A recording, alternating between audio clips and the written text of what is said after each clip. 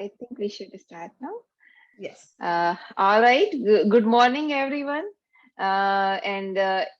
If you all can turn on your cameras, that will be wonderful. And thank you so much for joining us today. I am Sushma Shukla, and I am Associate Professor of Economics at Piedmont, Virginia Community College here, Virginia, United States. And I am chair of the board of directors here at the East Coast Colleges Social Science Association. And we are also known as EXA. And on behalf of EXA, I am truly delighted to welcome you all to today's EXA's 47th virtual conference roundtable. And EXA is almost turning 50 next year. It's an old organization.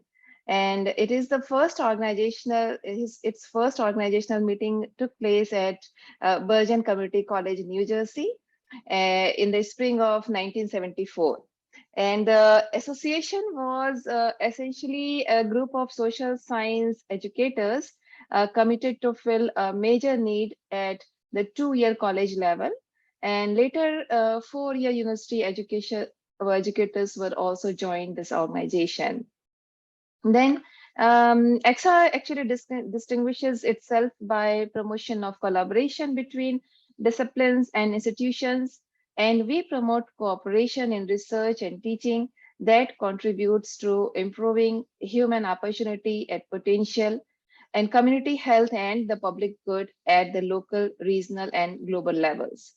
Furthermore, if you are interested in an opportunity to serve and put your skills and talent to use, please look at our call for board of members for our association. You can find this information on our website, or you can connect us directly. And our URL is www.exa.org. Please also connect with us on our social media platforms. We are on Facebook, Twitter, LinkedIn, and we have our own YouTube channel. You can also find out more information about our activities and sessions there, including current research findings, related videos, recordings of sessions, and much discussion. Please find us and connect with us. So now let's take a look on how this conference is organized. I have sent you the conference program, so we will go by that based on our conference program. And also we have keynote speakers, and then we have 10 presentations. All the presentations were around like 20 minutes, and after that you have 10 minutes to question and answers. And in between we have short breaks and lunch breaks.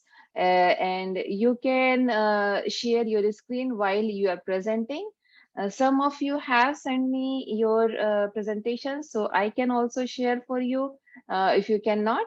But if you haven't sent me your presentations, you can always share your screen and you can give your presentation. So now I invite our Vice Chair, Dr. Babita Srivastava, to moderate our first session. And Dr. Srivastava, now the floor is yours. Thank you, Dr. Shukla. Hello, everyone. Good morning. Who is in the USA, and greeting from USA to India, please, and good evening for India. So let's go start, please. Very first, I would like to invite, and with most welcome and with greeting, Professor Sudhakar Panda. He's our keynote speaker. I would like to share something for Professor Sudhakar Panda. Professor Sudhakar Panda is a former Vice Chancellor, Birla Global University, India, and former Chair of Third State Finance Commission, Orissa, India, as well as author of the Crow Did Not Fly, Canvas of Life, among many others. Sorry. Recipients of the following award: Kaling Saurav Samman, Shri Kala Kshetrapuri 2017 Samman, Similva Saurav Samman on the occasion of the 121st birthday of the Dr. Hare Krishna Mahtab on 21st November 2019, and the first recipient of Professor J.K. Mehta Excellence Award 2021 Department of Economics, University of Allahabad, Prayagraj. He will speak on his life achievement and share his wisdom as a seasoned educator and researcher. So Professor Sudhakar Panda, floor is yours and most welcome from all of us.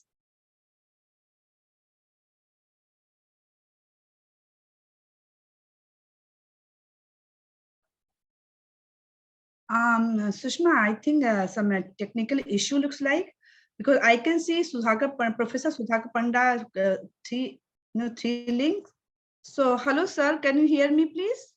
I'm hearing you Okay. quite clearly, but I don't know why. How do I reach you? I'm unmuting it. Okay. You can, sir, you can start, you need to turn on your camera so we can tell you if it's working or not. Please turn on your camera. So আসলে grandson করে আমি জানি না ছোটই করে আমি জানি না আমরা শিখতে চাইনি ও থেকে মাথা এখন নিয়ে ফোকাস করে প্রেজেন্টেশনে ক্যামেরা অন নেই ভয়েস ফার্স্ট এটা তেমনি ক্রস থাকে ওকে ডাব্লিউ দিতে না না ও জানে ও তো কত করেই থাকে তাহলে হয়তো ওকে সব প্রবলেম ল্যাপটপে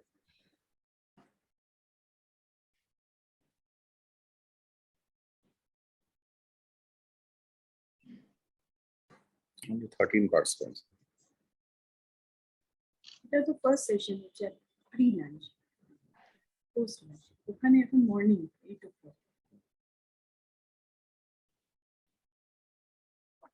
So Dr. Panda, should I let me, Sushma, I would like to call him, please. All right, see Give me 2 what minutes. happened. Yes, Sure.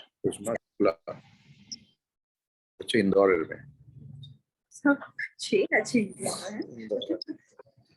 আহিলিয়া university I have audible. Yes. Yes, Dr. Am I Panda. on? Yes, we can Am I- hear you. Yeah. So you have given the topic knowledge economy and the purpose of the university. Yeah, Dr. Panda, excuse me, can you please turn on your camera? Camera, yes, I have it. Yes, I have turned it. No, we can't see you. You can't see me. No. ये थोड़ा help करिए, ये नहीं हो रहा है. Okay, sir, I'm going to call you. I don't know how I had to again. If you are listening me, it's okay. All right. But it would be great if you can turn on your camera, but if it's a problem because I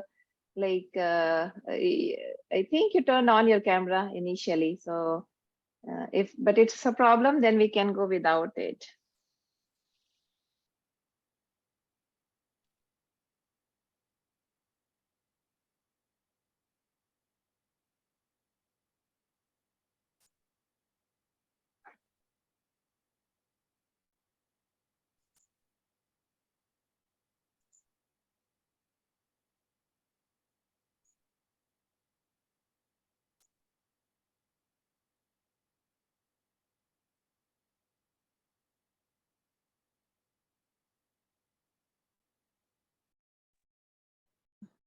Sushma, Dr. Sushma, something is so Dr. Panda, you would like to talk on the phone?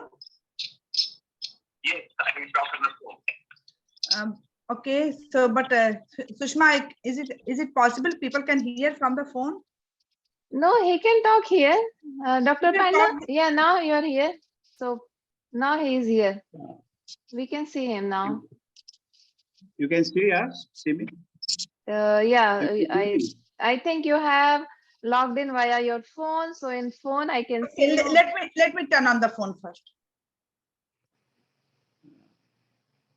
Should I stop the phone? Okay, yes, sir. Yes, stop the phone. Yeah. Okay. Yeah, and that's okay, sir. If you're not, I mean, So, yes, should I start? Yes, you can start, yes, Dr. please go Panda. ahead. That's please. That's okay. Sir. Yeah. I have prepared as per the agenda and the topic you have given. Mhm. Knowledge economy and the purpose of the university. Later on, I can talk about myself. So, yes, let me start my lecture with a quotation from the Chinese philosopher Confucius. Within quote, if you think in terms of a year, plant a seed. If in terms of 10 years, plant trees. If in terms of 100 years, teach the people. This is said by Confucius. Now, sirs and madams, I am thankful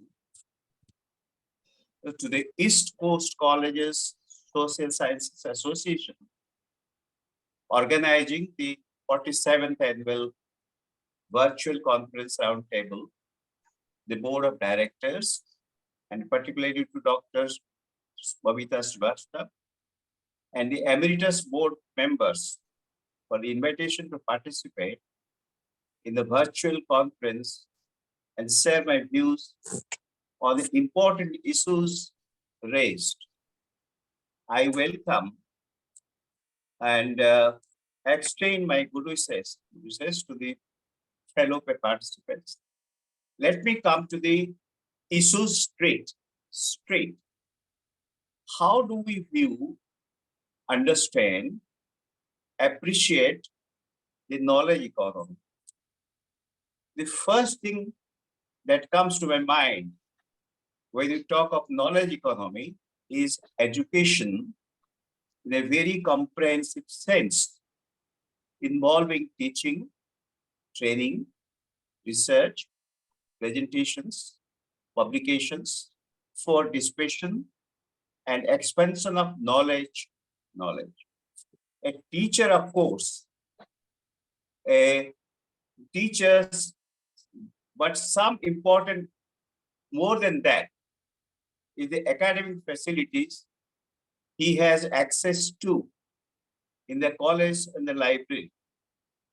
This refers to the status of academic facilities and infrastructure a college or a university offers to its students and teachers, which help them in their works and contributions to the knowledge economy.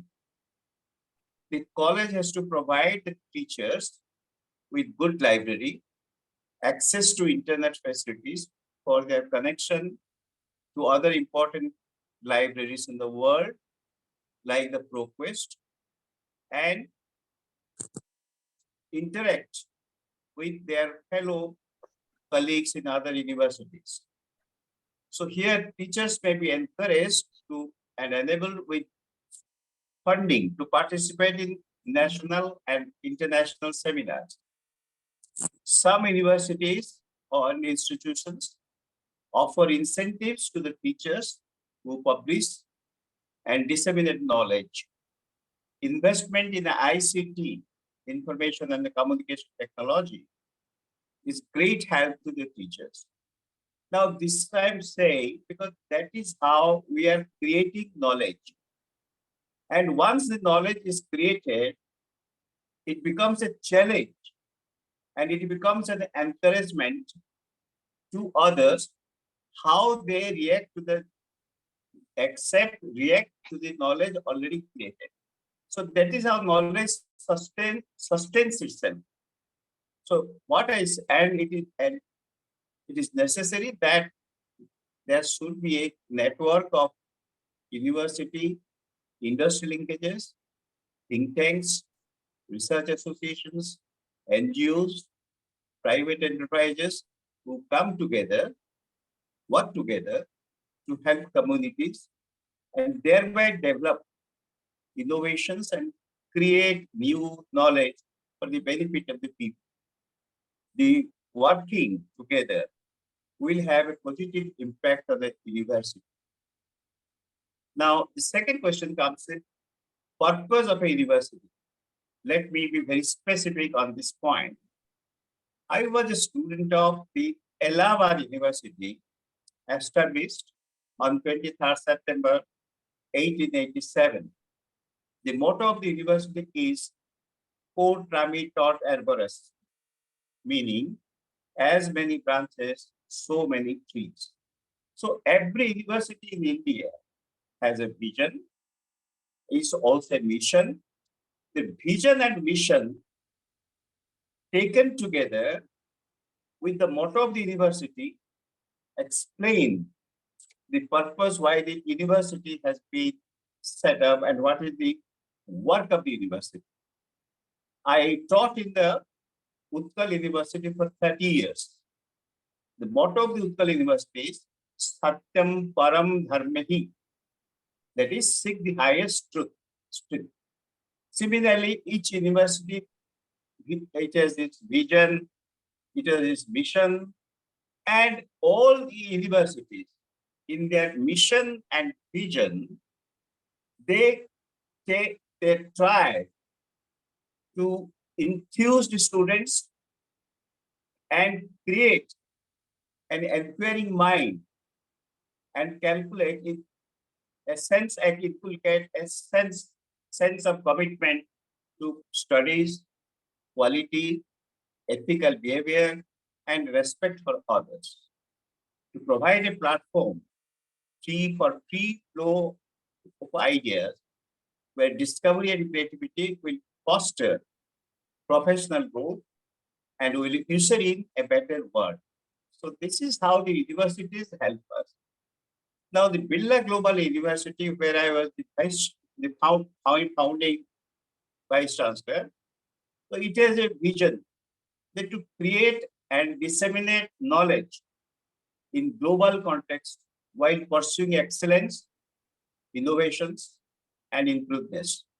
Now, friends, all the universities that I refer to and I do not refer to have the same approach. They might have different words, they might have a different presentation, but the message is very clear that it is for advancement of knowledge, advancement of science, technology, research, and ultimately creation of knowledge. Once this knowledge is created, now this will sustain itself. This will not sustain itself. So next question you have raised is, has the college degrees outlived its usefulness? Yes, a society is always on the move, and a society on the move will always call for a re-evaluation of its existing education system in the context of the ongoing process of research, development studies, changing human and market behavior, and technological changes. It will also take a note of the outcome of the education imparted to the students. When a university imparts education, there should be an outcome assessment. How the students of the university been doing in life? Where are they? How many of them become teachers or doctors or join army or join other professions? So this is how you should always make a outcome assessment. So when you are talking of the college degrees outlives its usefulness, you have to be very careful. And the college, the education it provides to you have to look at the syllabus, upgradation of the syllabus, introduction of new papers, which are relevant in the present context. They have to be aware that the new academic developments around the world in other universities in the field of humanities, science, technology, medicine, law, they have to take a note of it, because no college, no university grows in isolation. It is connected. And this connection, in fact, helps in promotion of knowledge and in the sustenance of knowledge. So the continuing changes in the economy, technology, and society and market will always necessitate suitable changes in education. When a society passes through a disaster like the pandemic, now it will give rise to investments in research and technology. Similarly, when the teachers' education were thinking, when we were thinking of the skill, the technology, academic infrastructure, etc., this again calls for investment in education. So what I say, what the other American economists have said, Seuss and Barker have said, they've said that it is an investment, that education is an investment. It is true, it is an investment. And if you look at the college, that it's a brick and mortar and not a vibrating academic environment, then there is something wrong with that college. That is where the colleges should be useful to the society. They should develop skills which are useful in the present context in the contemporary world. Otherwise, these colleges lose their utility or usefulness. Your second question is, has the curriculum lost its relevance? There is no unconditional affirmative answer to this question. The curriculum is prepared with certain specific views in mind. Yes, it will lose its relevance if it fails to incorporate important and relevant subject matters in the curriculum by the subject experts, for the reason that this has to be taught to the students, and the students' knowledge has to be upgraded and made up to date. So this is how the curriculum has its relevance. Unless you take stock of the curriculum, relate it to developments in the field, and take necessary changes, the creativity, imagination, innovativeness of the students in the college will not be promoted. So therefore, curriculum has relevance as long as you are taking interest in upgrading, updating the curriculum of the college. The third question, what are the external constraints shaping the developments of the knowledge economy? Yes, there are both internal and external constraints. I may underline the following external constraints. Colleges and universities in India, except perhaps the private university and private deemed to be university, suffer from bureaucratic control, and their autonomy in many respects may get compromised.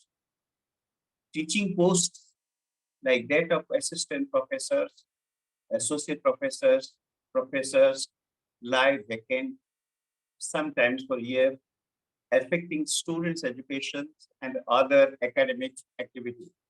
nobody is responsible excepting the government here.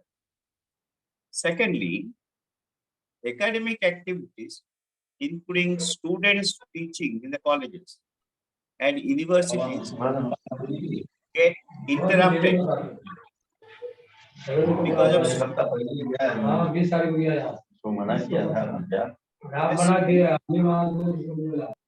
pardon. Hello, everyone. I really appreciate if you mute on, please. I really appreciate you, please. Thank you so much. I have, and then the students indiscriminate use of internet is an important source of external disturbance as they get exposed to diverse external sources of cultural activities and other influences. Counseling of the students may help the students in making proper use of access to internet facilities. The last point, a large number of general, management, engineering, medical colleges and universities have opened in India. I say it with no reflection on any institution. If one has the operation of the law of demand in mind, here in India, we have a situation of larger quantum of supply of institutions in the market than the demand by the students. So students here may not get the right choice. There is a unhealthy competition among the educational institutions in India to take the market. And that's why they have their marketing divisions. They market for the students for admission. So this is where we are getting compromised because the unhealthy competition among the colleges, universities leaves behind a very bad taste and does not give the best to the students. The students ultimately suffer. The fourth, what is the role of faculty in student development? Yes, faculties in the colleges and universities have an important role in creating education ecosystem for shaping the life of their students. Apart from teaching, it is an important part of their job as to how to develop the personalities of the students by involving them in different extracurricular activities for promotion of their creating abilities, to creating confidence in their organizational abilities, and for promoting wholesome development of their personalities. This is where the teachers have a role. It is in fact the teachers who encourage students to handle personal and social responsibility, write papers for presentations, take leadership in organizing events in the colleges, contribute to papers in order to and assist them in their writing abilities. So it is always the teachers who help the students in encouraging them in promoting their writing abilities. I remember when I was a student of the Allahabad University, Dean and Professor Moez Chan called me to his chamber and asked me to prepare a paper. That was the beginning of my writing. Prior to that, I never wrote. So this is here, I acknowledge my indebtedness to the teacher who who asked me to write a paper. So therefore, the teachers have a great role, not only in promoting knowledge, academic activities, extracurricular activities, but also sensitize the students about climate change, environmental protection, optimization of energy use, saving water and soil, and how to make efficient use of scarce resources for living a good and sustainable life. They guide the students by referring to the books, journals, give their best advice to the students, both in the class and outside the class. So my submission is here. Teachers have a positive impact on the students. It is the teachers who play a role behind the scene in promoting their students, and the students remembers it. Therefore, there has to be, when you are thinking of the college, the students, the faculty, see, they are the different players, the risk holder. So there has to be an integrated approach linking the college, the university, the faculty, and the students for a better tomorrow. So creating a better tomorrow, creating a sustainable future is the responsibility of the entire society. It may begin with the students, with the faculty, and with the other stakeholders. This is how they are all useful. They are useful. This is how I end my lecture. You have given me 20 minutes. I hope I have not exceeded. I have not exceeded the 20 minutes, right? Babita, I am right? Yes, thank you. Yes, Thank sir. Sir, please, you allowed to go, sir, beyond. This is awesome, sir. Really informative, sir. Really, yeah. So thank No, you so much, ji, sir. pardon? I said, sir, this is a wonderful presentation. You can go beyond. This is really informative. Really, sir, we are learning a lot from you. Yes, about the books that you. Please, I would entered. like to go, please, for your books, please. Yes, 1 minute. You know, when I was a retired person, and before I could go to IIT, there was 1 year gap. One day, I was feeling restless. I did not know what to do and how to spend my time. My wife, who is a professor, suggested, why don't you start writing? So I went to the computer, but believe me, I did not know how to make use of the computer. It's my son, Prashant asked me. He taught me that this is how to use it. And that is the first I started writing. The first book was God, Gold, and God and Gold. Then the second was Changing Vision, Changing Thinking. The third book was The Indian Economy, 2030. And in Indian Economy 2030, which has been referred to as a textbook in some university. So I have discussed about the education, right from primary education to university education in detail. And similarly, in my book, Quest for Ignorance, the latest book, Quest for Ignorance, I have also discussed about education. What are the new areas of research emerging in education?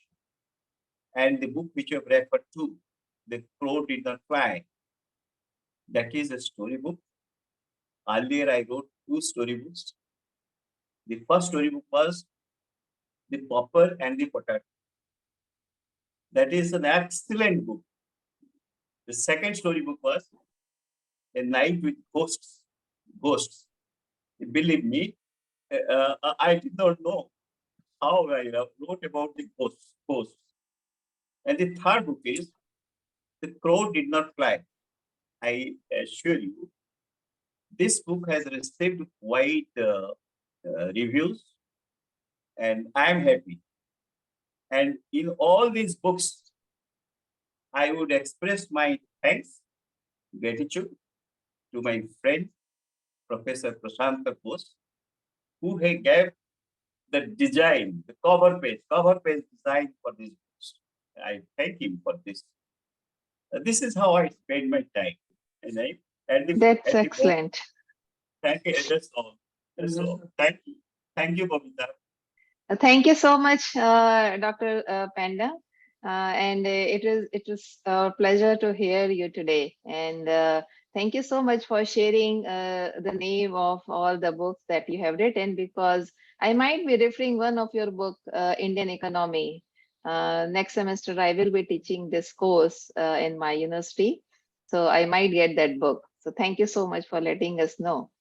And also, you mentioned like in India, institutions, they basically market education for students. And that's the case in here, in some cases, in some institutions as well. And I agree, educational institutes are not only just for education, but students, they go there for their personality changes as well. So Indian institutions, they should focus on that as well. And of course, teachers are behind a student's success. And whenever someone is successful, their parents are very happy, and the teachers are the second one who are happy for your success. So thank you so much for sharing your thoughts. However, I want to know, or I want you to talk about this point, which I hear very often in India. There is so much competition there. So students, I listen to in news, they suicide when they don't get desired result. So what's your perspective on that? Because that is really sad when students, they take their life because just they didn't get 90%. Right. So what do I you think I'm think? audible. I'm audible. I tell you, there is an unhealthy competition in India among the universities. We are not able to hear Dr. Panda. We can't hear you Yes, there is an unhealthy competition better. among the institutions and the universities, not only to acquire students with the promise that they will get good marks and placement. And what should I, how do I say? I should not, I say it with a constraint that teachers are forced to award high marks. Otherwise, their service is at stake. This does not happen in state universities. This doesn't happen in state universities. This happens in private university, with all respect to my friends, to all my friends. So that's how it happens. So there is a competition. And no student is allowed to fail. He cannot fail. Because he says, I'm paying for it. And you can't fail. So you hold another examination for it, until you get him passed. That is the secret.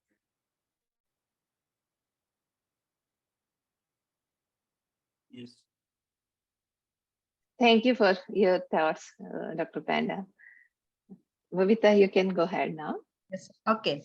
So this is our first keynote speaker. Thank you so much, Professor Panda. That was awesome. and really we learned a lot. And I really like your course. Education is investment. It's true. Yes, today we are investing for tomorrow. We are getting benefit. It's a very true. Thank you so much. The way you explain, that is a really awesome. The way you said your thoughts, share with us, it's a really, really appreciated and wonderful explanation. So since the time differences, that's why we would like to go all Indian presenters first.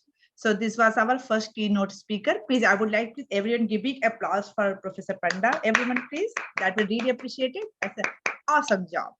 So now our second presenter is Dr. Rashmi Dwivedi.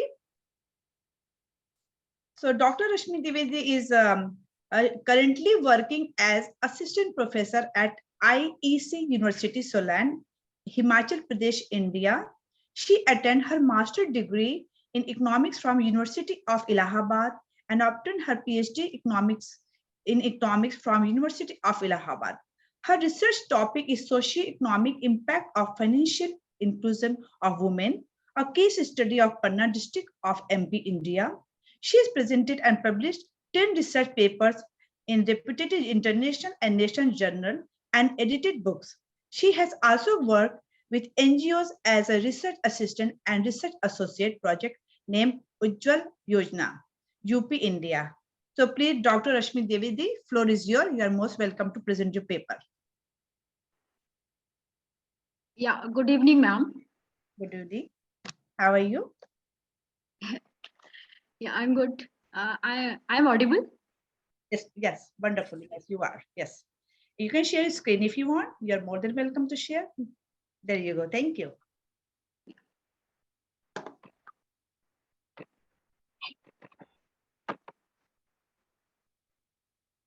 So, madam already introduced myself, but again, I would like to.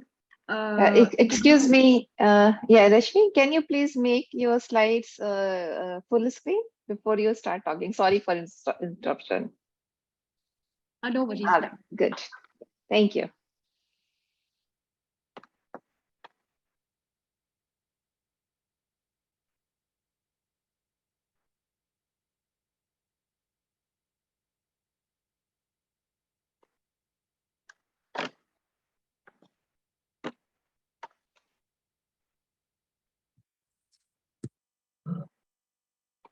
Yes. So, good evening to all. My name is Dr. Rashmi. I'm working with the IEC. Now I'm working with IEC University as assistant professor in economics department in India. And thank you, ma'am, to be given me a golden opportunity to present my paper. So today's my topic is new education policy 2020 with special reference to higher education institutions scenario of Madhya Pradesh and Uttar Pradesh.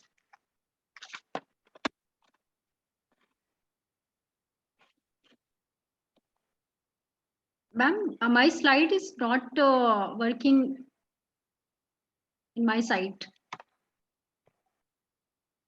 You can.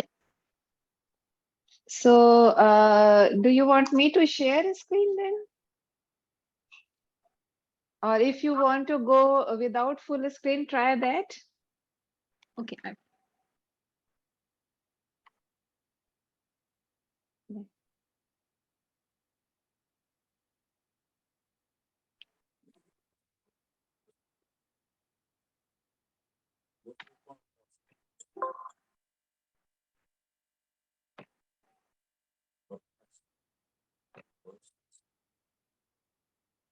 We are So, able to see. Yes. Sorry for the inconvenience. No problem, no problem. Through this topic, I would like to cover the quality in higher education in global need, which expect to academic culture, multiple fact to development of students. Higher education includes academic progress, research students, staff, co-curriculum activities, infrastructure, employment of students, social dimensions, etc. The present India higher education system is working with rigidity rigidity, so needs to remove. Excuse me, Dr. Dwivedi. Yes, Your slides are not working on our side. Yes, now it's So yeah. yeah. So now let me share my screen. Just when you're done with the slide, let me tell me next slide so I can share the next slide. Is it okay? ma'am, in short screen, I will able to see. If you don't mind, I will represent Okay, this. like That's this fine. way. Yeah, you can go Sure. with this way, but the Sure, no previous one problem. was not working. Yes, So you that's Thank, good. can thank start you. from here. Thank you Okay, so much, ma'am. no No problem. problem. Yeah, No problem. sorry. It's good. No problem. You're good. Yes. You're doing great. So, I briefly introduce my topic. Higher education is vital for economic development and social transformation. The ability of society to produce, select, adopt, and use knowledge in critical nation building. So, as economist Clark, on a global observed, a global skill wealth and prosperity have come from dependent on access to knowledge than the access of natural resources. So we will define the futuristic education policy essential for country at school and college level due to reason the education leads to economic and social progress. Different countries adopt different educational system based on their tradition and culture. During this process adoption they achieve various level of milestones. The government of India announced its new education policy 2020 on 29 June, July 2020. The recommendation by expert committee headed by Dr. Kasturi Rangan. The Global Educational Development Agenda referred in the goal SDG goal 4 of the 2030 agenda of sustainable development goal adopted by India in 2015 seeks to ensure inclusive and equitable quality education and promote lifelong learning opportunity for all by 2030. So some problem of higher education system in India. So I think and alarming issue is staff and students attendance, lack of access of higher education, especially in uh, socio-economically advantageous area, and lack of teachers and institutional autonomy of make innovations, and insufficient mechanism for the career management and progress of faculty, and the lack of research and innovation at the most of university and colleges, lack of proper online education, and corruption, definitely. So now moving toward the objectives of my study, which are two objectives. So first is to highlight the comparative present scenario of higher educational institutions in Madhya Pradesh and Uttar Pradesh. And second is to highlight the main features and uh, features uh, approach of new education policy 2020 on higher education. So comparative analysis of higher education background in Madhya Pradesh and Uttar Pradesh. So universities in Madhya Pradesh, we can see the data of the university in Madhya Pradesh. So highest number of state private university is the highest number in Madhya Pradesh. And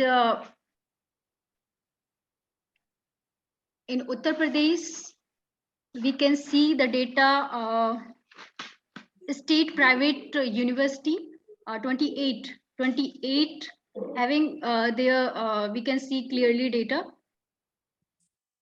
The private university is the highest number of there. So number of college and eligible population in top 10 states. So we can see the Uttar Pradesh have a number of colleges and eligible population is highest, and Andhra Pradesh is 10th last. So yes, we can see Uttar Pradesh has a lot of eligible population. Gross enrollment ratio. So we can see Tamil Nadu has a highest gross enrollment ratio, but Uttar Pradesh and Uttar Pradesh has also have a gross enrollment ratio.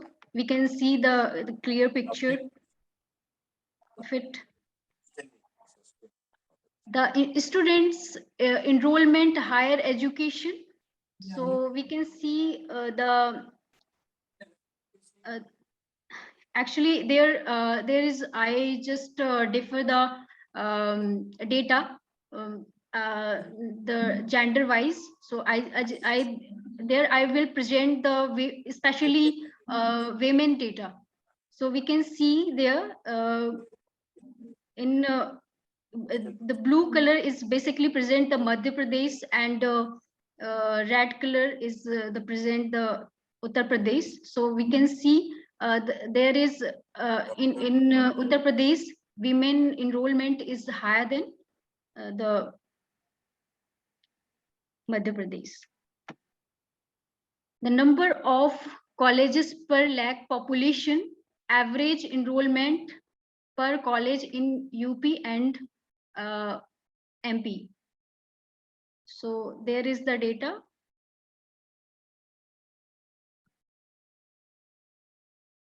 So next slide, post-wise number of teachers. So we can see the teachers data in Madhya Pradesh and Uttar Pradesh.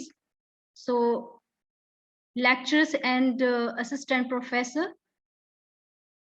in Uttar Pradesh having highest number of.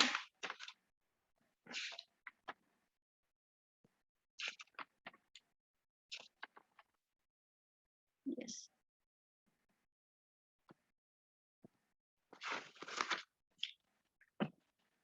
So from the fourth slide, I would like to focus on second objective of my study. So new education policy 2020 impact on higher education. So first is allowing the foreign university. The new education policy 2020 focusing on quality education in the country. So international 100 top world class university will be facilitated to operate in the country through the new act. Its further implication will be permit for foreign educational institution to provide the facility of expansion of education. Over 650 foreign education provider have such arrangement in India. So shift in the format of undergraduate education under the 4-year program proposed in the new education policy. So a student can exit after 1 year with the certificate, after 2 years with the diploma, and after 3 years with bachelor degree. The traditional 3-year BA, BSc or VWOC degree, they will continue. So will this impact or impact the quality? So expert believes it should not affect that the higher education trajectory at all. This is the current transaction almost over the world. So in most university includes those in UK, Cambridge, Oxford, and others. MPhil was middle research degree between masters and PhD. So next is multidisciplinary approach. So the new education policy aim to broad-based flexible learning, broad-based flexible learning. So institutions offering the single streams must be phased out, and all universities and colleges must focus on becoming multidisciplinary by 2030. The IIT and are already moving in the direction. IIT Delhi has humanities department and set up the public policy department recently, and IIT Kanpur has a school of medical science and technology.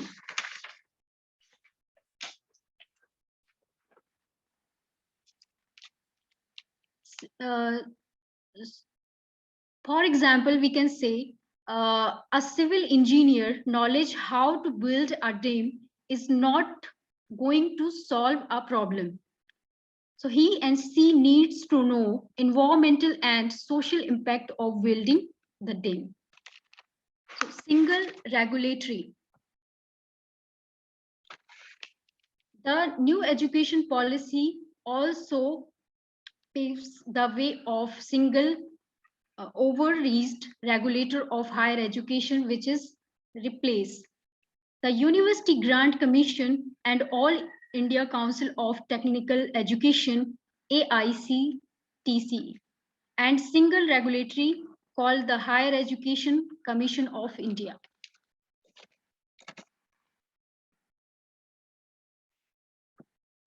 And next is National Research Foundation. The new education policy has also proposed the setting of the National Research Foundation with the mandate to create a conductive ecosystem to reach the through find out the monitoring, online education, giving the disruption caused by the COVID-19 pandemic and over with move to online education as we know. The policy has proposed the setting of the National Education Technology Forum and we can see I will make a little model. So all these objectives of National Education Policy 2020 for highlight education will not only increase the quality of education, but the same time will help to improve the human resource and optimum resources, optimum uses of natural resources to achieve sustainable development goals for the perpetuation of human civilization. So conclusion of my study to above analysis suggested that ensure the implication of new education policy 2020 required that the goal expenditure on education must be either 6% of the GDP or more. In that situation, partial implication of new education policy 2020 is possible to current scenario explains that 2021 on 3.1% of the GDP was spent on education, which is roughly half.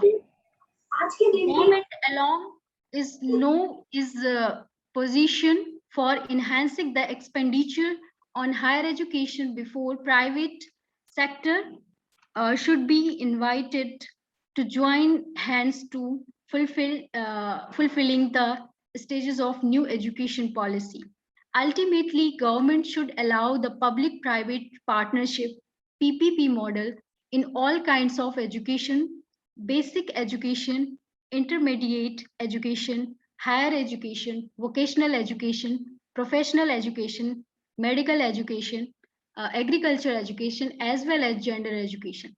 Such a model of PPT in education should not be blindly allowed for the Western nation of the world inwards, in order to sustain the position of Vishwaguru. Indian culture must remain in mind uh, of the policymakers.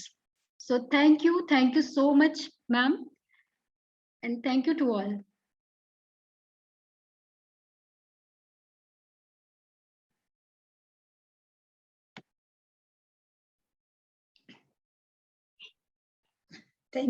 Thank you so much, Dr. Dwivedi. It's an awesome presentation. We really enjoyed a lot. Yes, very informative. And it's really good, like comparison you're talking about, like international level.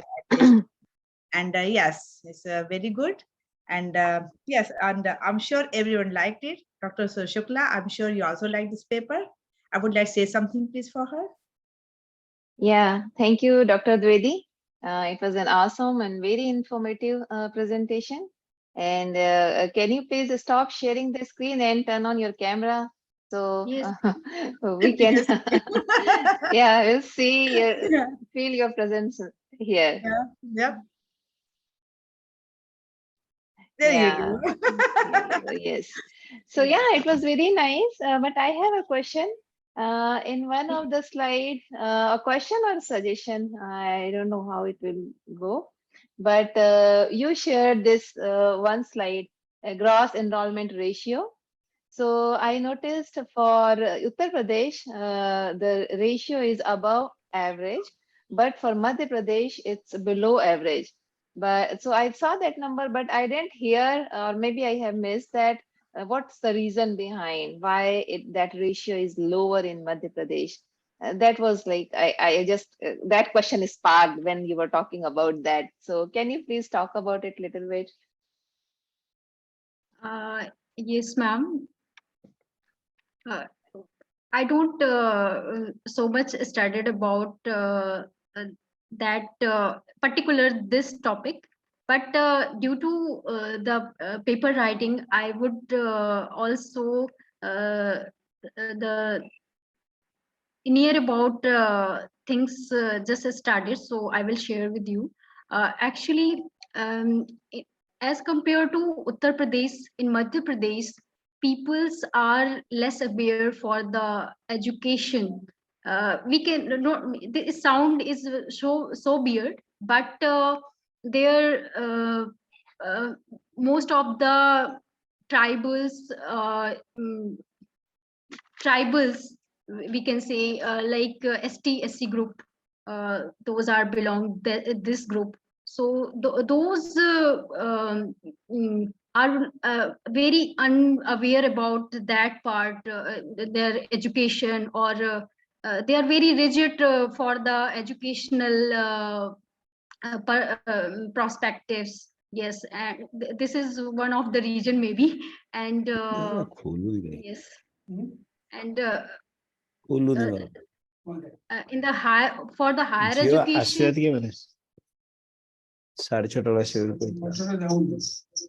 Yes, ma'am, that's it. Sorry about that, everyone. Please, yeah, now I muted Dr.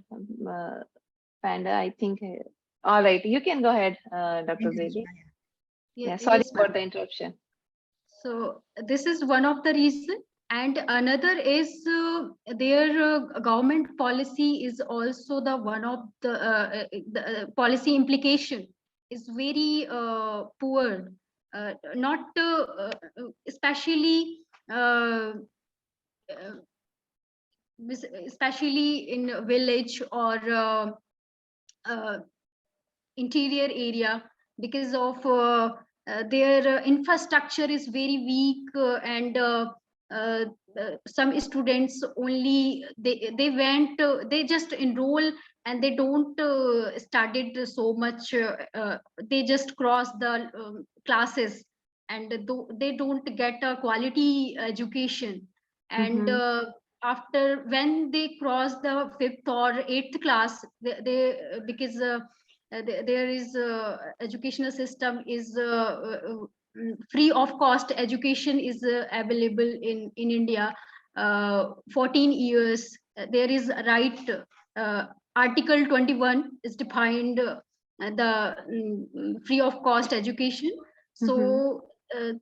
due to this, they got the only free of cost education. And because of government provide free policy, or Mhm. free implication of that way. Free So education through like school to higher education, everything is free for them. yeah, No, yeah. higher education, not higher education. Not high education, not high No, no. education. Only Mhm. primary education is provided. Yes, maximum you Okay. can do maybe 12. Only primary. Yes, yeah. When a child growing, he crossed 14 years, so he not get a free of cost Right. education. Yes. Mhm. So this is also the big reason behind it. They are not continuing their classes or their education. Yes, ma'am. Mhm. All right. Thank you so much, Dr. Very Dwivedi. good, very good. Let me, yeah. Thank you so much. Awesome. Good job. Yes. Mhm.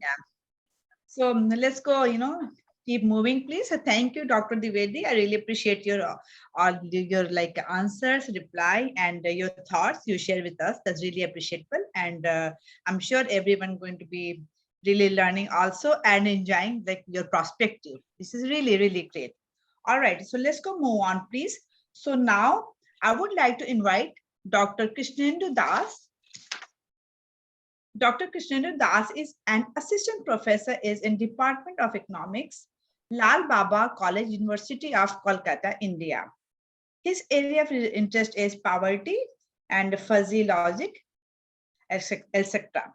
He did his PhD Rabindra Bharati University, Kolkata.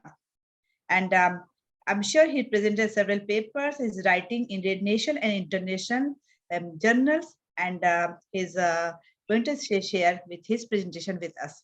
So, Dr. Christian Das, floor is yours. Please, more welcome, more than welcome. Hello, everybody. Thank you, Dr. Srivastav, for introducing me, and I welcome you, everybody. So, should I? Am I audible clearly? Yes. Yes. Oh, okay, okay, okay. I should share the screen. Huh?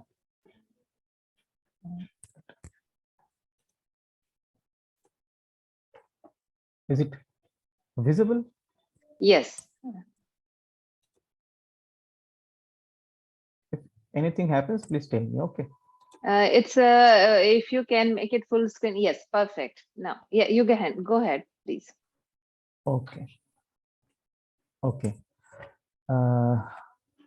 Today, I'm going to share about my paper, the effect of poverty in India and its different regions on different dimensions.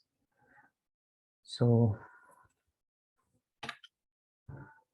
actually, the poverty is a very interesting topic among the researchers, and it's a matter of argument among the researchers also regarding various parts of poverty, aggregation, specification, and the identification. So it's a very the one of the most complicated part, because when any kind of settlement comes, and some of the scholars or economists, they jump into the matter and say, no, this will not happen. There are various problems and solutions are coming and going. So basically, economists consider this part in two ways. One of the to estimate or to measure poverty, that is the monetary way, considering all the monetary variables, and we know all about the monetary variables like the income or the monthly per capita consumption expenditure, the proxy variable, and another variable that another part that is the non-monetary measures of poverty. And there is a very long debate in between monetary and non-monetary, and which one should be taken. Currently, in this study, I have only considered the non-monetary aspects of poverty. So, and we all know that poverty, initially poverty was measured unidimensionally. Only the income was the only source of measurement of poverty. But later on, economists and scholars consider it should be multidimensional.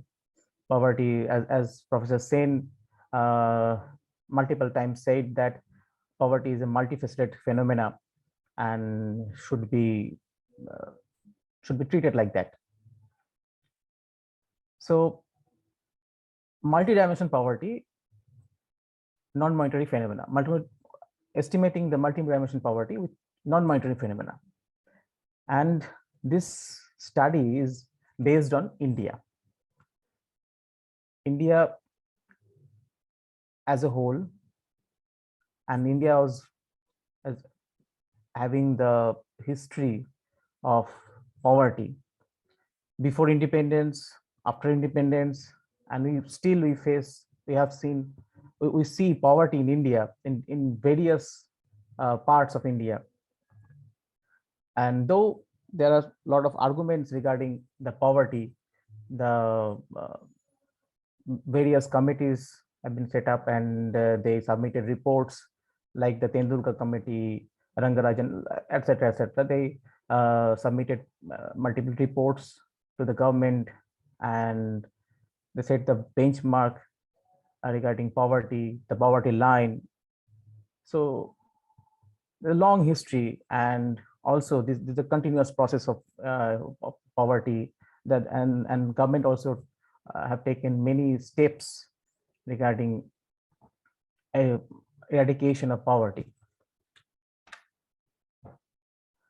Now, but the main thing that I want to address in this presentation and in this present study, I wanted to address, that is the specification part.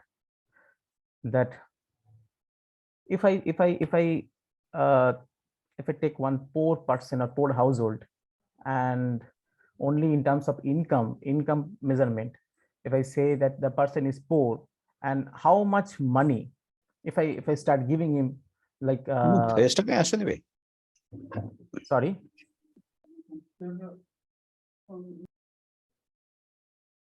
okay, should I continue? Yes, please continue. Somebody was unmuted. Sorry for the Okay. interruption. No, it's okay. Thank you. Okay. So if I start giving that poor person, in India we say like 1 rupee, or in USA maybe it may be 1 cent or something. I don't know. So if I start giving one rupee to a person who is poor, and when I can say after giving that person 1 rupee, then another rupee, then when I can say the person now he is or she is not poor. So it's a very, very difficult thing to say.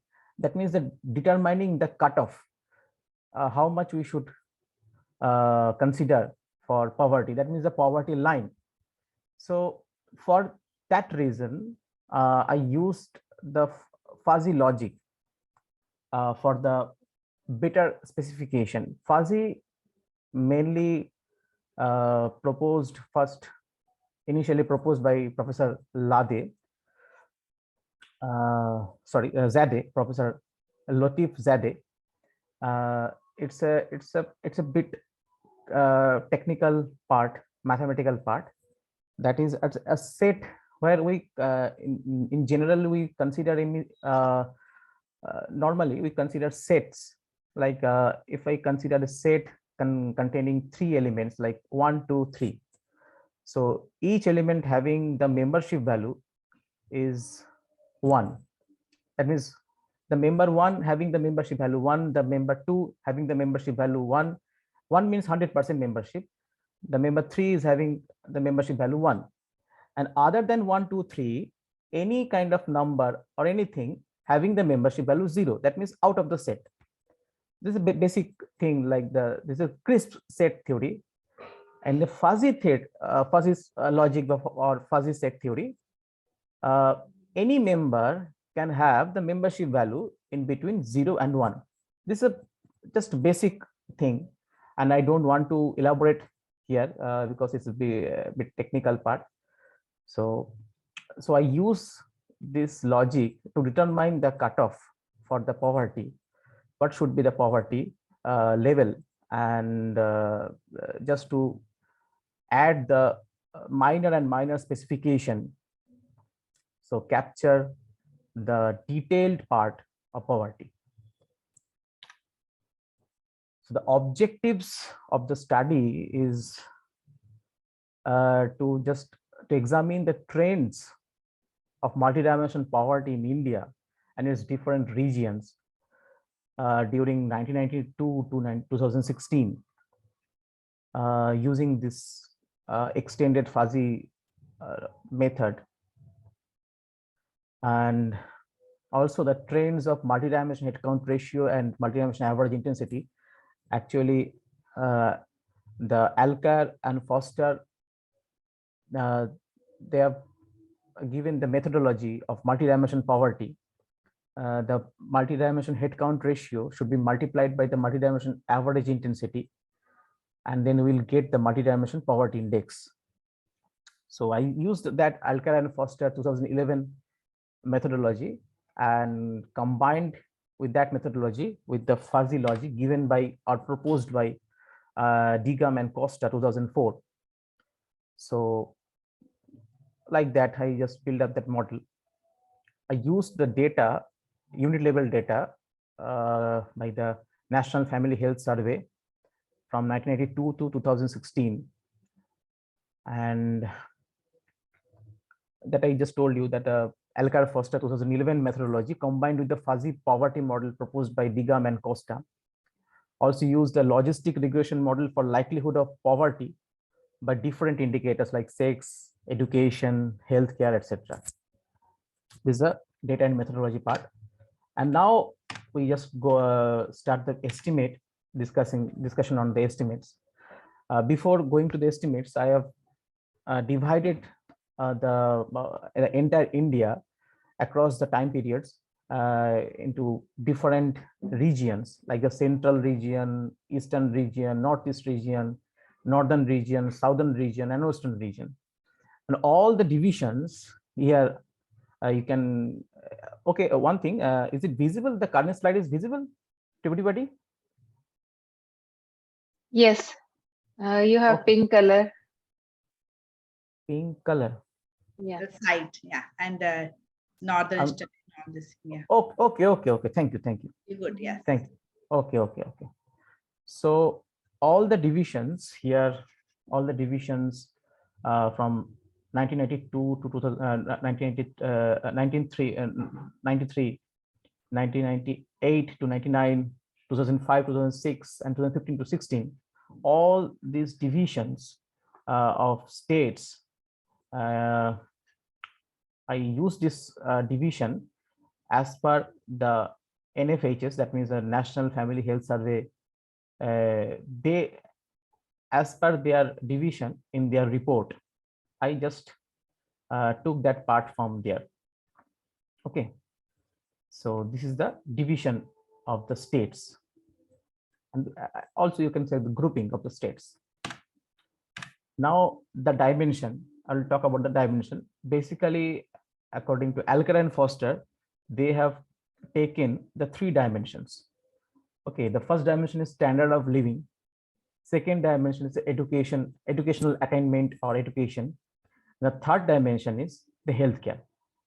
And then I again extended that part and also taken other indicators under the dimensions, like the standard of living. I've subdivided that part into the 3 parts. That means some indicators for the rural India, some indicator for the urban India, and some indicators for the rural urban combined India. So this part is a combined, so common for rural and common for urban. Like the rural, you can see the agricultural land, the animal drawn cart, like etc. Urban, the TV, fridge, bike, like etc. And the urban rural is radio, cycle, like okay.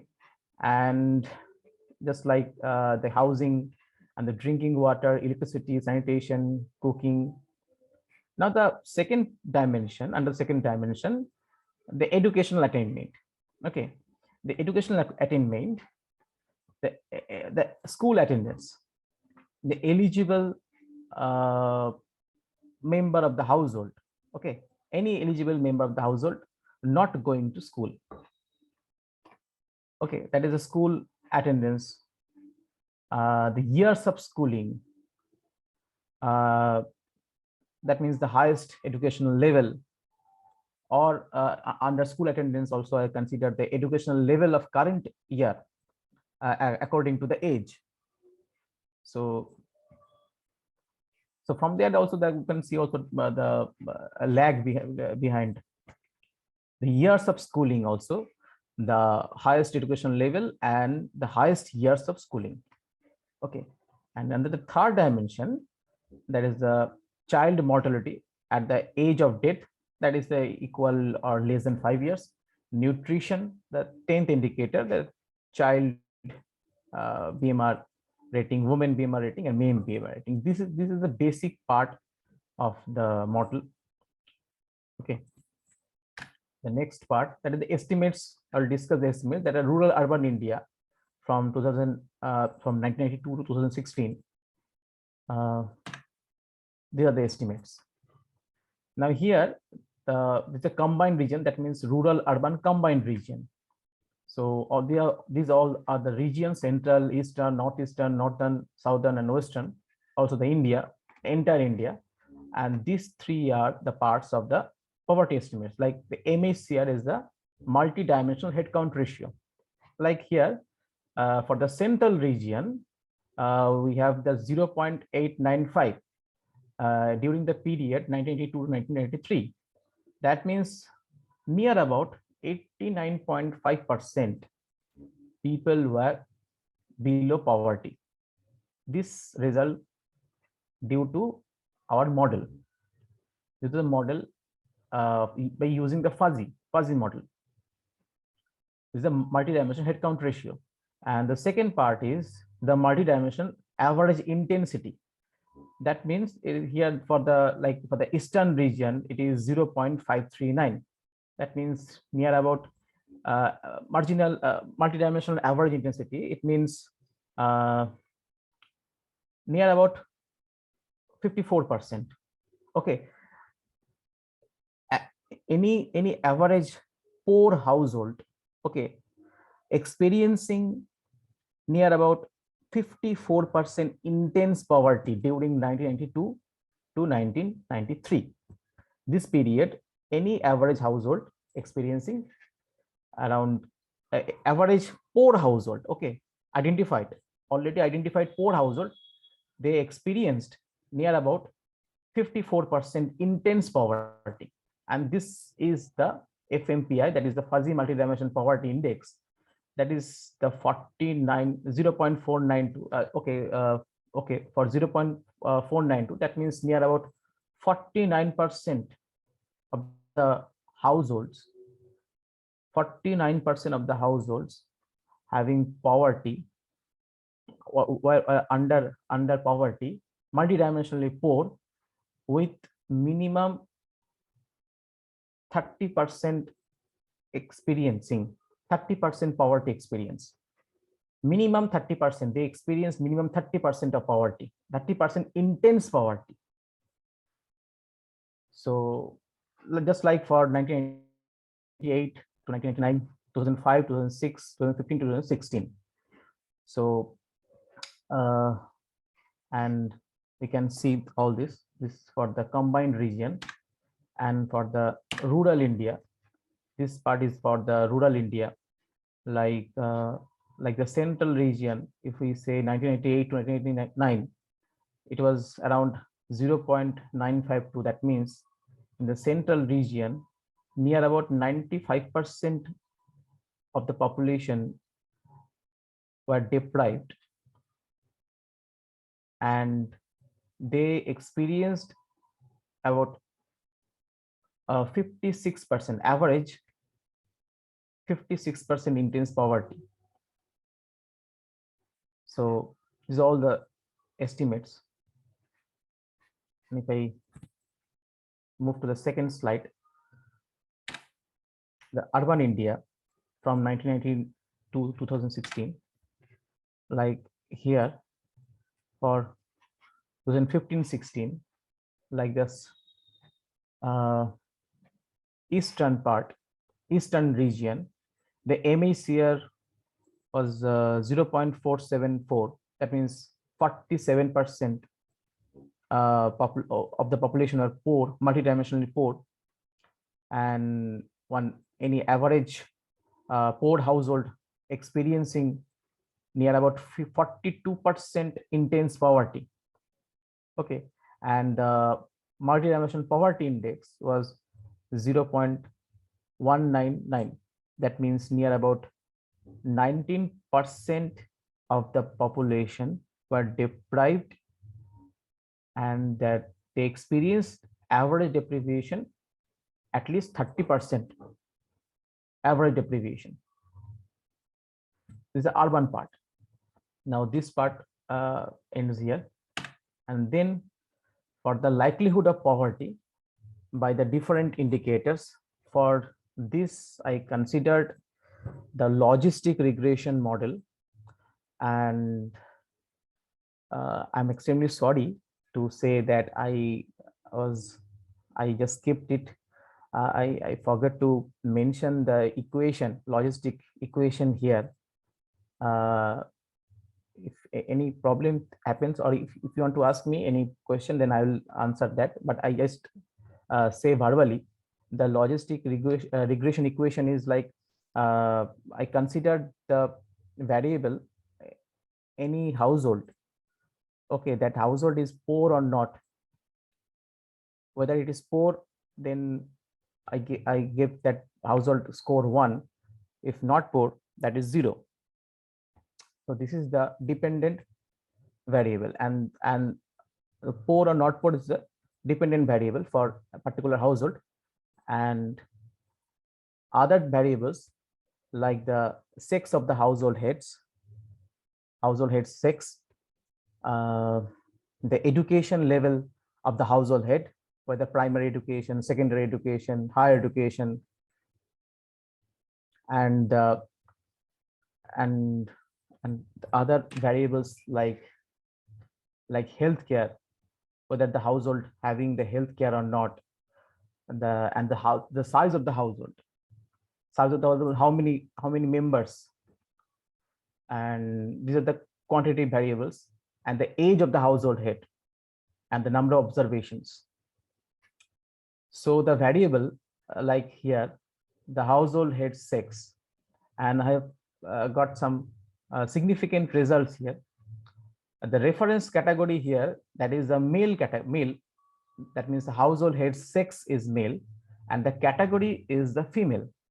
And in this slide, I'm showing the odds ratio, and this also just to cut short my presentation, I just inserted only the 2015-16 rural part, not all the parts, just the last part, rural part of the 2015-16 data.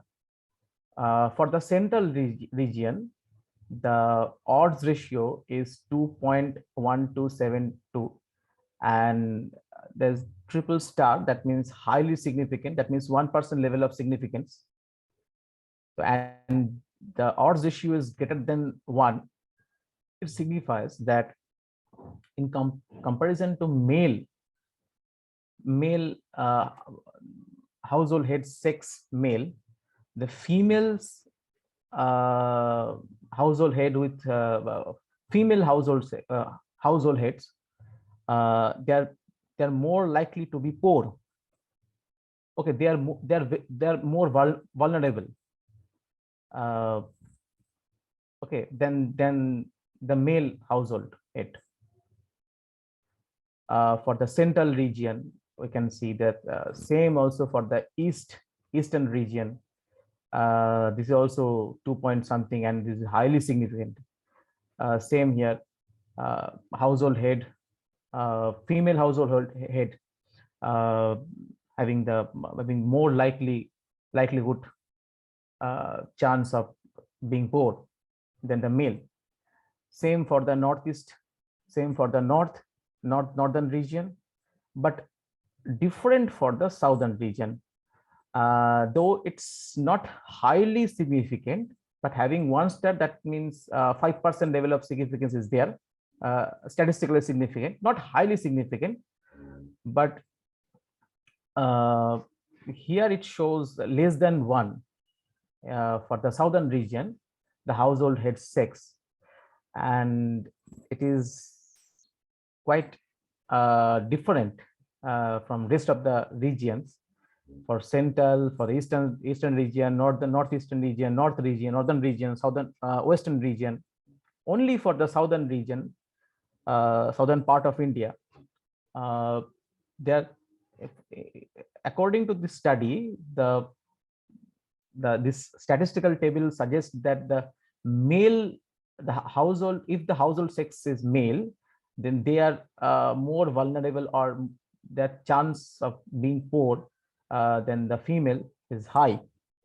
But I'm again saying that the significance level is not that much, though it's 5% level of significance, and I cannot reject that part also, but not highly statistically significant.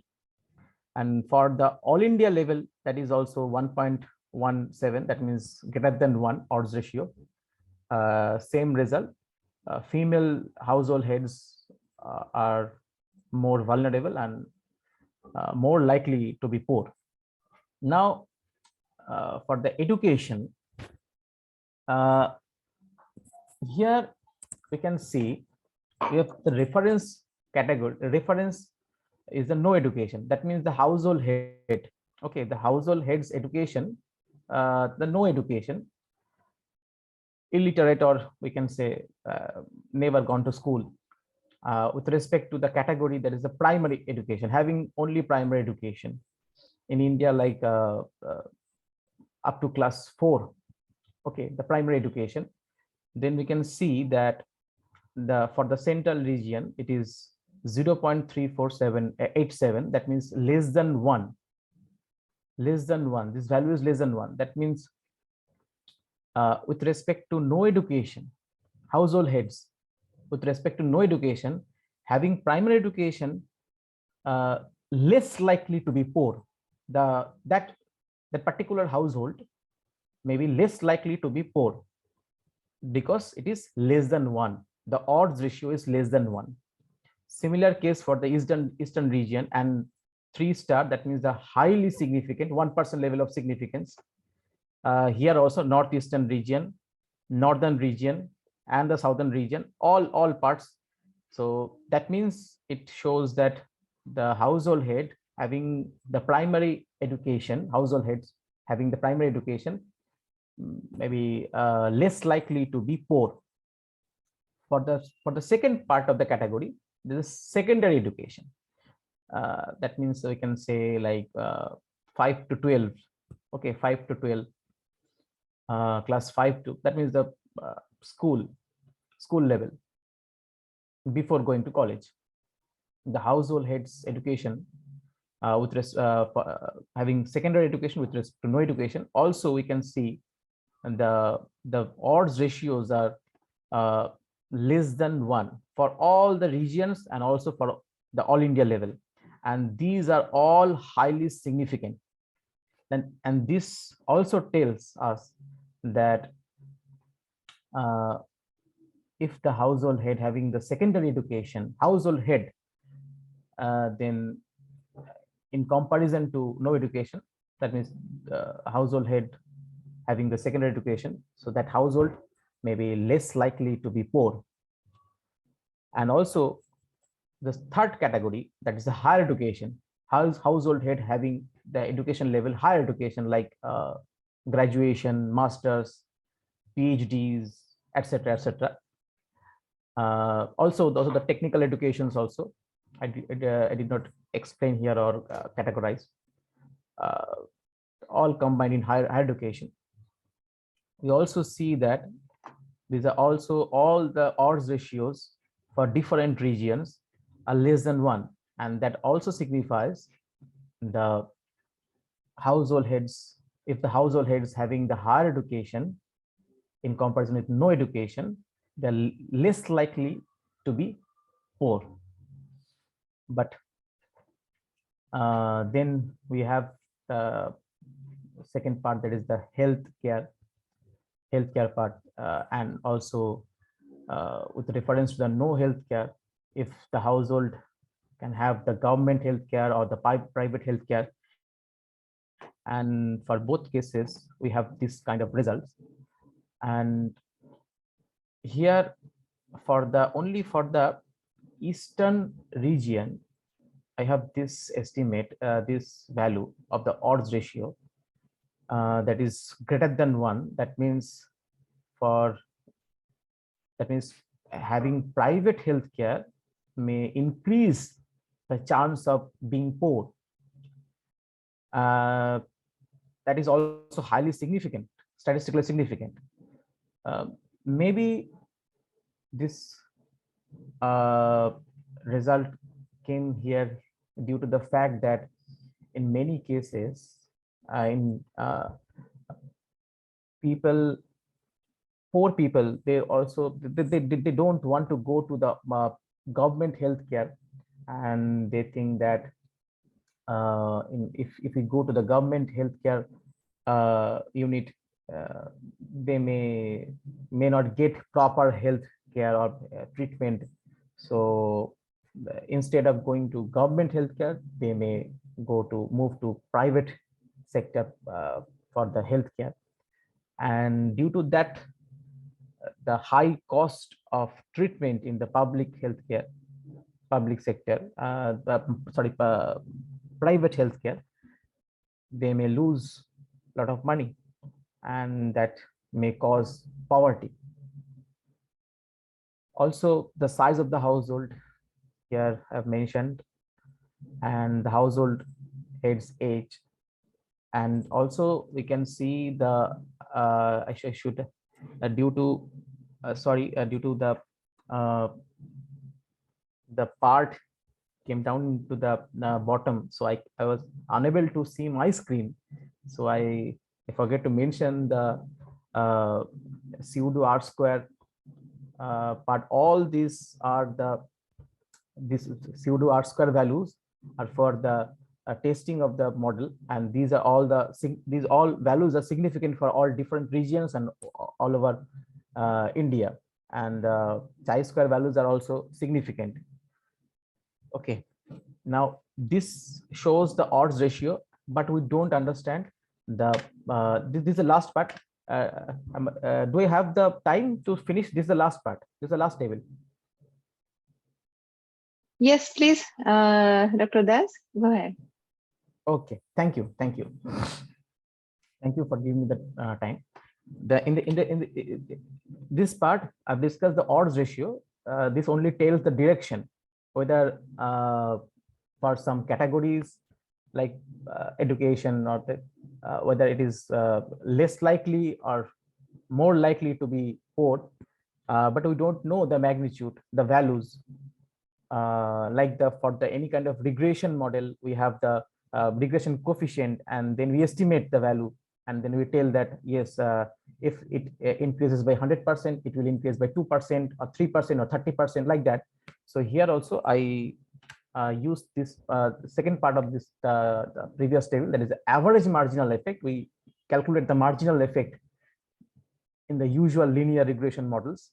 And here the logistic model, we use the average marginal effect. This is more or less similar.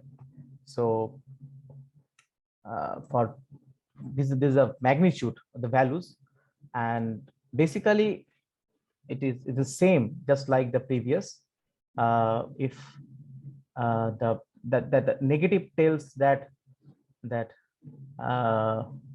less likely to be poor if the household heads have primary education, all here like that. If the household head have secondary education for the central, like minus 0.2247 is the negative part. That means the less likely. For the higher education is also that. Now it is very interesting to observe and also tell you that if you see the average marginal effect only for the education part, we can see that for primary education the value is very small, like 0.0737. If we go for the secondary part, the value increases. That means having a larger effect, 0.2247. I mean, even for the higher education level, the value further increases, like 0.4928. That means it signifies, and we can see more or less for every region this thing happens, and also on in the for the all India level also. That signifies that if that means education plays one of the vital roles, most vital role, eradicating poverty, and government should encourage not only primary education, because we know all that only the primary education for in eradicating poverty considered. We should not limit ourselves by considering only the primary education is the benchmark for estimating the poverty to achieve the goal of no poverty. We should not consider that only the primary education. Secondary education and the higher education, these all are very important. As the household heads education increases, we can expect that the lesser chance will be there for being poor, okay, remain poor. So thank you. I tried my level best and presented my study here. And the concluding remarks here: the high MHCR, the multi-dimensional headcount ratio, and having significant variation across the periods as well as Indian states. Stagnant multi-dimensional average intensity, you also see that. I have also extended my study, but due to the limited amount of time and space, I didn't include all those parts. Stagnant multi-dimensional average intensity, and so that the intensity of poverty among the deprived remains constant, because it's very very obvious thing, but we don't see this thing, that the number of poor are decreasing day by day, but the intensity of poverty, how intense poverty they are facing, they're feeling, that remains quite stagnant, okay, not changing so much. Yes, little bit of change we can see, but the intensity remains more or less same. And the dimension-wise indicators like standard of living, education, health are showing significant estimates that we have discussed using the logistic regression model. Okay, this is the end of my presentation, and thank you all. Thank you for giving this scope.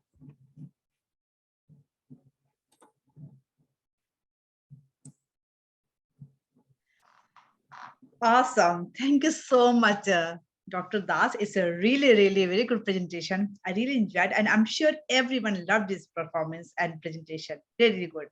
And I would request to Dr. Shukla, please give some good Compliments to Dr. Das, please.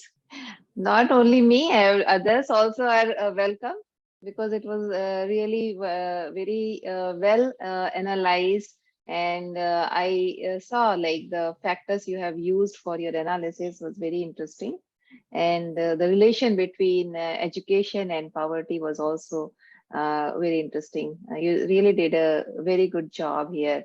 However, I would like to see a chart, because you have shared numbers, and but sometimes in this time limit, it is hard to Yes. understand the numbers. So instead of numbers, for like your fuzzy logic model, you shared indexes. So if you share make a chart which shows the comparison between different time periods, and Mhm. also with different reasons, compared to as a whole country of India. That would be more Helpful. would be helpful to understand the Yes. scenario. Yeah. But you did very good job. Thank you so much, Professor Das. Anybody, if floor is open for any question or any comments on Professor Das' presentation. Dr. Das, I have to make one simple question. Yes, sir. And this one applied part. It was very interesting presentation.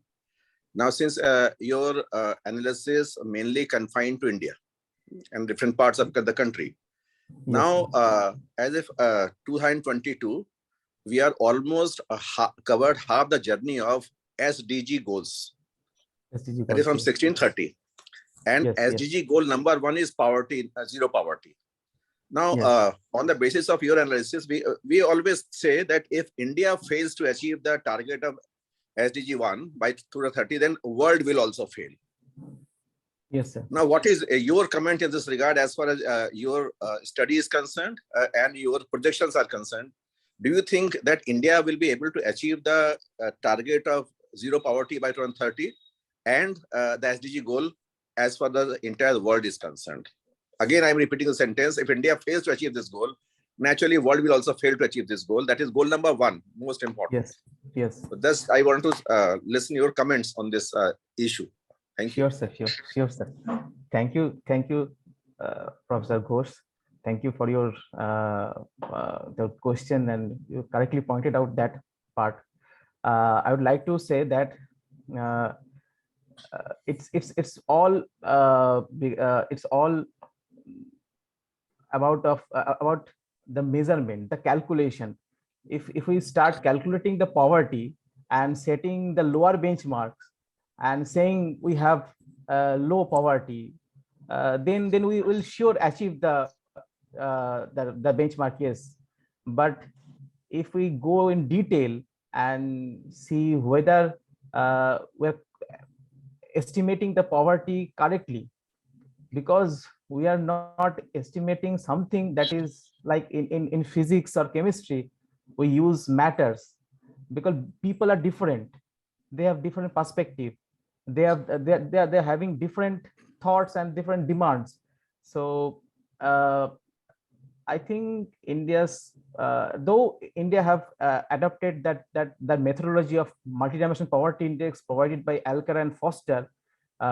In recent times, Niti Aayog has also successively published two papers on multidimensional poverty index of India. I think I hope for that the India will achieve this part. Because the goal says to eliminate all types of poverty and everywhere. It is not confined to only the dollar measurement or multidimensional. It clearly says to eliminate all types of poverty and everywhere. That is the main issue. Yes, sir. That is the main issue, sir. But it's quite difficult, sir. I hope for that India should achieve. Because we want to see a world which is without poverty. Yes, sir. Definitely. Yeah. Yes, okay. Thank you. Very nice presentation. Very good analysis. I enjoyed your presentation very much. Thank you. Thank you, sir. Thank you, sir. Thank you. Thank you, everyone. That's a really, really great discussion going on. And that's really, we are very fortunate we have right now Professor Thakar Panda, we have Professor Prashant Ghosh, we have. This is really fortunate this time, really great moment. So Dr. Sushma, I had to ask you, is this a break time, do you think? 9:45? Yes. So we will take a 10-minute break. You don't need to log off. Please keep logged in here, and we will be back at 10 a.m. Yeah. I mean, US time. After 10 minutes. Yeah. Just stretch yourself, please, and come back again. Yeah, it's just 10 minutes break. Yes, stretch yourself, get some water. So Yeah. see you all. Yeah, something like that. Also, like after 10 minutes, just I please. want to say something. Sure, please go ahead. Please, you're more than welcome. Ma'am, thank you so much. And thank you, Susma ma'am, also. Because you will you have provide me a great platform for the presentation. And there is my, uh, may I audible, ma'am? Yes, Yes. you are, yes. Go ahead, Yes. please. तो यहाँ पे मेरे guide भी हैं और मेरे examiner दोनों हैं. So I am so glad. It's really That's so thank. wonderful. Yeah. So रश्मि मेरे गुरु भी है, मेरे भी गुरु हैं वो. Before he is mine. Right, Dr. Ghosh? So Professor Prasant sir को भी thank you, and Sudhakar Pandey sir को भी thank you. Thank you to all. Thank you, ma'am. Are you not going to leave? All right. Your pleasure. You're not going to Be leave. You back. have to say another Yeah, story. Yes, back in 10 minutes. Yeah, just stretch yourself and come back within 10 minutes. Okay. okay, okay. All right.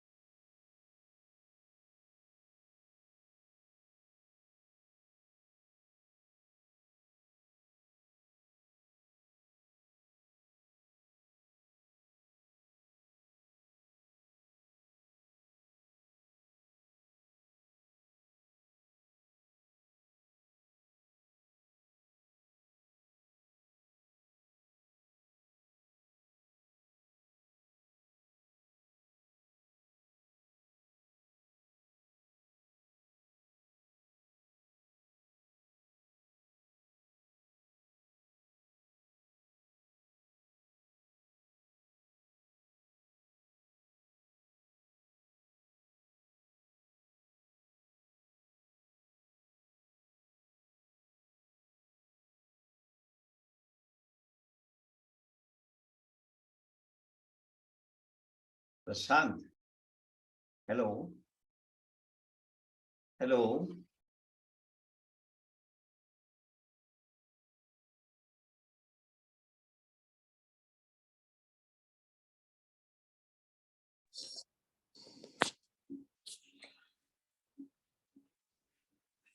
Hello, sir. Very good evening. Good evening, Prashant. sir. Sir. Prashant, Sir, I can listen to you. you are going by my name. Yeah.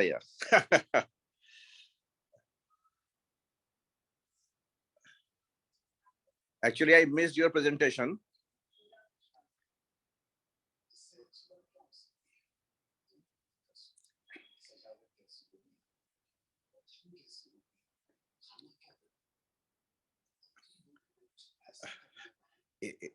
Initially, you are not visible initially at 5:30.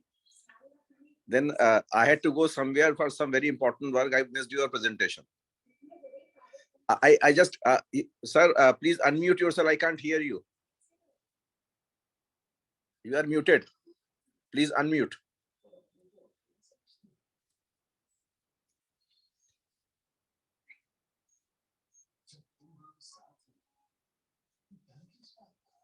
You Am are I not audible audible. now? Yeah, now you're audible. Now you're audible. Yes, I did not say anything which you do not know. Yeah. That is why I was not present when you presented. I could understand. But you are going by the name Sudhakar Panda. Yeah. So there can't be two Sudhakar Pandas. I have acknowledged your contribution to my books Okay, thank you so much. in designing the covers for the 3 last books. Sir. That was your contribution to Professor Panda. In fact, your contribution is much more than anybody else. No, not at all. Not at all. I mean, talking of the department. Yeah, department. So I wanted to end with Professor Mehta's quote. But you think something, but you say something else.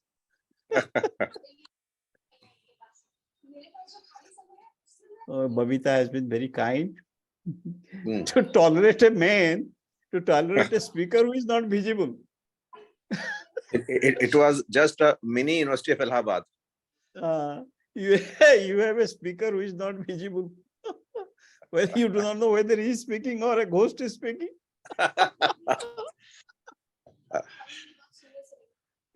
But everybody can recognize your voice. That is true. Babita. Yes, sir. Babita is, I did not know whether you mistaken whether Professor Panda is speaking or a ghost is speaking, because I have written about ghosts. Sometimes a ghost can take your appearance or voice and they can speak. But I now personally hear. No, I don't know what happened.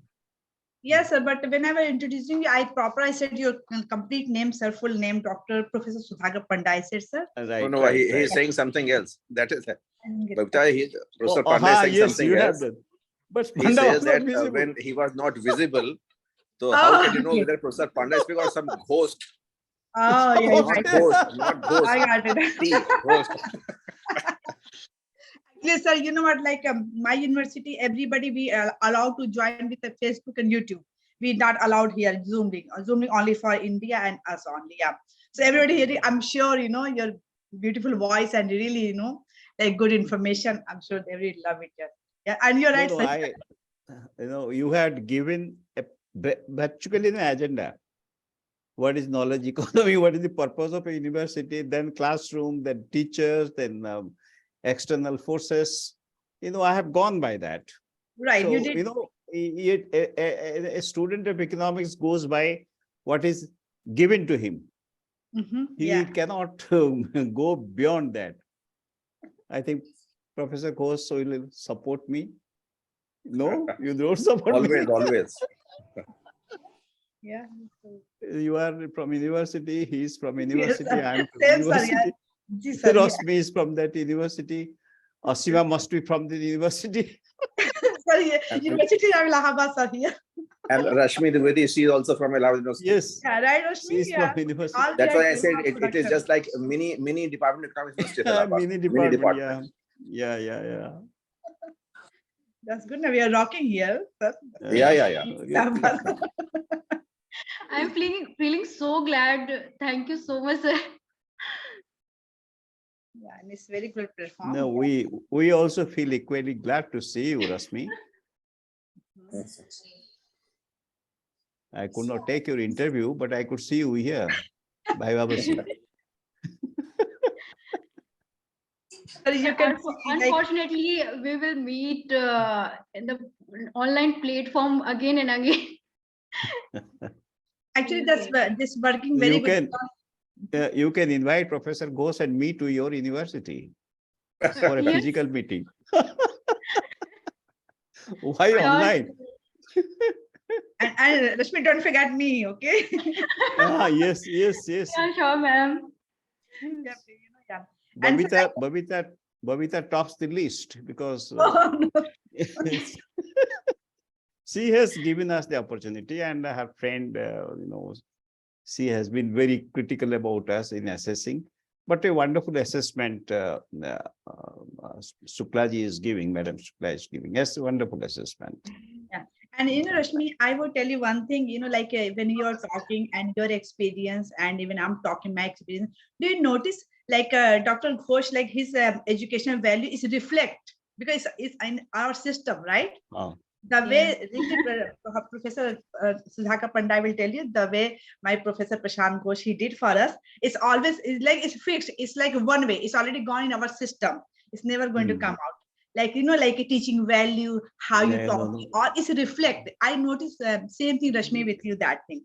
When I notice anyone talk who's like a No. You are right. Yeah, like That who's from Professor like Ghosh education production. Ghosh, I'll all tell we you, see. Rasmi, I tell you, Babita, I'll tell you, Professor Ghost is the last in the line. Unfortunately, we don't have a professor of his eminence who can succeed him or who can guide the department. That is the unfortunate part of it. Am I right, Professor Ghosh? That's a hard question, I'm sure. By keeping quiet, he admits the fact. He admits.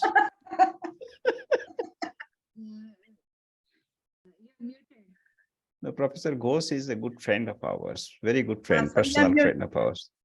Professor Ghosh, you're mute actually. Please, if you can unmute, we can hear you. Yes. We should unmute now. Yes, I think. Okay. Yeah, muted Dr. Ghosh. Yeah, because I was confused. Who is Professor Ghosh and who is Professor Panda? They're talking. Same name. That's as Dr. Shukla, Professor Panda said, who's talking? Professor Ghosh.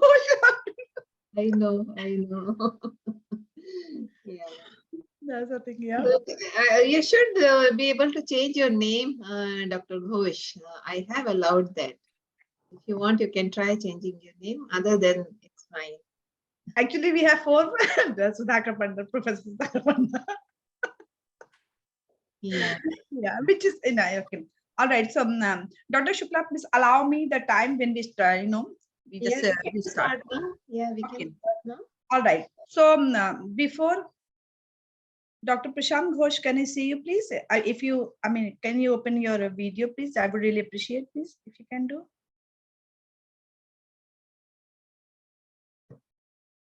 Okay, you are mute, sir. Can you unmute, please? There you go. Yes. All right. So, welcome back, everyone. Again, all from India who are greeting from USA. So, I would like to continue And before continue, I had humble request to my Professor Ghosh. Please, sir, I would like, can you give a little bit your suggestion, your perspective about education, please? Just little bit something, please. Now, first, I would like to listen what other people say. Then I will at last I will conclude. That's Okay, what sure. No what I problem. think. That, Okay, no okay. problem. That's okay. No Because problem. the presenters were already in queue. Let them finish first their part, Sure. and then I will conclude. Sure, sir. Actually, lots of presenters, yeah, okay, never mind. They're not even here yet, but they But might. they must be waiting for their time. They must be waiting for their time. Okay, no problem, sir. We can continue. Okay. All right. So welcome everyone once again. So our next presenter is Dr. Ashma Ghosh. Dr. Ashma Ghosh is presently working as Associate Professor and Head of Department of Political Science, Ewing Christian College, Prayagraj. She has received her MPhil and PhD degree from Jawaharlal Nehru University, New Delhi. She did her post-graduation and graduation from University of Allahabad, Prayagraj. She has specialized in Southern Asian study and international relations. She has presented a number of papers at national and international seminars. She has teaching experience of about 25 years and committed to grow of academic culture in higher education through innovative teaching and research. So welcome, Dr. Ashma Ghosh. Floor is yours. Thank you, Babita ma'am. Thank you so much. And greetings to all the participants present here. And I was also listening to earlier presentations and also the discourses going on. And it was a real pleasure to be on your platform. Thank you so much for this invitation, ma'am. So my paper today is Challenges of Inclusive Education for Tribal People in India. So I will try to share screen of my presentation before I continue.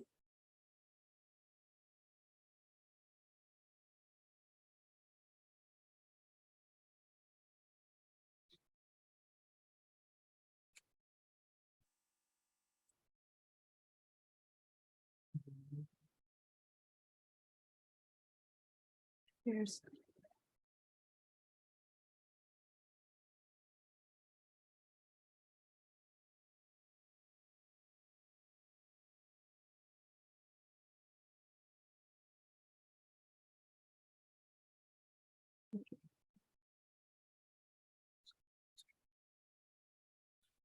Is the screen visible? My presentation screen visible? Yes. Okay, right. So this is my topic today. I have picked up this topic as the education is the theme. And so now this is very crucial because earlier also discussions were going on regarding poverty and importance of education. And I think the most poor, the most marginalized are the tribal groups in India. So focus on their education is very, very pertinent. So because the government of India is committed to the upliftment of all the sections of the society and implementation of sustainable development goals. And regarding the goal of education, it is mentioned in United Nations Sustainable Development Goal. It is goal number 4. And so special focus needs to be made on the educational sector. And especially as far as India is concerned, the marginalized sections of the society, such as the tribals, it is very important to focus on their education and their integration into the mainstream, because the tribal people, they are scattered all over the country, at least in 30 states and union territories. They have diverse culture, and mostly they inhabit the rural and remote areas. And as far as studies show that they lag behind all the social indicators, especially the social health and development indicators. So it is very important to focus upon their education. And the objective of this study is to go into the causes responsible for lower level of education among the tribal population, and also to review the educational programs meant for the tribal groups, and also to suggest suitable remedial measures to improve their education. Now, the tribal have been recognized in the Constitution of India under Schedule 5 of the Constitution, and the Ministry of Tribal Affairs is responsible for the overall development of the scheduled tribes in India. Some of the famous tribal groups being the Bhils, the Gonds, the Mundas, and the Santals, the Great Andamis. So it is scattered all over India, from the northeast to the west, and from the north to the south. So all over India, there are these groups scattered and practicing different kind of culture. Their living standards are different, and there is also difference among the level of development amongst the tribal groups. And it is real challenge to reach out to them. So we see that, and amongst the tribal groups identified, about the 705 identified scheduled tribe groups in India, 75 have been identified as particularly vulnerable tribal groups. So special focus needs to be made on the PVTGs in India. Now, as far as a very brief review of policy perspectives, because the education for the tribals have been the agenda of the government, and we see special efforts have been made regarding this. The Debar Commission 1960, it had focused on this aspect and suggested the use of tribal language and cultural resources for propagating education amongst the tribals. Then Kothari Commission also further expressed the need for tribal education in India. Similarly, the National Education Policy 1986, it has endorsed Anganwadis, and Anganwadis are especially for the little tribal children, the primary going to primary schools, or before pre-primary, we may say. Then as well as adult education centers. So all these have been endorsed in the Kothari recommendations. Then we have the Right to Education Act 2009. And that has also great impact, since it has emphasized upon compulsory education for children between the age of 6 to 14. Then the new education policy 2020, it also aims to ensure inclusive and equitable education, quality of education at all levels of school education as well as higher education. The University Grants Commission has also taken initiatives to expand access to education through online and open and distance learning. This is very beneficial for the tribal communities living at distance places, because distance learning is important means to provide education to far-flung areas. We have the Rajiv Gandhi National Fellowship Scheme that encourages tribal students to pursue higher education and provides them financial assistance for purchasing books and participating in seminars, undertaking projects, etc. Then there is also National Overseas Scholarship Scheme, which provides financial support to the meritorious tribal students, including the PVTG students who are pursuing higher studies in foreign universities.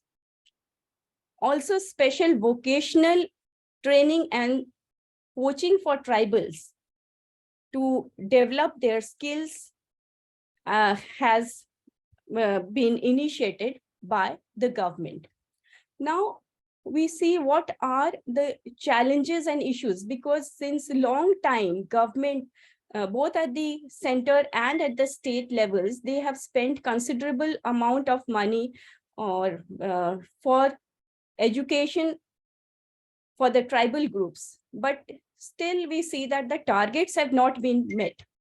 Compared to the literacy rate of 74.04% for general population, the literacy rate amongst the tribal is about 59%. Now here literacy rate is like maybe it is reading and writing, limited to reading and writing. It is not reflecting middle education or higher education or vocational education. So much needs to be done in this sector, because it is only through education that the communities can be strengthened and they can meet the challenges of the modern world. Now, the major constraints which we see in for the education of tribal people is there are various, they are multifaceted.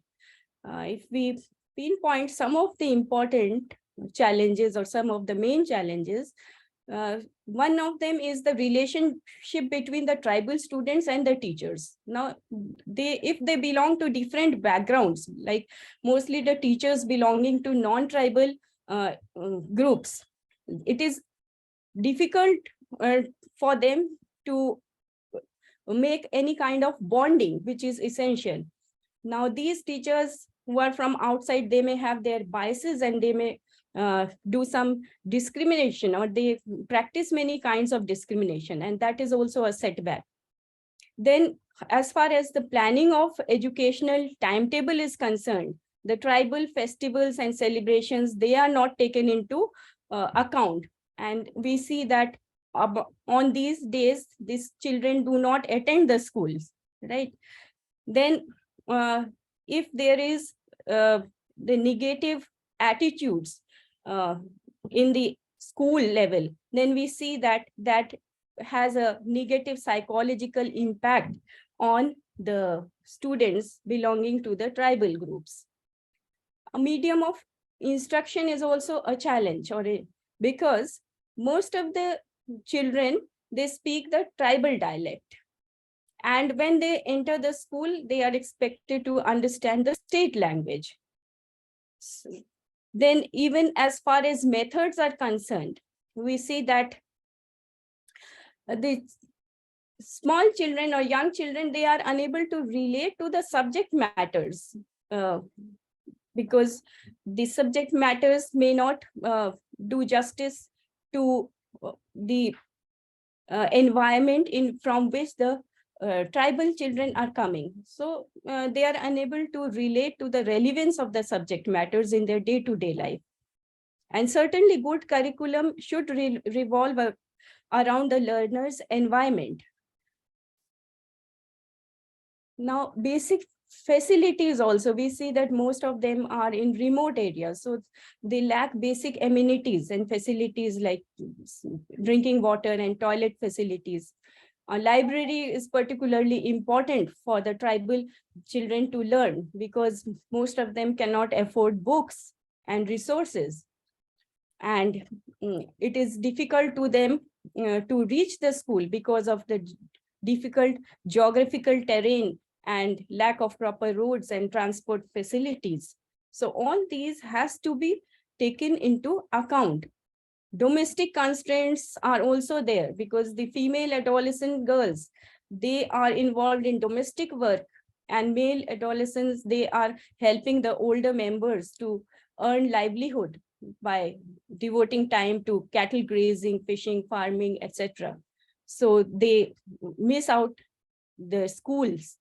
So, and also there are large number of dropouts. So all these have to be taken into account, and they are great challenges. There are personal constraints also, like health problems, early marriage, and then hesitation of socializing with people from outside the tribe. All these are many constraints which we can see that is hindering the targets which should be achieved. Now, what are the remedial measures remedial measures like gender disparity in the education system should be removed. So focus should be in removing gender disparity, because, and for that, the attitude of parents should also change, because they send their boys to the schools and the girls are in the house to look after their siblings.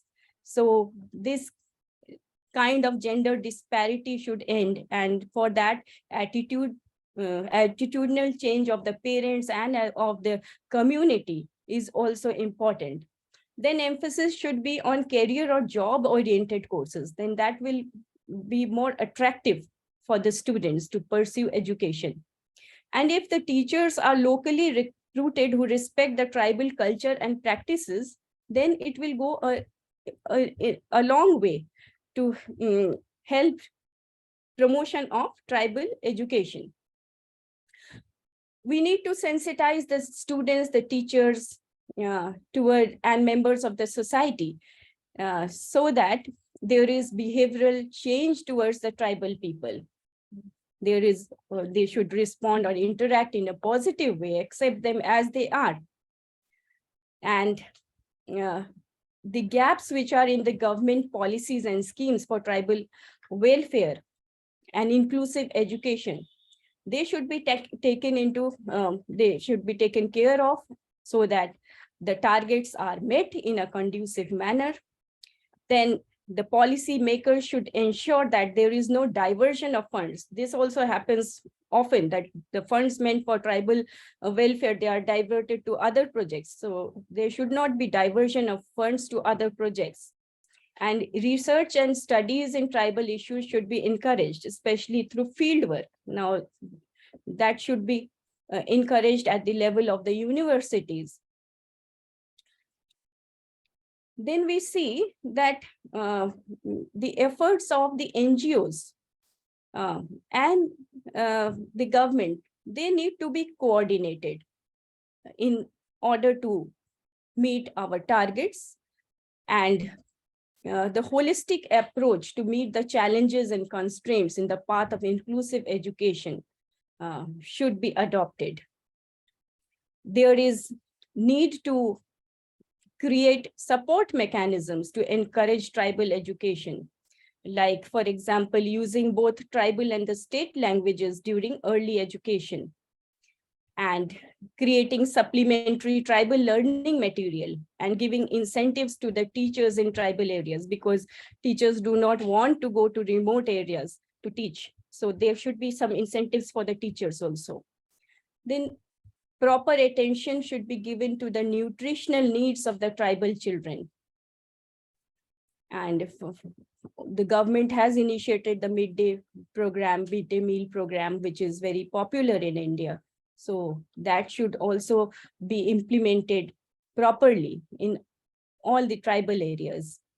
And the pattern has also arisen in many states where they are providing even nutritional breakfast and to the children, and multivitamin supplements, calcium supplements to the children. So this is a good thing, and it should be encouraged, and it should be adopted by more states.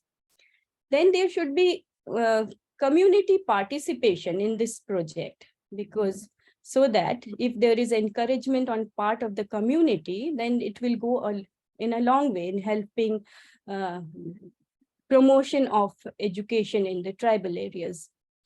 And we also require more residential schools for these children, because some of the parents are migratory laborers. So residential schools are required.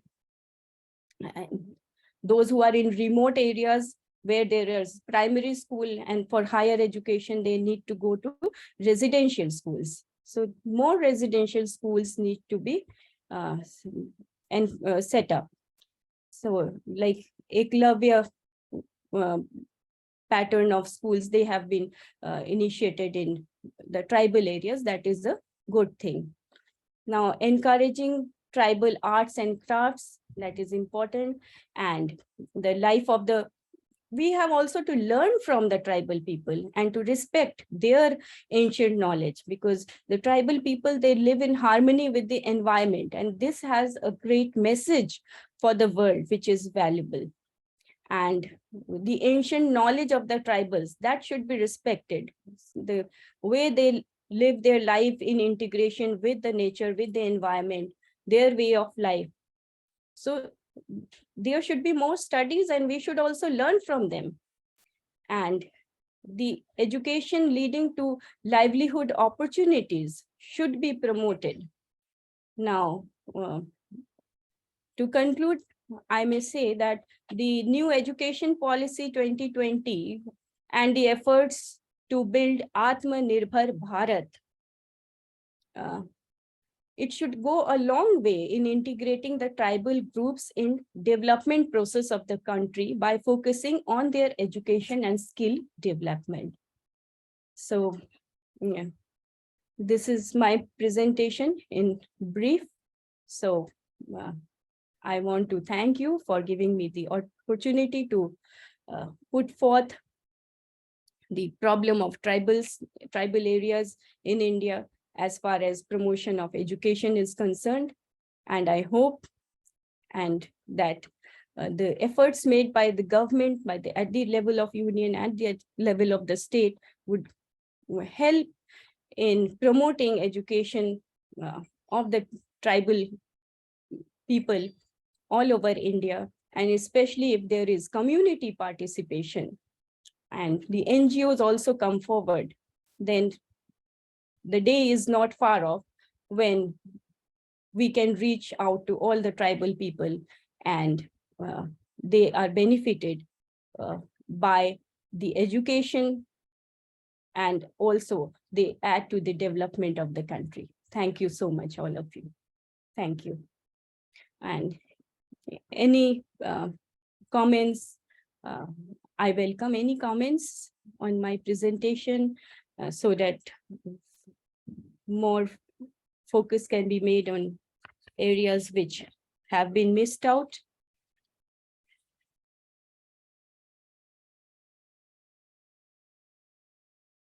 Hello. Yeah, thank you so much, Professor Ashima Ghosh. That's a really, really wonderful presentation. And I would say not comments, I would say it's a compliments I would like to give you. Really, I really like it. It's wonderful. And I was just thinking, like in India, like when we go 6th grade over there, which state you belong, that language you had to learn. If you are Yes. Kolkata, you have Bengali, and like Mumbai, you had to go Marathi something. Like, Yes, and yes. you know, Professor Ghosh in here, like when you kids go 9th grade, like my daughter 9th grade, they had, like I'm in USA, so they had to learn Spanish. Right, Dr. Shukla, they had to learn Spanish. It's like mandatory for them. Yeah, and like Canada, they had to learn French. Some of them is optional, but very rare they can go French. But what I would like to say, like language, you know, like a main thing, like we want to introduce, and education system want to introduce the language where they belong, where they're currently living. So that is kind of plus point for them, because like very things which is very traditional. Suppose I'm talking like a reference to India. Suppose Maharashtra, some like very traditional things, they is better to understand in Marathi language. That's the reason they they encourage to go, I think, regional language too. Yeah, and the way you mentioned, I really like it. It's wonderful. Thank you so much. Thank you so much. Yeah, Yes, Shukla, because the problem is dialectics in India. It is tribals have their own dialects. So Yeah. regional language like Marathi, now there is sub-regional languages also, and tribal groups have their own dialects. So initially my suggestion is, and what I am putting my views according to the studies already made, like there is initial problems, because the tribal children, when they go to school, they are unable to even understand, not in all places, but in many cases we see that they are also unable to understand the regional language. Leave aside English or anything like Hindi, if we are talking about non-Hindi belt. So initial years, there should be efforts to teach them in their own language along with the regional language, and gradually it should move. So I think the new education policy has also laid stress on that. So we are hopeful that the prospects of tribal education is good in India. Thank you so much. Thank you. Perfect. Thank you. Yes. Very good. Thank Very you, Professor Ghosh. It was a really very nice presentation. Hello. Thank you. I would request you to stop sharing your presentation so we can see everyone at the same time on the screen. Yes, yes, yes. Yeah, thank you. Thank you so much. Yeah, so Dr. Ghosh, I would like to mention you. I grew up in Bastar and I grew up in Bastar. So Bastar, you might know, it's like Yes, hub yes. of tribes. And Yes. actually my PhD was based on tribal development. So it was very interesting to hear about that. Thank you so much for that presentation. Thank you. However, I would like to have one comment. It was nice to see what's going on, what type of projects we have, and what are the expectations. But if we can have some data or chart which shows us the development, like last 10 years or I think 20 I years. will request you to allow me when I send my article to add some data to it, because that will be wonderful. Sure, yeah. We'll thank definitely. you. Yeah, thank you so much, Dr. Ghosh. Others, if anyone have any question or comments, please unmute yourself and participate. Thank you. Hello. Hello, yes. Uh, Professor Ghosh, wonderful presentation. I would like to ask you, not ask you, I want to listen about your opinion. Just mention one thing. Am I audible to you? Yes, yes, Am I very aud- much. Yes, Okay, I okay, can hear okay, you. okay, okay. You just mentioned that for the teachers, teachers should be encouraged by giving incentives, and they should give their service in the tribal region. Yeah. I would like to listen to your opinion. If just like other services, if there is some kind of mandatory compulsion, and compulsion for the teachers, they during the service, one period or some period, they must go and teach in the tribal area. Yeah. What do you think if government take this policy? Yeah, at the state level, I think if they can be sent to their own state, because it is necessary to know that dialect also. Suppose some North Indian is sent to Orissa, now he won't be able to communicate with the children. So from the same state who knows the dialect, they can be sent for a period of time. And moreover, if the recruitment of the tribals are made for teaching the tribals, that will be still better. Okay. Okay. Thank you. Thank you. Thank you very much. Wonderful presentation. Thank you. Hello, ma'am.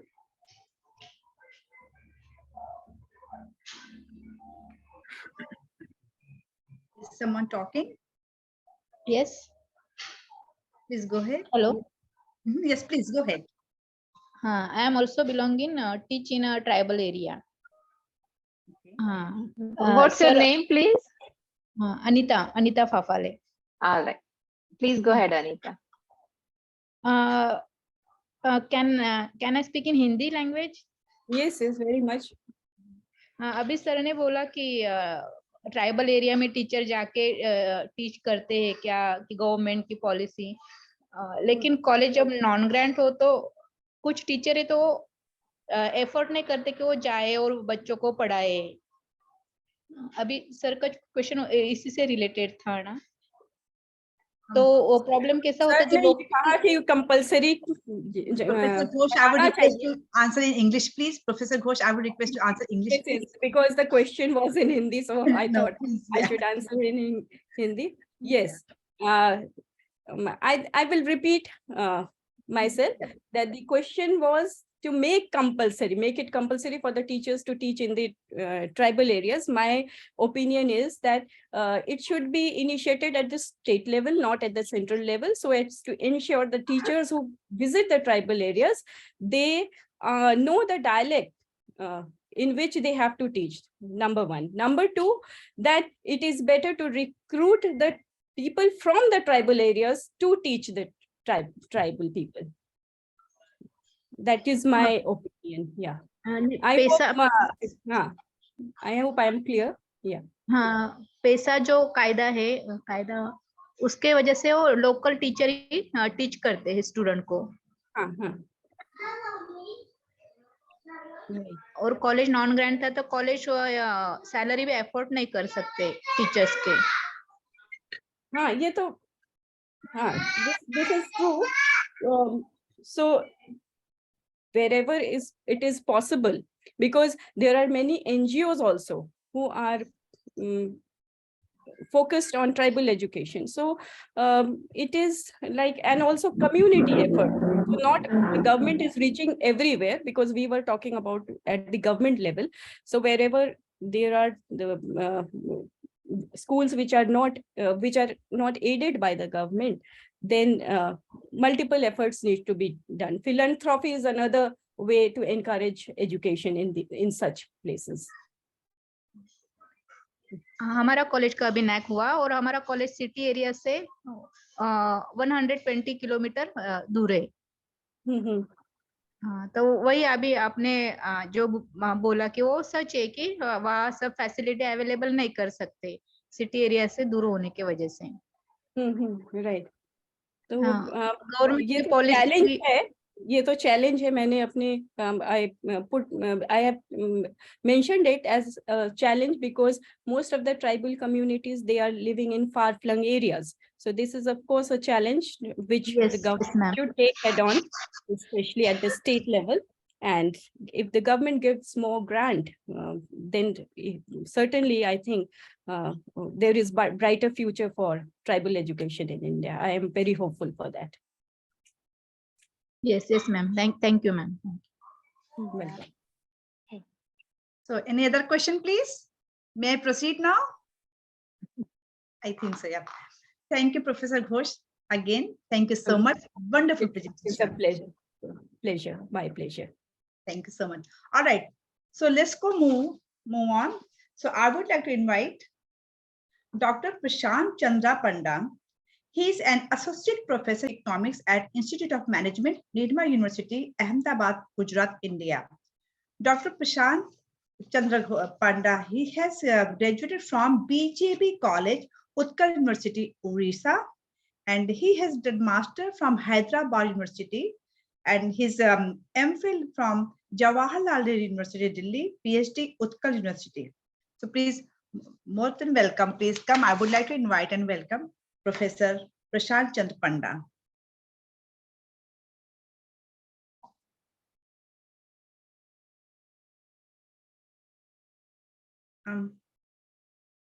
He is not here. Hello, sir. Hello, Prashant Panda, sir. You are here? All right.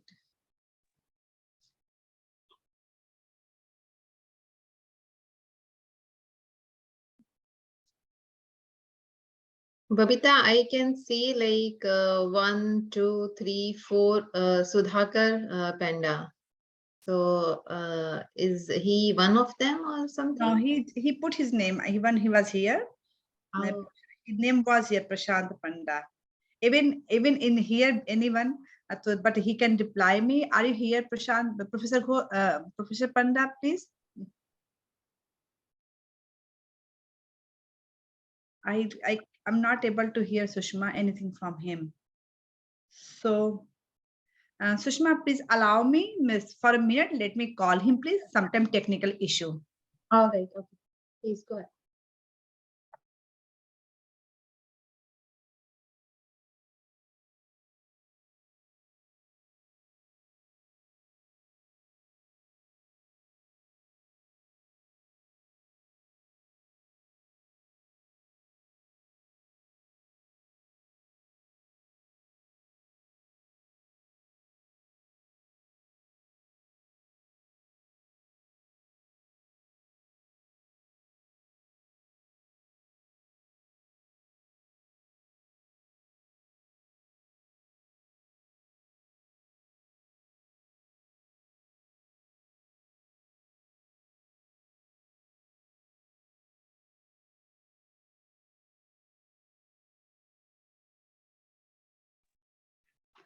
I would like to request Professor Sudhakar Panda, please can you call him, because I'm calling his not, looks like his call not going on there, WhatsApp call. Can you call him please for?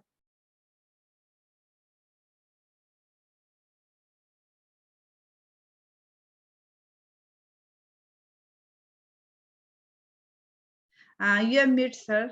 Can you unmute yourself, please?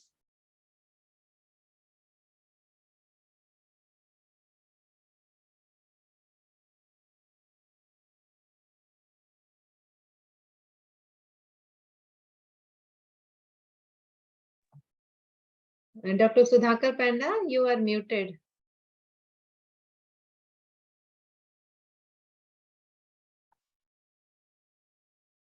Yeah. Can you call him? Yes, I called him, and I think he's in the office for some important work. He said he will come after 10 minutes. He will Okay, join after 10 minutes. okay, So you can proceed with the next person till he comes.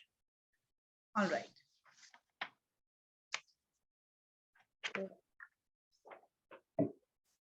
So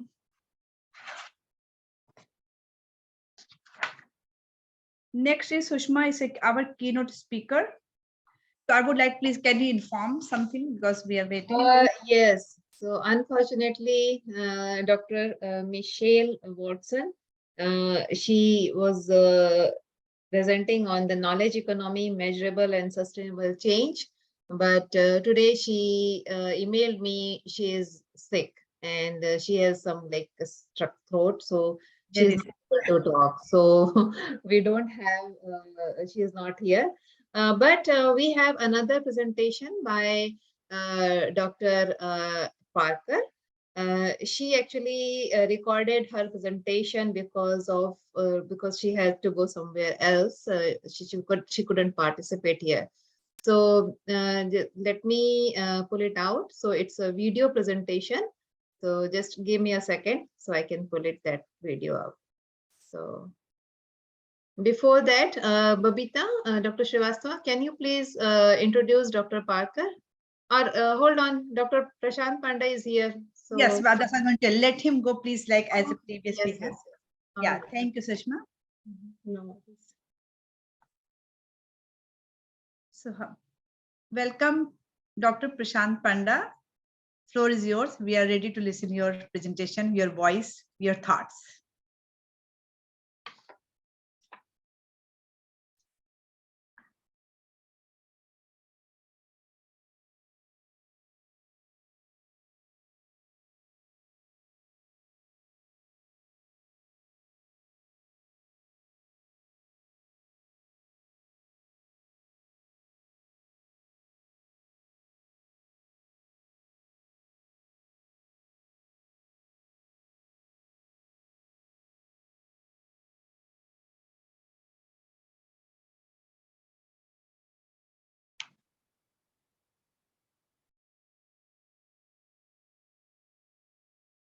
You are muted, sir.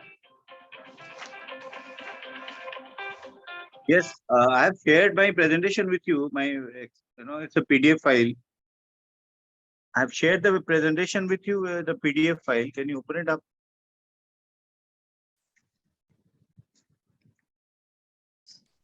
So, Dr. Sushma, I forward you his presentation. Are you able to share, please? Okay, I did not check my email. I forwarded it. Yeah, this morning he sent me. So All right. So yes, it should be. you can pull it Yeah, out. even in the in the website, I've also Uploaded. shared it. Today, Not in your mail. I shared it in a mail, but in the website, I've uploaded it. is it? Have you uploaded? You're able to locate it. Yeah, 1 minute. Yeah, Sushma, you can say today just before he just uploaded on the website. Also, I forwarded to you. Either way is convenient. We can open. Yes, I have it. Just please, can you share? Yes, I will. Okay.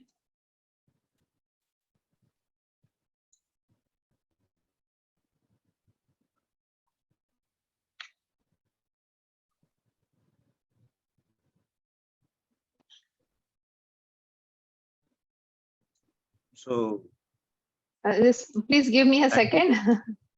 sure, no problem. Yeah. Okay. So, So thank you, Sushma, and thank you, Babita, for this excellent opportunity. And Thank you for, thank you. accepting our invitation. all right. So now I'm sharing my screen, Dr. Panda. So you can start your presentation. So here. And you can Okay, say, let me open up a little bit. yeah. And you can Uh, see Dr. Panda, next slide, please. So she will go next slide. Yeah. Okay. So can you see now your presentation? I'm able to see it. All right. No Okay. worries about it. So thank you all for giving me this opportunity. And I could have more prepared for this, but I have only shared my thoughts. Perhaps it has to be backed up by information and data.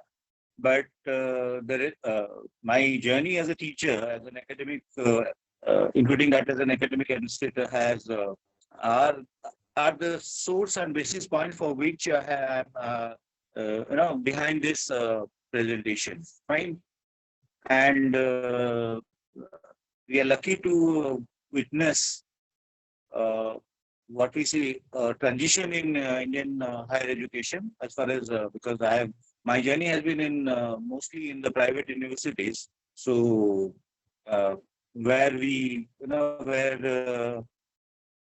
I had the opportunity of being in management, being in social science.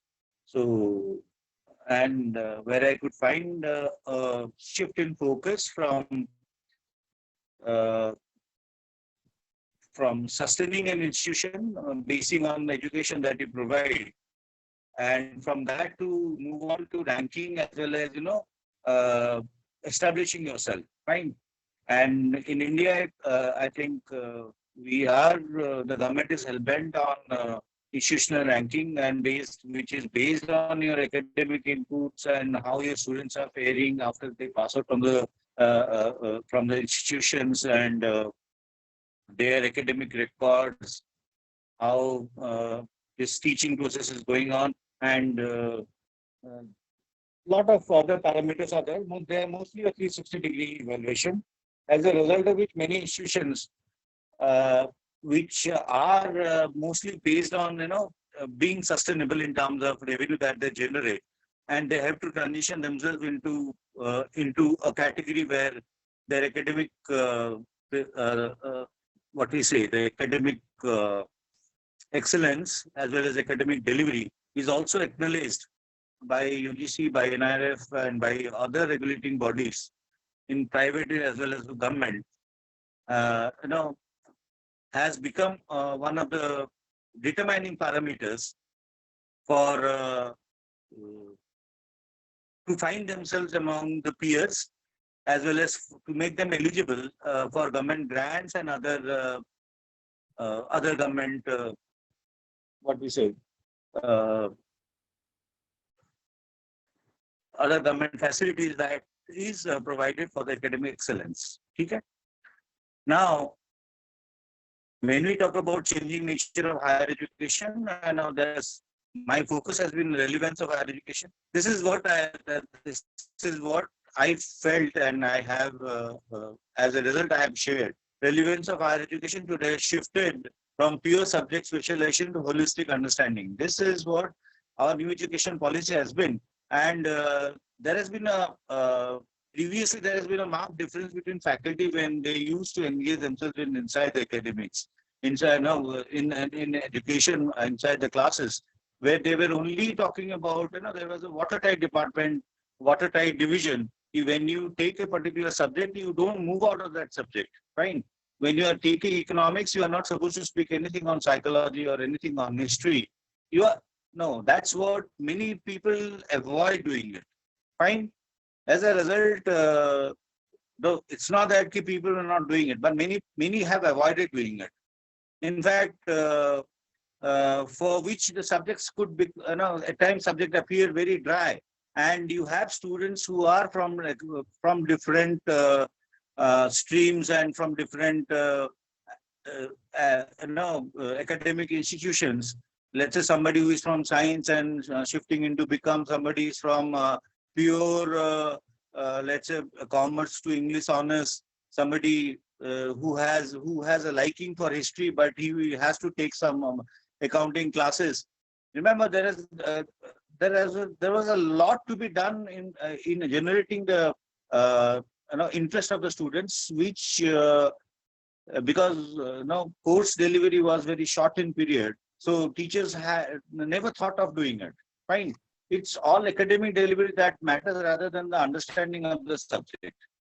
And any subject which is developed, any theory which is developed, is based on the societal, what we say, the observations that we make from the society.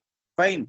So there we get a set of assumptions and under which a particular theory is applicable. And if these assumptions are not there, perhaps the theory is lesser applicable. Fine. When we talk about assumptions, we forget about the contemporary world. So there has been a shift, or there has been an attempt on the side of the teachers to provide that relevance, beyond that, the way we have been taught, specialization of the thing where you are cased inside what theory people have said. And the second thing is government has allowed in higher education, which has been there in US. Perhaps we are a little late in getting into it, but multiple entry and exist in higher education, which is a dynamic thing, but at the same time is creating immense pressure, because this is the first time we are doing it. As a result of which, what type of records to be kept, fine. And if one moves out, then he moves in, from a different institutions. How to align the subjects that they had it in the past, but which you don't have it in a course curricula. Fine. And let's say 3 years of courses across 2 institutions and in 2 different boards, let's say in 2 different states. So this is what is becoming, a major point of discussion when we are thinking of implementing our new educational policy. Fine. At the same time, there has been a focus on multidisciplinary approach, and at the same, in that includes even BTech students are taking some papers in psychology, BTech students taking some papers in economics, accounting. Now, any established teacher, when he's dealing with with the BTech students, now how he has to deliver it? Fine. It has to be basic, at the same time, it has to carry a meaning. Now, this is also another challenge that has been emerging out, because, and third thing is when we are going for this multidisciplinary approach and multidimensional approach, that means faculty load is rising. Fine. But if you see the change in the education policy, but the recruitment of teachers, there has been 2 different, you don't get any matching contribution as far as allotment of new teachers or now once I'm in a flow, perhaps I don't need these slides because because I have made it, so it's in my mind. So I'm very bad in going in a line with my slides and other things. Once it comes, I just look at your face. That's all. And what I have said and what I have found out, what I have believed in, and with some evidences, that's what I speak. So that's something which I have, and that's my limitations. And it's a back end of the program, so very few participants are there, so you must be also tired. Okay, but let me say a few things about. So remember, when you are offering this sort of dynamics into the subject, your number of teachers requirement is very high, but you find out the recruitment process is not there. So you have a mix of teachers who are on the payroll and the teachers that you invite on visiting or invite on let's say online. Now the question comes when the student accountability comes, if the mixture is not healthy, perhaps student hardly get into any, any perceptible outcome. So that is one big worry of the whole thing. And third thing is reporting of, it is so, it is becoming so much accountability. That means record keeping has becoming a major issue. It's not the delivery of education or how quality of the education you deliver. Rather, it is because you are under the inspection of the regulator, fine, and regulator comes every year. Now it's a prime responsibility. Key record has to be very straightforward, and for a teacher to keep a record and daily update of record is something which is very, very clerical. And you can be prepared for the classes, and you just have to put everything on record and daily update of these things, and what students write about you, and sometimes students write a similar thing for the last 10 classes, and you are worried, yes, have I taught anything or not? Fine. Now, you are getting into a domain where you are not comfortable. Right? You are hired for your brain. You're never hired for this sort of things. Perhaps when you have seen your own teachers, this was not in our picture. So this may be something very very regular with the new teachers, or very expected behavior of the new teachers. Perhaps the teachers who are in 50s or 40s, now they have to make a big change. The other thing is, it's not about, and I've never said about quality of education. I just said about, the record keeping, whether it's we found out that, teachers also persuading students to write about, keeping the record sahi hona chahiye. They simply say that you write these things, whether these things are taught or not taught. Fine. On record, one appears better. This is what I have observed. Fine. You are in a flow. You hardly, it is creating a different dynamics altogether. And there is also a pressure of, making education contextualized. When you want to make education contextualized, it's one thing that you have understood the theory. It is one thing that you have observed the societal behavior. You have a rich history with yourself, because once you are 40, 50 years old, perhaps you have been observing society for the last 20, 30 years in a conscious mind. So relevance of the theory and people's behavior, you are able to make a match of it. But to go one level beyond and find out the local contextualization of the things that you deliver in the class, perhaps you don't have enough funding, enough resources, or enough time for that. Now the time division has changed from cultivating your thoughts to keeping of records, which is something that because you see also what has happened to the recruitment of the non. So now their workload is more, and teaching staff local workload is more in terms of works which are not to be done by teaching staff. Fine. So it's getting into I don't say it is good or bad. I said, okay, teachers need to know something about academic administration. That's good. But we lose some good brains because of this, the time delivery. Fine. Then, and other things about it, I think, how much time is there with me? Can I?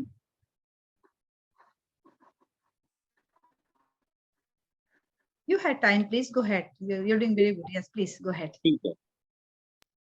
So relevance of higher education in today has shifted. I think I have said about this. And evaluation process is undergoing a change to initiate and accommodate much needed decentralization. Because when I read decentralization means it is about contextualization of the education. Because so that there has to be a healthy mix. Because in India we are thinking of being a single regulator. Perhaps there will be good alignment in terms of what is the minimum delivery in a degree course. Okay. And when you are also facilitating students across institutions to take a break and then to join an institution of their liking, given that they qualify into it, whatever the qualification procedure is all about. So that means even a smaller organization has to have a contemporary knowledge. Fine. Where they may not have enough resources. because a teacher grows because with the support of his teaching staff and PhD scholars and research associates. So these things will not be there, but still, and without them also some organizations sustain. Now it's a big question whether the smaller organization can sustain this change in education and the approach that we are making.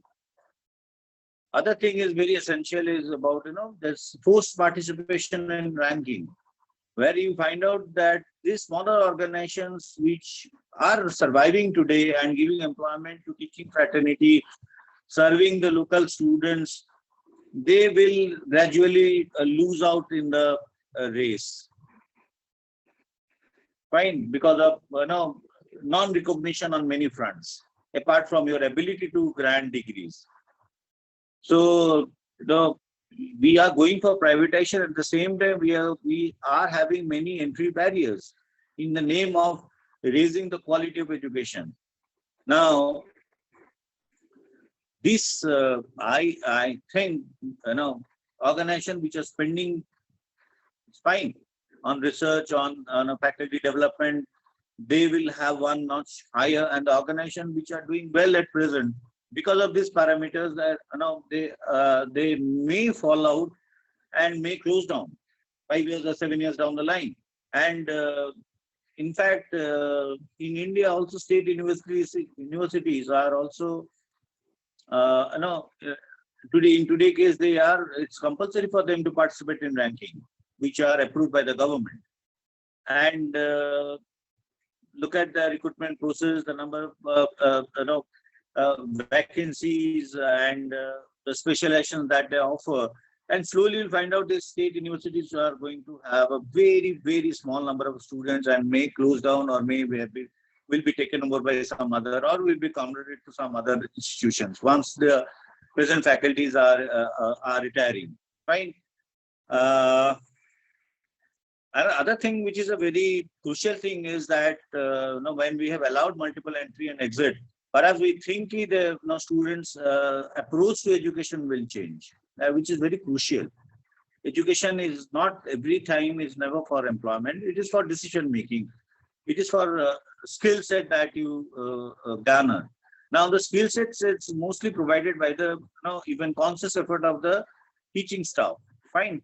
Now if you are not giving them that freedom, perhaps they don't on and off with academics and corporates, academics and the farms or institutes. If that phase is not there, let's say getting some consultancy projects which are of some use, then that part will only exist in papers. And maybe the outcome may become well below the anticipation. Okay? Other thing that India has done well, and which is there in your cases also, that is now we have gone for that single exam for university entrance, and this has also happened in our BTech courses also, which is a good thing that we have done. As a result of which, the stress level of the students and the financial obligation that it carries, or difficulty that it carries, are somewhat reduced. Okay. One is that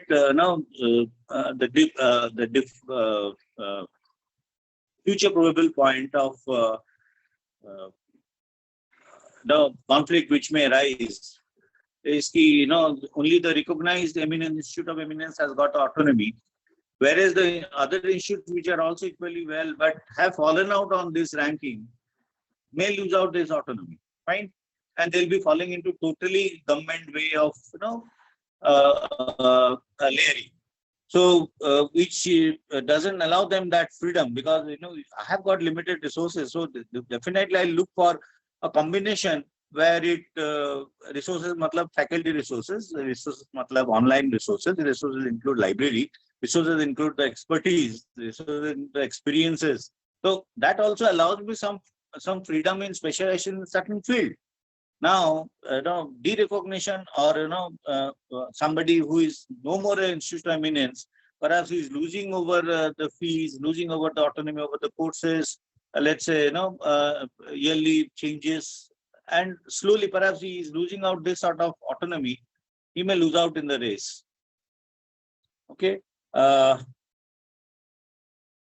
Now, most interesting is now when we talk about education, higher education, and we need to think of what is our contribution to the innovation or to the dynamics of the subject that we teach. It's not about what thinkers have done before and how the current contemporary things have been influenced. What we are contributing, fine, because that risk we have to take. It's not a risk; it's always a calculated thing where we are devoting time, and perhaps we are able to create. Because contextualization will only start when teachers read the world where they move, or the world where they belong to. So suppose if I have to do well, then perhaps I have to know what India does, what Ahmedabad does, what Bhubaneswar does. When you are doing well, the theoretical application in your own city, in your own, which is there in US cases, perhaps, and we have to do it. But remember, research has certain parameters. It's very difficult to publish such articles because once recognition of Scopus and EBSCO is there, perhaps we are creating a monopoly. Because there is always a entry barriers.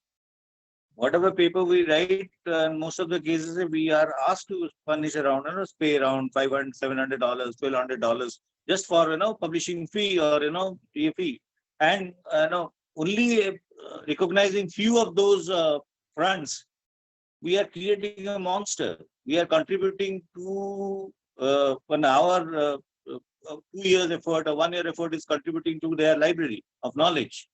At the same time, they detect us the terms. Now, perhaps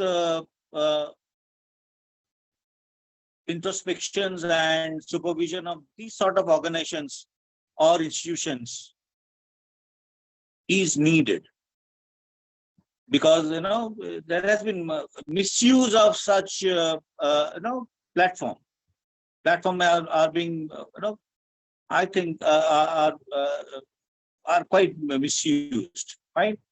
So and it's a creation of government and creation of the recognition process. It's never a creation of teachers. And one day they are asking, they get all efforts of the teachers. Now they are dictating teachers. You can reject, but you cannot price it so high. Okay. Now, what is their spending in terms of review of papers? How much they remunerate the reviewers? To what extent they are increasing the number of reviewers? And I think they also need to be the journals which are doing good services, coming out with excellent articles. They need to be given certain freedom in terms of number of publications and number of issues they can come out. If they've been doing well, that link is needed with the academic institution as well and research organizations, which are pure research organizations. And okay, that's why I've said running aajkal ka, if you look at academic institution, a lot of paperwork, and it has become because right now I'm working in an organization, if I have to take a class ke baad I have to find out teachers, student feedback, uske baad uski feedback, feedback, and it has to be reported, it has to be MIS, it has to be labeled, and it takes around 3-4 hours, not 3-4 hours, but it's not less than even 1 to 2 hours. And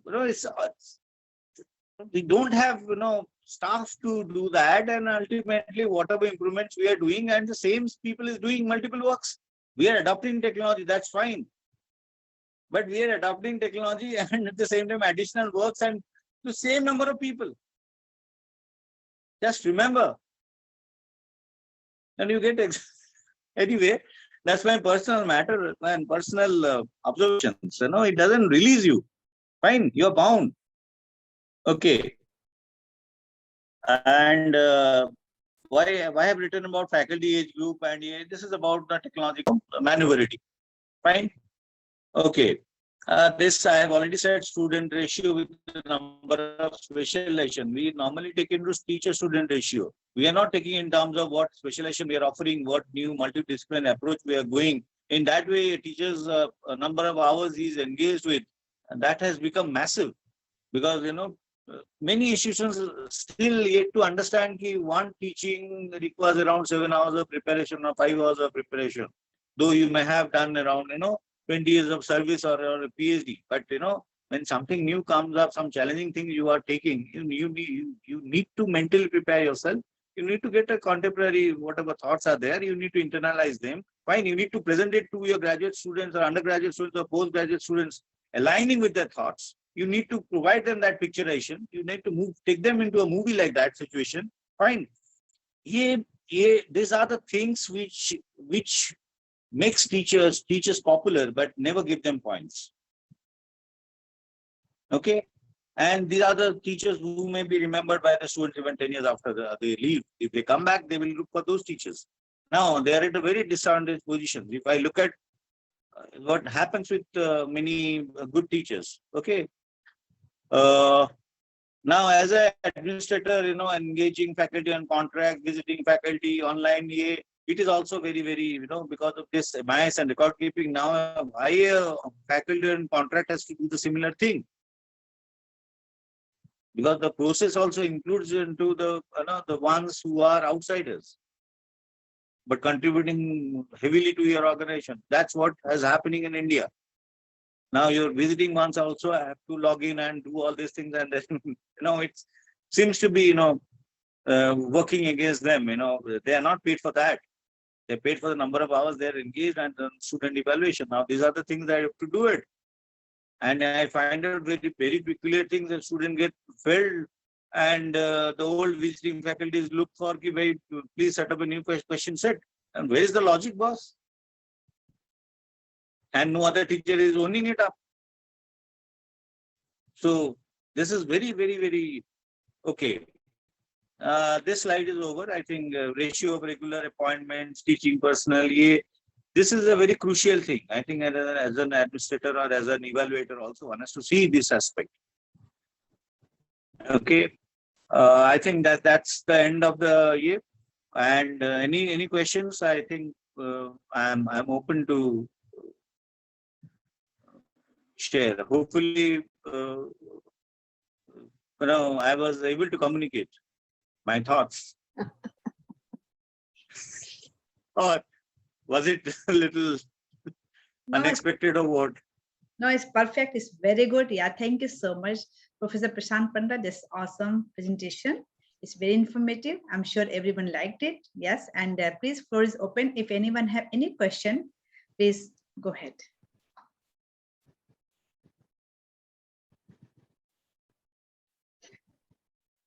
I'm lucky. No one will ask a question. No, it's great. It's great. Dr. Krishnan would ask me ready for a question. Please go ahead. Go ahead, Dr. Das. Hello. Hi. Am I audible? Yes, sir. Yes. Wonderful presentation and mind-blowing explanation, I must say. नहीं यार आपको ज्यादा बोल लेने हैं. No, I must say. No. Mine is observation, was never a presentation. It's more of an explanation. I said not explanation. You explained very, very truly, let's say. I don't want to ask any question. I would like to share one thing. One of the incidents similar to this. You mentioned that the multidisciplinary approach should be taken, and slowly India is moving toward this multidisciplinary.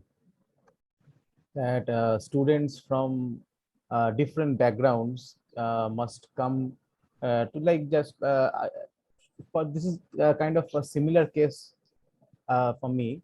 I'm basically from mathematics background.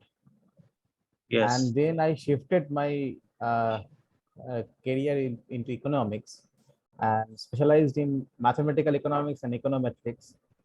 And initially I faced a lot of challenges, and senior faculty members, they actually they're very rigid, and this is the this is one of the main problems in India actually.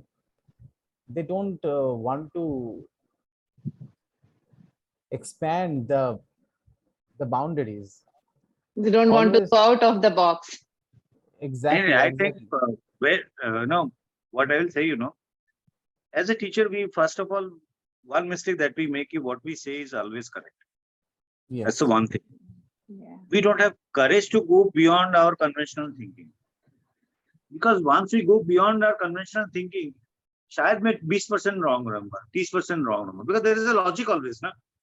But that becomes, becomes a solid base after 2 classes or the 2 round of taking, similar papers, and you have started, learning something. ये वाला part में जो अभी गलत करके learning करता है ना, थोड़ा सा गलत जानबूझ के नहीं करता ना, he has, remember, that's my reaction to the theory. It's never that got it. It's not yes I was whatever it is. ये वाला जो एक्सपेरिमेंट है ना, बहुत सारे टीचर करते नहीं है. That's why आपके मैथ्स में भी, when I talk to teachers here, they're not able to think beyond a point. बस इक्वेशन हो गया, बस उसकी जो एप्लीकेशन करो, थोड़ा सा ये सोचो, probability has lot of, but उनको वो गाइड हम कर सकते हैं, लेकिन उनकी जो मैथ्स की टीचर है ना, वो उसको वो आइडिया देने के लिए शायद डरता है.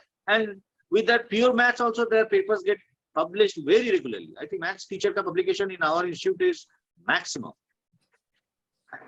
Remember, I'm not saying about it, but when I talk about application, वहाँ पे वो लोग, because जब मैथ्स पढ़ रहे हैं तो उसके साथ थोड़ा सा सब्जेक्ट की एप्लीकेबिलिटी थोड़ा सा देख लो. Let's say in a multidisciplinary subject, when I have to teach some BTech students, I have to go through some of the BTech papers also. एक दो मैं देखता हूँ, so इसका कैसे कंटेम्परेरी, उसको कैसे लगाऊं इसके साथ, भले ही मैं बिल्कुल नहीं जानता हूँ. That's the thing. Yes. But that's my preparedness, so that these students will at least first बोलेंगे कि भाई इनको हम अपना मानते हैं. That takes around 4-5 classes. ये यहाँ पे multidisciplinary में इंडिया में get myself acceptable to the students. Yes, that's true. The multidisciplinary approach, yes, multidisciplinary approach should be taken, and it is now in the new education policy we see also that. देखो, बिना multidisciplinary approach के ना, you get bored with the subject also. So that's a very big relieving point. लेकिन बात ये कि when you go for this multidisciplinary approach ना, तुम्हें टाइम ही नहीं मिल देते, इसको पढ़ा उसके साथ इसको उधर पढ़ा. तो multidisciplinary approach में teacher needs some breathing space यार, वो ताकि स्टूडेंट्स को थोड़ा, but need some extra, yes, वो वाला shortage, they have not understood. Highly Everything shortage. quantified. Okay. Nice talking to you, sir. Same to you. Okay, thank you. Yeah. And bless thank you. you, Dr. Panda. It was a very nice and very wonderful presentation, and you raised some really very significant questions. And not only in India, in United States also, we have this transition in higher education where some of the professors, especially older, they have issues with going like online. Your workload is double, but there is no change in pay raise or anything. So that's a really very significant question that you have raised. So I really enjoyed your presentation. It was wonderful. And madam, one last line, when you are in online, efforts are not to, efforts are for, because beach you have to shout out whether you are there in the screen or not. Exactly. And offline, at least you get energy from the students. You get energy from the students. You read their eyes, you read their attitude. यहाँ पे तुमको बस 100 question तो पूछना पड़ेगा कि whether they are there, नहीं, उनकी छवि दिखता है. Yeah. And also I want to know, do you have like cap as a professor, how many classes you should be teaching? Don't you have any cap? Like you mentioned, you have lots of work. Present organization, perhaps, there is a cap in terms of teaching. So they will raise the number of tutorials. And each section में tutorials को एक section को 3-4 division कर दिया. So number of tutorials have become 4. Okay. Yeah, they divide with section wise. And don't have number. नहीं नहीं आप देखिए एक ट्यूटोरियल में you can handle the classroom size में you can handle 30 students. Yeah. But they make it 15 करके you know something ठीक है it's fine but distribution of the workload is very poor. Sometimes it falls on a particular day 4 classes. Someday 1 class is one particular day 4 classes because we accommodate manage with the visiting faculty. उनका भी time schedule हमको देखना पड़ेगा. Right. Okay. Right. And in India, unfortunately, visiting faculties are not paid that heavily. So, and there are few good established visiting faculty, जिनका नाम से भी आपका organization चल भी सकता है. लेकिन उनका भी तो वक्त होता है ना. So, if you have to allow तो ये वाला रहता है. This is something that is very wherever outside and inside, इसका mix अगर सही नहीं होगा, the class routine बनाना मुश्किल हो जाता है. Right. Yeah. And some teachers also want, suppose you take 2 sections, or कोई teacher 1 section ले रहा है, and suppose he is not available for few classes, so he will not allow your classes to fall. तो उनको लगता है कि भाई दोनों classes बराबरी में चलना चाहिए. So you suffer. So I think we need to have a bigger brain, and a bigger वो जो brain नहीं है, थोड़ा दिल बड़ा होना चाहिए. डिग्री के साथ दिल भी बड़ा होना चाहिए. वो I don't know, maybe cling on to that, so-called superiority over, something that we do for, normal living, our normal living and earning. ये भाई रोजी रोटी है, इसको लेके कोई बड़ी चीज तो है नहीं. For me, at least what I believe. I'm not a thinker, but something, that's everyday work. Doctor का काम है patient देखना, तुम्हारा काम है ये करना. And you want to be good enough, and just remembered by your own small world. Agree. Yeah, I know. Happiness. That's true. Thank you, Krishna, Thank for you. this opportunity. Hopefully, I have not disappointed you so much as you have No, wished. no, it was interesting to hear about your views and what's happening there. Then we can also correlate. Here we also, as a faculty, we have issues, but I like the system. We have some committees where we have administrators and we have faculty together, and we discuss our issues, and we basically ask how we can resolve these issues, so we don't need to suffer. Sometimes it is taken consideration, sometimes not, but there is some effort going on. So maybe something similarly happened there as well. No, I think wherever I'm presently working, they are so much tuned to that NAC and NIRF, whatever ranking system is there now. They want to maintain record accordingly. Fine. So whatever regulator wants, that is to be there. So regulator may come after 3 years also, but you need to have similar record for all subjects.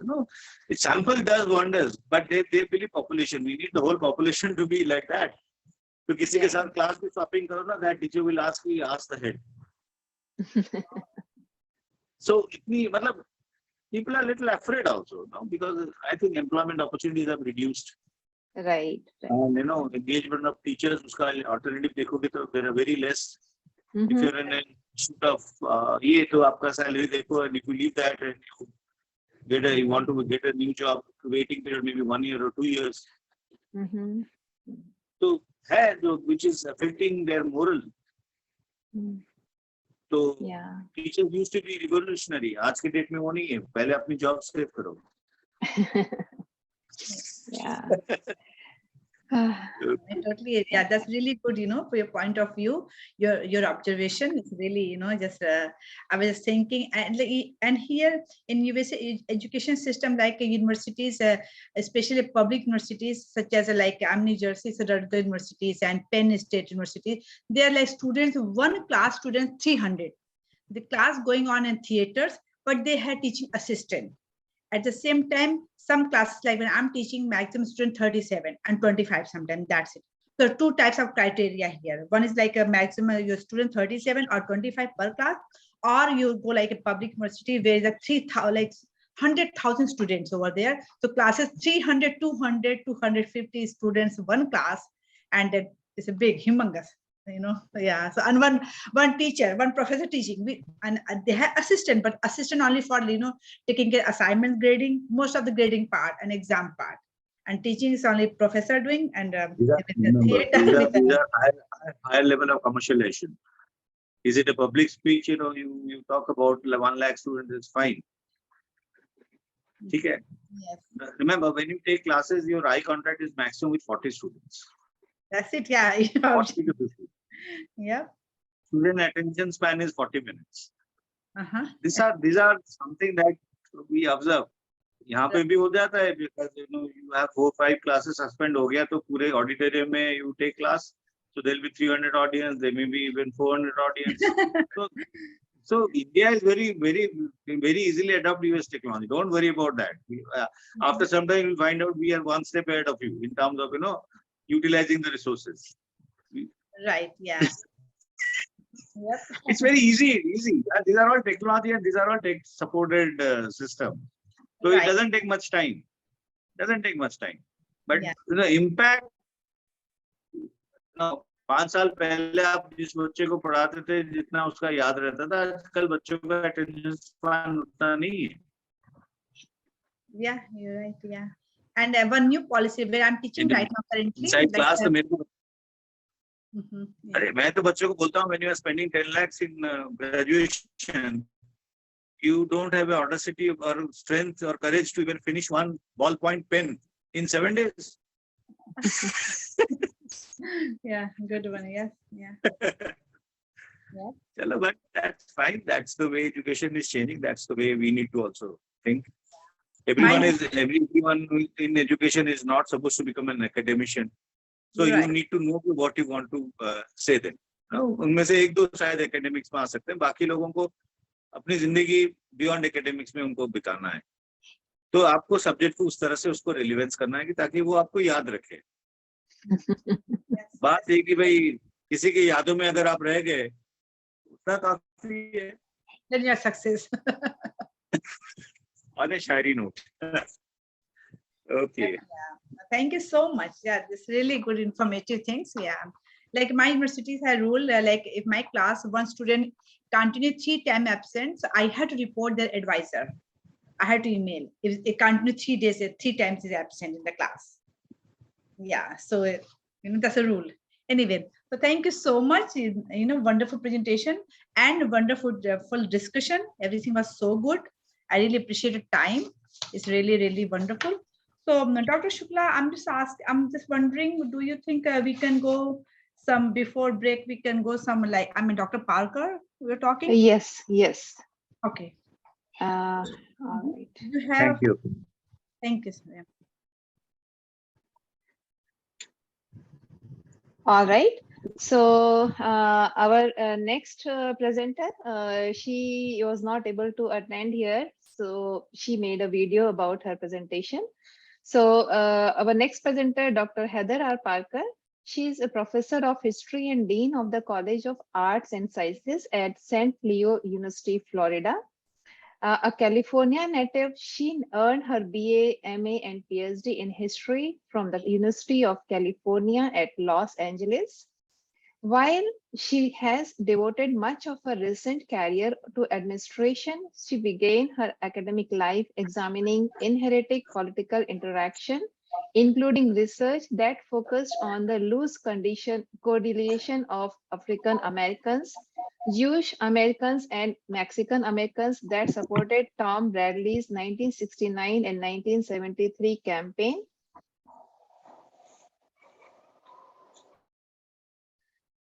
Sorry about that.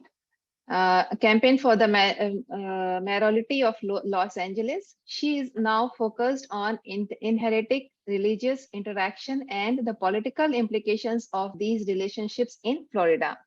She has also been researching the ways in which college administrations can provide more effective mentoring for both traditional and non-traditional minority students. In addition to conducting research, she teaches African American history, women's history, the history of the American West, and US immigration history, and also legal history. So I I have this video that I am going to share. Just give me a second, please.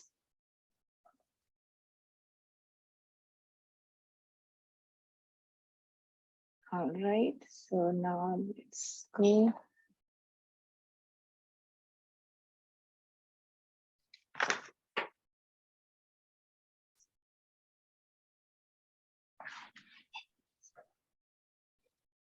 So is it visible? Mhm. All right.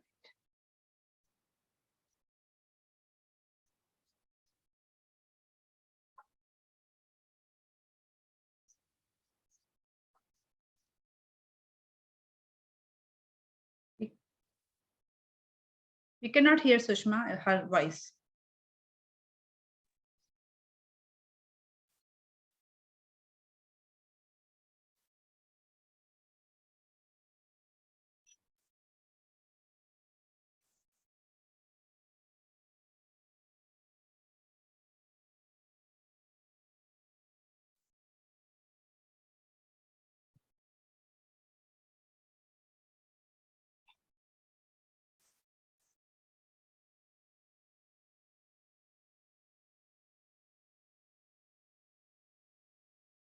Maybe can you increase the volume? We're not able to hear her.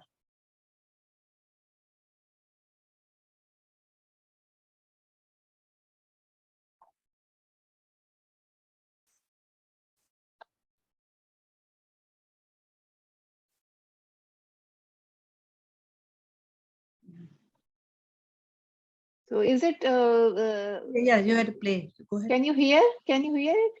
No, go play. Press the play button, please. Okay. Yeah. No, next one. Miss forward, maybe. We cannot hear her.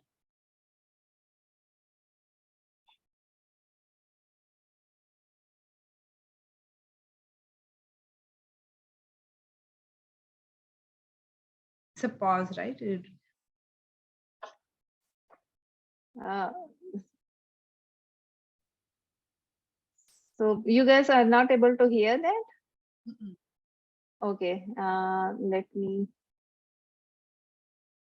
It looks like she was talking, but we're not able to hear. Oh, really? Huh? Okay, just give me a second. Sure. Take your time. Don't worry. You're good.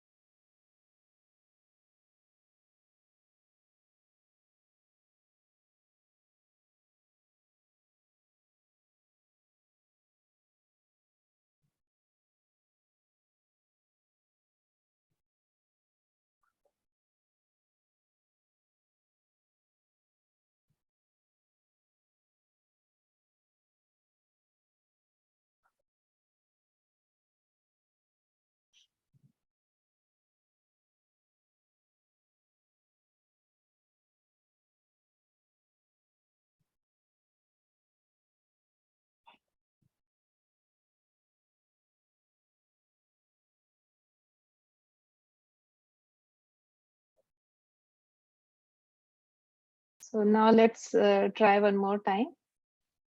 I hope it works this time.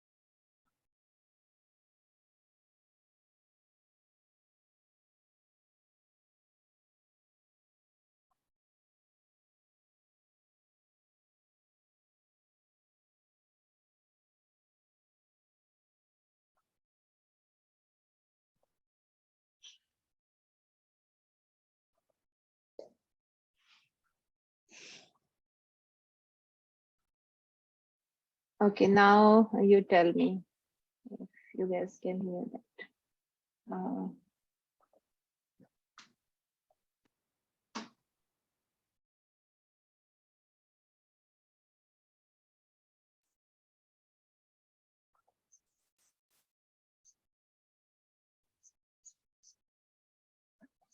Can you hear her video now?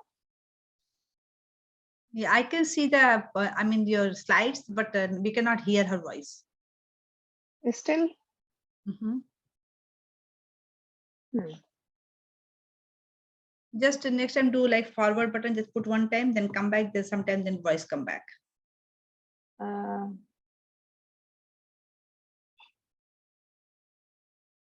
Video.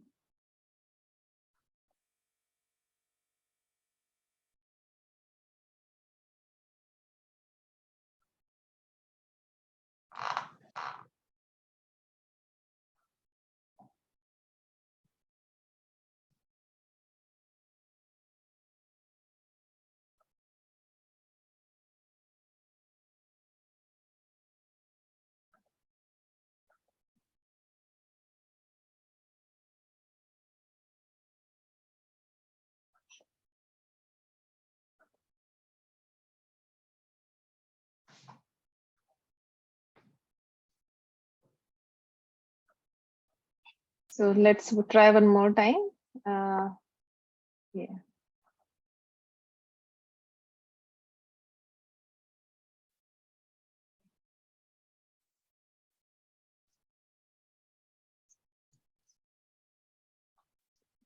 We cannot hear Sushma. Can you hear Sushma? Yeah, I can hear. But we cannot hear her voice. So I think something going on, some technical problem, because I did share voice. So Let me ask someone else, Dr. Das, are you able to hear that video, please? Dr. Das, you're here?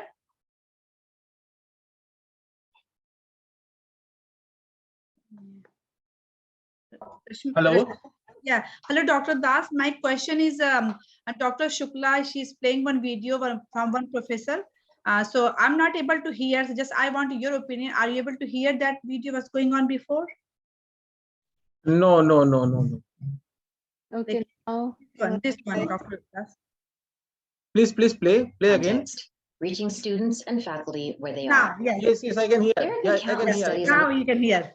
okay, Yes, okay, yes. okay, start now. Yes. Hello, my name is Heather Parker. I am the Dean of the College of Arts and Sciences at St. Leo University in Florida. I am also a professor of history.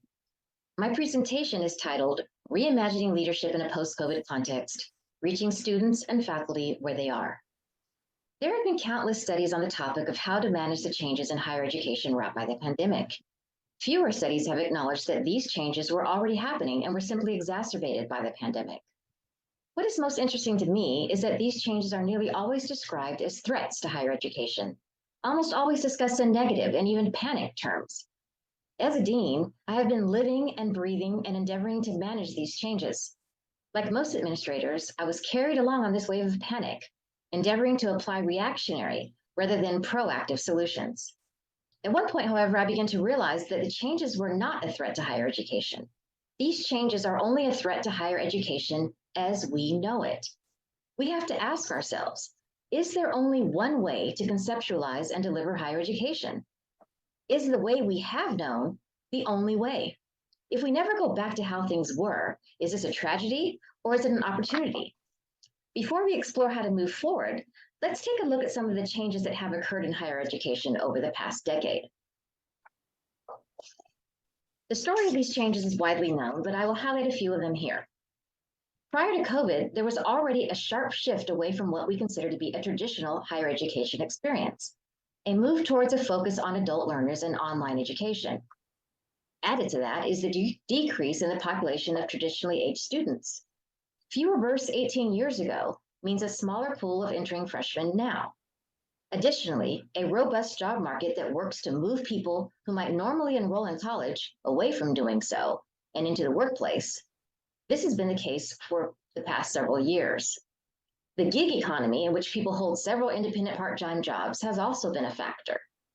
Social media has also played a role in a cultural shift among young people. Like many of you, I have young adult children, and I see this every day. It's the idea that everyone can be a star and that everyone has something to say that needs to be heard. That you can get paid on social media just for being yourself. So why do I need to go to college? Consider a clip from a satirical film, Death to 2020.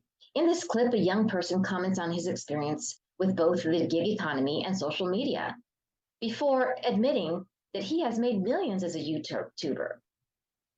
He's trying to show that the year of 2020 is a year of opportunity, despite all of the upheavals due to the pandemic and to electoral issues and every kind of stressor that society has been encountering. Add to this what Bill Connolly and Robert Massa have called the Great Interruption in their 2022 Inside Higher Education article of the same name. This interruption in education caused by COVID-19 has negatively impacted college readiness for students.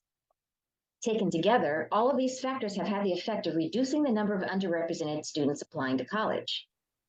Metropolitan State University of Denver serves these populations and has seen a significant decline in these students.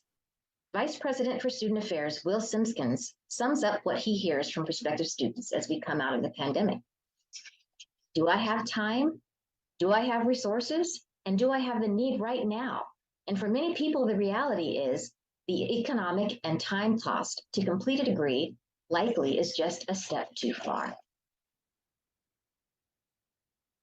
With fewer low SES students, students of color, and students who are less academically prepared applying to college, the same is not true for the highest performing students, and elite institutions are reaping the benefits.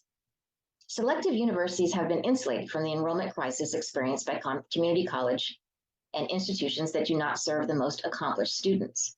In fact, if there is any decrease in the number of the most highly qualified students applying to these institutions, they simply need to broaden their entrance criteria enough to admit students with slightly lower test scores that they might not ordinarily consider. And these are still elite, high-performing students. What happens when non-highly selective universities have a decreasing number of qualified students? They find it necessary to accept students they would not ordinarily consider. With these lower performing students come many issues, including more issues with retention. All of this makes it more difficult to generate the revenue necessary to remain in operation. While community colleges are less concerned with the level of student preparedness upon entrance, they are faced with budget issues due to a drop in student enrollments. Neither the non-selective college and universities or the community colleges have the economic coping strategies necessary to ride out the challenges associated with declining enrollments. Retaining students is not the only issue. Retaining faculty has also been difficult during what is being referred to as the Great Resignation. As opportunities in the private sector opened up during a booming economy, and as people became used to working from home, more and more faculty have opted out of traditional academia in favor of higher paying and often less stressful occupations. In my area alone, we lost 2 psychologists, a mathematician, a sociologist, a historian, a biologist, and a professional writer to professions outside of traditional higher education. The Great Resignation is real. So what can we do to turn the tide? Be adaptive. It's a fact that many administrators are resistant to change, and so are faculty. Why are so many administrators unwilling to be more flexible? We can't begin to make the adjustments necessary until we can provide some real answers to this question. Until we can demonstrate that the benefits of leading change outweigh the benefits of remaining stagnant, it will be difficult to make the case for maintaining and even increasing the level of flexibility necessitated by COVID-19 pandemic protocols. Flexibility allows us to take into account the individual physical and emotional and mental needs of our students, faculty, and staff.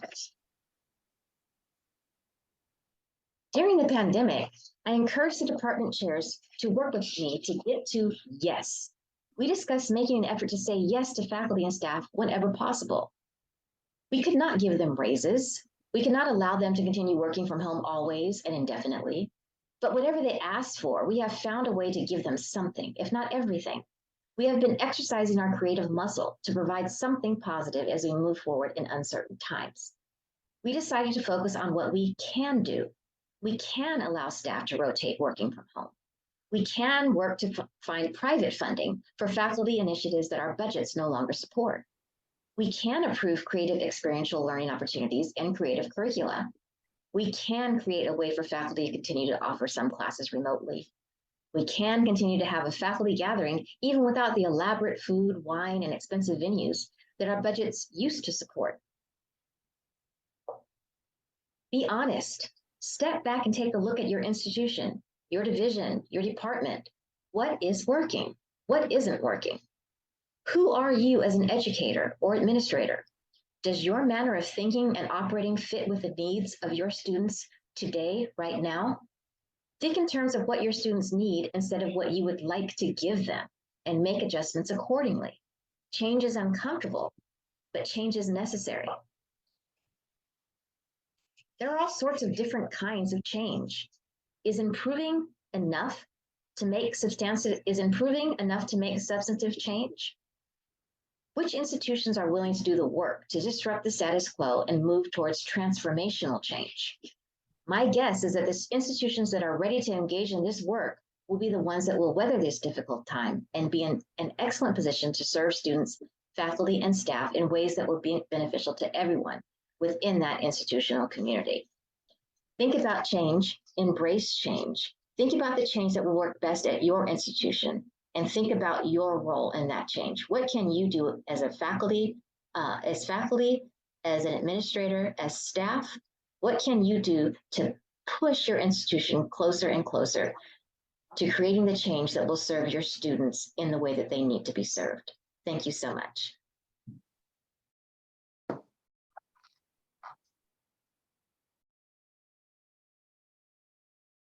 Wonderful presentation, Sushma. It's very nice. Yeah, it was very nice. Thanks to Informative. Dr. Parker, even though she's not here, but I like his message. Be adaptive, don't lose it, leverage it.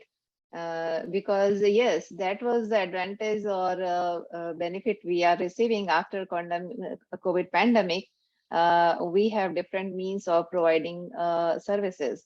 Before that, we didn't have this option to Zoom classes from home if it's necessary, you're sick or something. But now we have that option. So I really admire her presentation on adopt it, whatever change going on, don't lose it. Yeah, very Yeah. informative presentation. Really, Mhm. Dr. Parker, awesome, wonderful. Yes, thank you Yeah. so much. When you're not here, but you provide your video, that's really, really appreciable. Thank Yeah. Any So- other comments on Dr. Parker's presentation? Although she not reply, but a recording, she will listen. Maybe she reply Yeah. Mhm. via email. If any question, please you can go ahead and ask.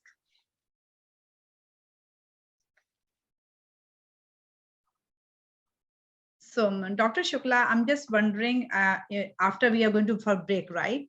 Do you think? Yes. Okay, so how about before break, because it's a time difference from India and USA.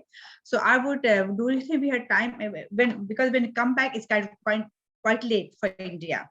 So I would request, please, if you have a little bit time, I can invite my professor Ghosh. just Sure, little bit, sure, please, definitely. yeah. Yeah, sure. Because Please go after ahead. break is kind of, it's a bedtime over there. It's already, Yeah. So Yeah, sure. yeah, thank you, Dr. Shikha. So Dr. Prashant Ghosh, are you here? Ghosh, sir? I don't know he's here or not. Because his name was coming under the Professor Sudhakar Panda. So that's I'm confused, I know real Professor Sudhakar Panda opened his video, so I know he's there. But for most doctors, Professor Sudhakar Panda is here. So I'm assuming it's a Professor Prashant Ghosh. Ghosh, sir, are you here? Can you hear me? Even is unmuted still, I don't know. Okay, Dr. Sushma, I need only 1 minute to call him, please. Just, then we proceed break, otherwise. Just a minute, please. I'm sorry.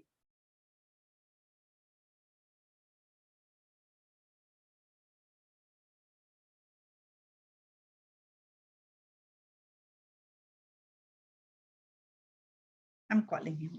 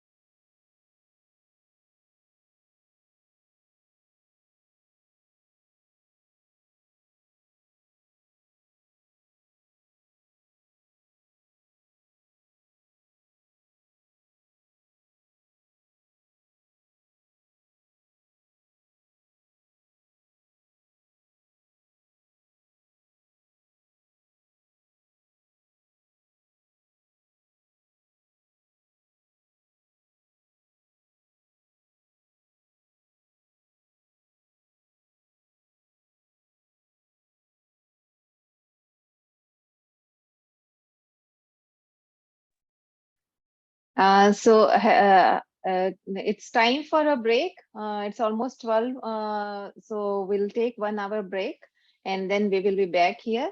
US time, it will be 1 p.m. And India time, it will be 10:30. So if you are still awake and you want to participate, please come back after an hour. All right. Thank you, Dr. Sushma. This is a break. Okay. So after 1 hour, we'll meet. Yeah. So Dr. Panda, we are taking 1 hour lunch break here. You can come after 1 hour and join us. Please join us.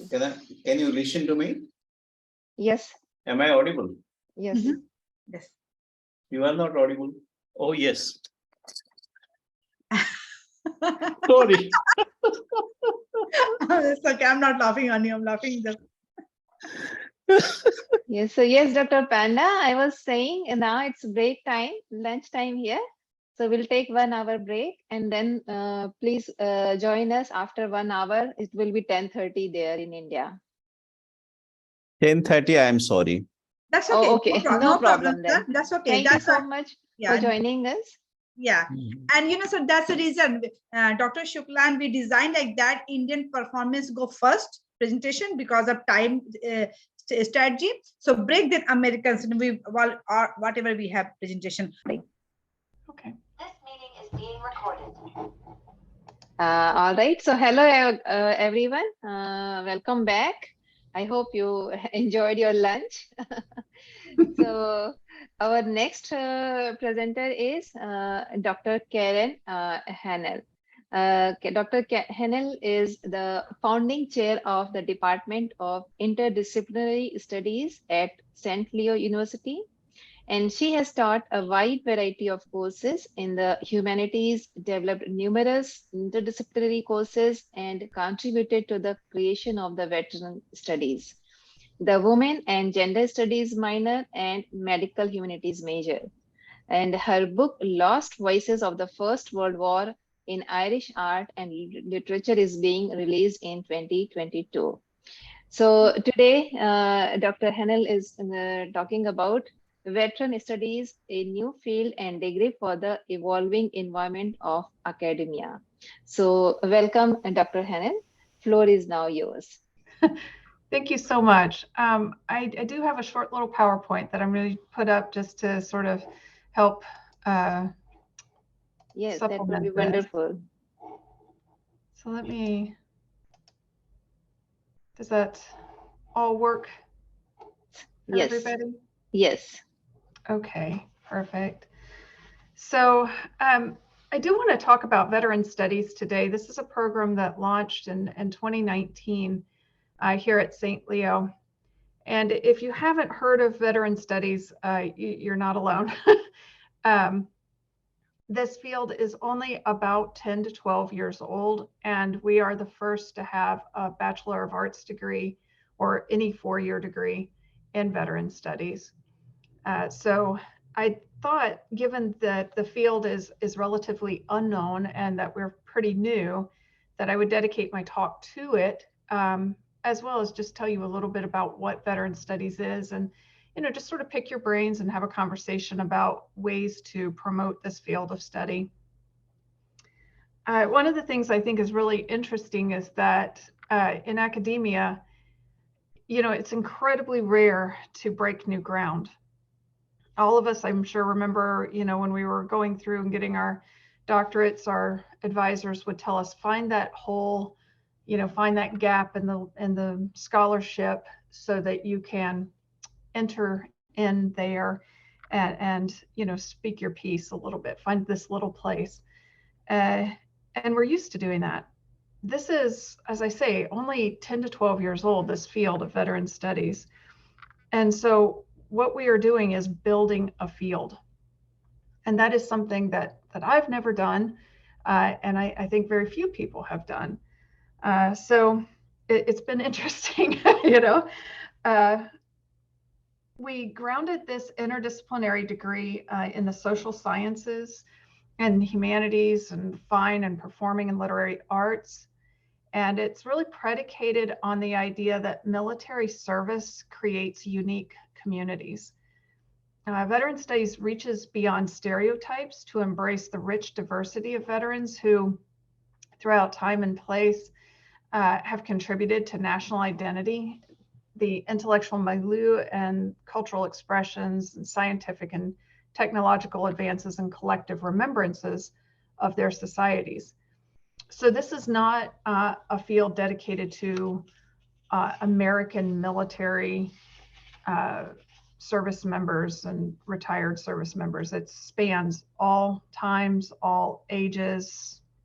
It can be ancient Greece, anybody that participated in a formal military service and then transitions to civilian life. That's who we're looking at here. So if you're probably familiar, just about every university in the country and in the world, I think, will say that they are quote unquote veteran friendly. If you Google that phrase, you're going to get some 863,000 responses. So virtually everybody identifies themselves as veteran friendly. And for that very reason, the term has become ubiquitous, and in becoming ubiquitous is essentially drained of any real meaning. So our goal, one of our goals with this program, is to break away from the term veteran friendly and show what it means to be veteran embracing. That's the term that we here are using now to set ourselves apart, what we're doing here, right? A veteran embracing organization is going to reject this, what we might call a deficit perspective, which flattens the veteran identity into one blanket image, usually of a wounded warrior who has no academic or professional skills, and usually to boot has serious mental health issues. This is something that may be particularly American. It is certainly faddish and certainly incorrect, right? So we often say that a veteran embracing an organization is going to recognize that there's a vast diversity of veterans and veteran experiences, and realizes that veterans have many valuable skills to bring to the table. So with this perspective, we're trying to ditch this sort of one-way street of an organization sort of helping or saving the veteran, and instead really trying to enter into a collaborative relationship with the veteran community and with our students, who, by the way, do not need to be veterans. They don't need to be headed into service. They don't need to have been service members. They can be anyone. But it's just this notion that veteran embracing is going to get rid of that deficit perspective and really think about this as more of a collaborative experience. So just to give you some idea, because this is the only one that exists in the country, like what does it look like? We kept it at 39 credit hours specifically so students could craft a degree with electives that really suited their goals. The 5 core courses, we have Introduction to Veteran Studies. It just lays that foundation. 310, which is Legendary Warriors of the Ancient Medieval Worlds. 340, which allows us to explore selected topics. 410, which is Native American Warriors and Veterans Serving 2 Sovereigns. And then finally, the Senior Sim with 499. So really what we want to see with this is this interdisciplinary program is how the veteran identity emerges from military structure, camaraderie, combat, unique health concerns, and experiences after service, and how veterans are inextricably woven into the fabric of society. So in doing that, we believe that we will begin to understand better how veterans throughout time and place have contributed to the national identity of their countries as well. There's also a minor that students can get in this. Now there are several minors throughout the country, but they also can get a minor here at St. Leo. We're eager to develop some more courses for this, but we are, we just launched a little bit ago, so we're trying to get this off the ground before adding a lot more courses. But things like Health of the Warrior, Veterans of the World Wars, African American soldiers and veterans, God in the battlefield, philosophy of trauma, veteran law, these are all things that we're thinking about.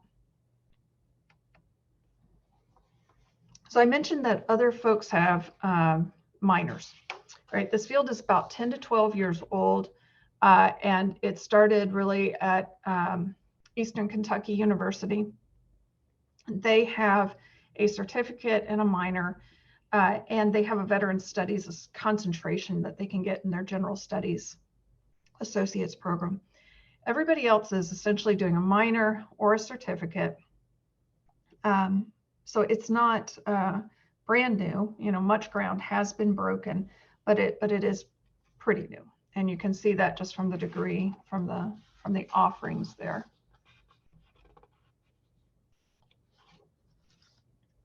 So in thinking about like goals for this program, we really have three. We want to articulate how veterans have influenced their communities and been influenced by them.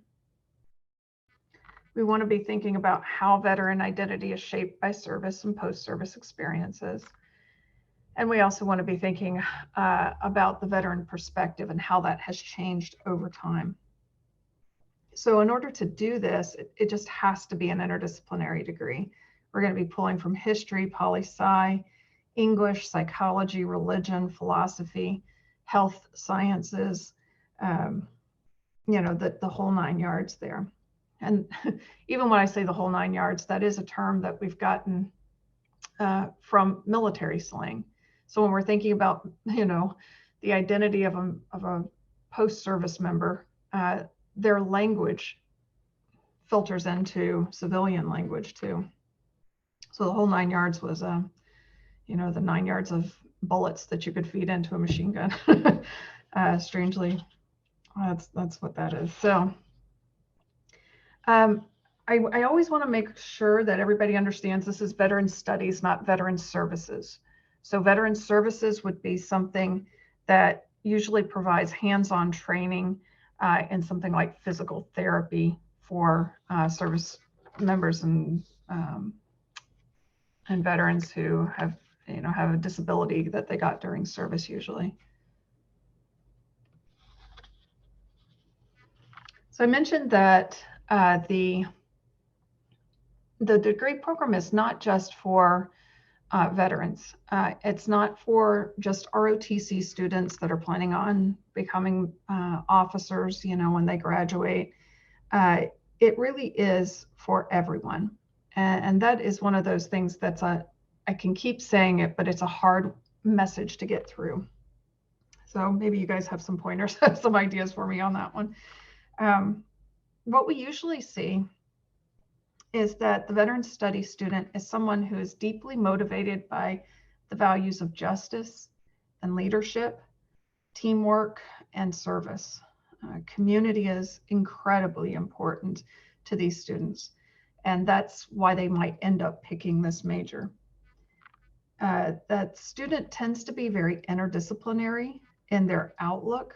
They want to know how all the moving parts of a situation come together to create patterns and consequences. We have students that are in ROTC. They're planning on entering as officers.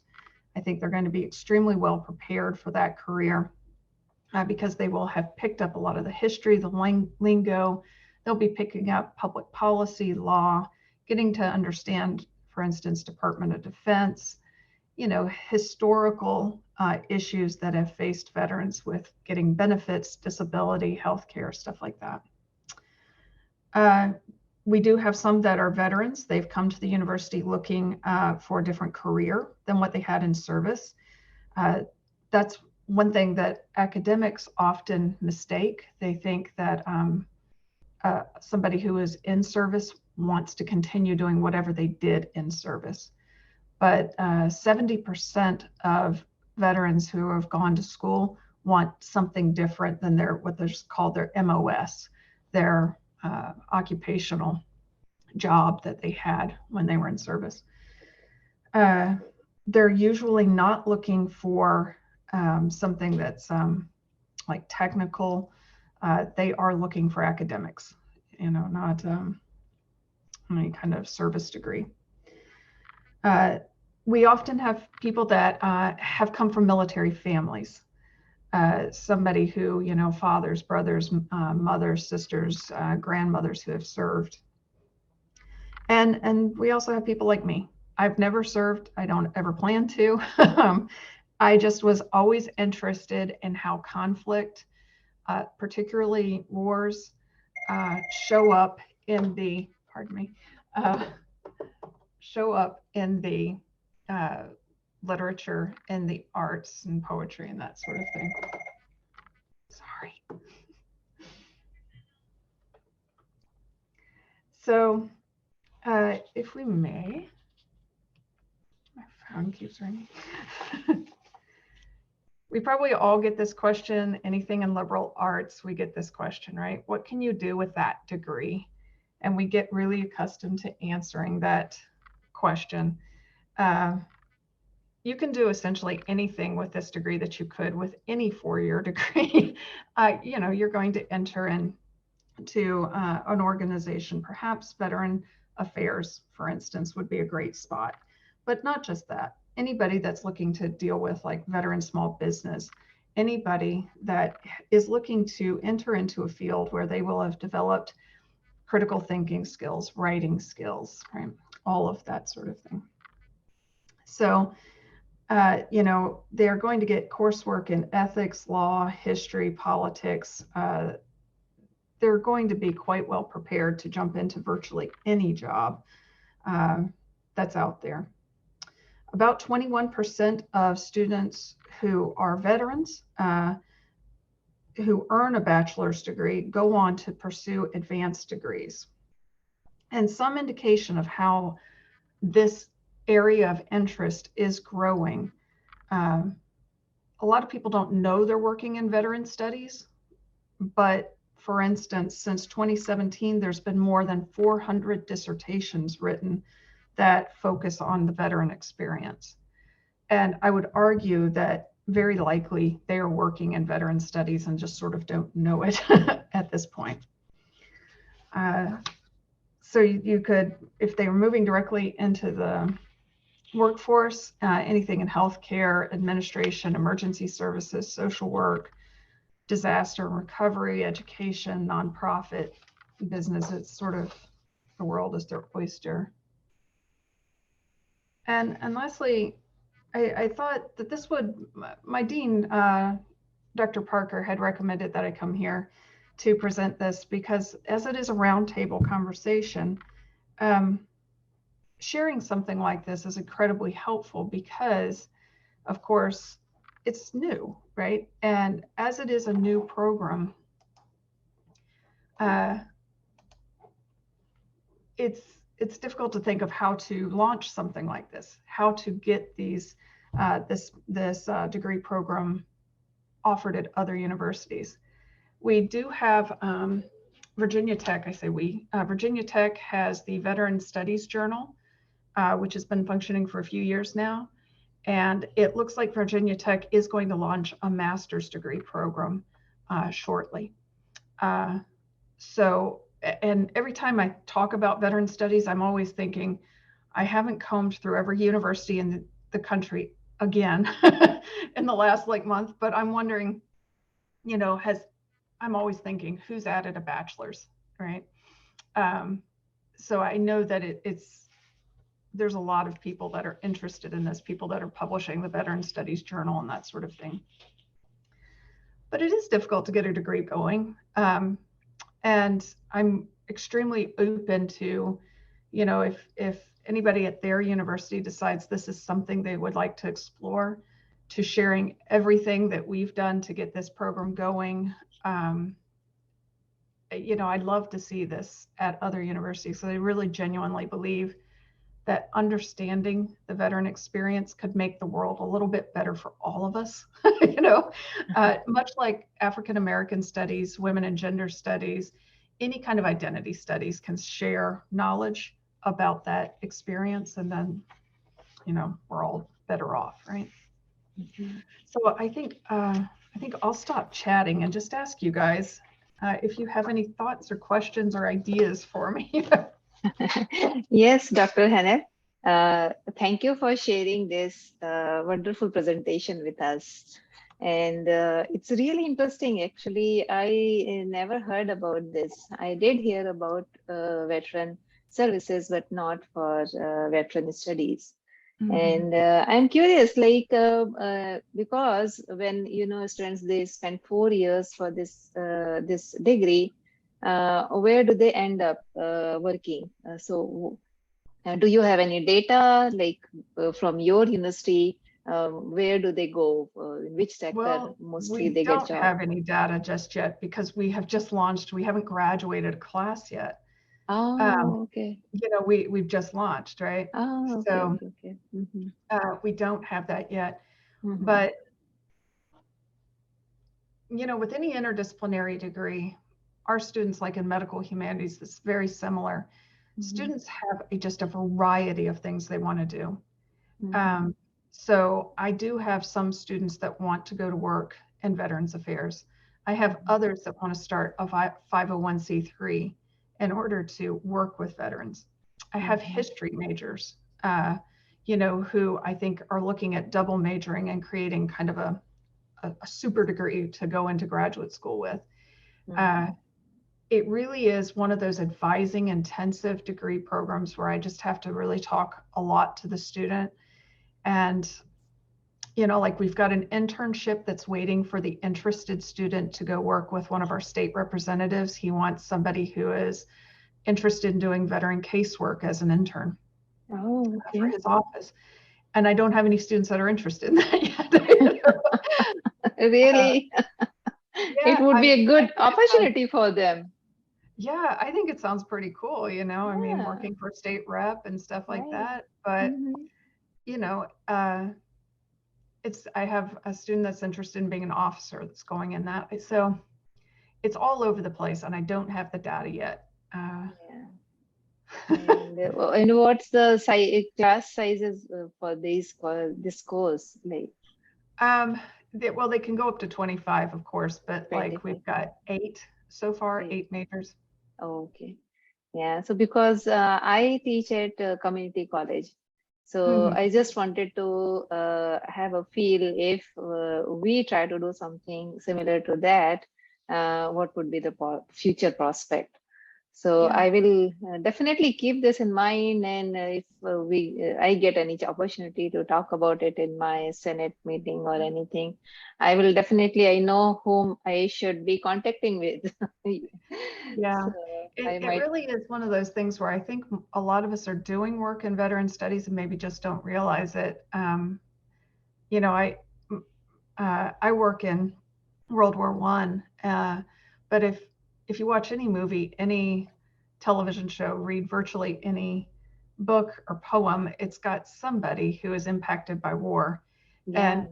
And with veteran studies, we do sort of say you have to have been a part of a formal military organization, but that formality might be quite different. So in this class, we look at Native American warriors as well. Traditionally, in American history, that they have looked upon them as having a formal military, right? Especially if you're, the losers of the war kind of thing, right? If you lose the war, then there's even more lack of recognition about the service, right? So it really is something that I think a lot of us are working in, but haven't really applied this lens to it. Yeah, and I like the how you have incorporated ancient veterans as well. That is also very interesting. Yeah. Yeah, I mean, that was one of the first places I became interested in this. I like classics. I teach the Odyssey, and I was talking to a colleague, and I said that last book of the Odyssey, he strings up the maids like doves in the courtyard, and he's forced to go wandering for another 10 years with a oar on his shoulder until somebody says, what's that winnowing fan you have on your shoulder? And and I was speaking to a colleague and they're like, well, we don't even think that one was written by Homer, so that doesn't really count. And this ends on a happy note. I'm like, it doesn't end on a happy note. It ends on a note of a veteran who has failed to transition. He came Yeah. home and had outsized rage that he took out on people that he could have reined that in, and he didn't. And so he was kicked out of his society for another 10 years. You know, I mean, that's interesting. Like that failure to have a good transition is right there with the Odyssey. And yet we usually think of that as the happy story and the Iliad as the sad one. Yeah. So, do you have names like whom you have included in ancient veterans? Anybody from like that Middle Eastern area or east part of the world, or you just focused on this same area here? You know what, for the ancient and medieval right now, I have a faculty member developing that. Okay. They're looking at Tacitus, Julius Caesar. They're looking at the Aeneid, the Odyssey. They're also looking at Song of Roland, as I recall, Gilgamesh.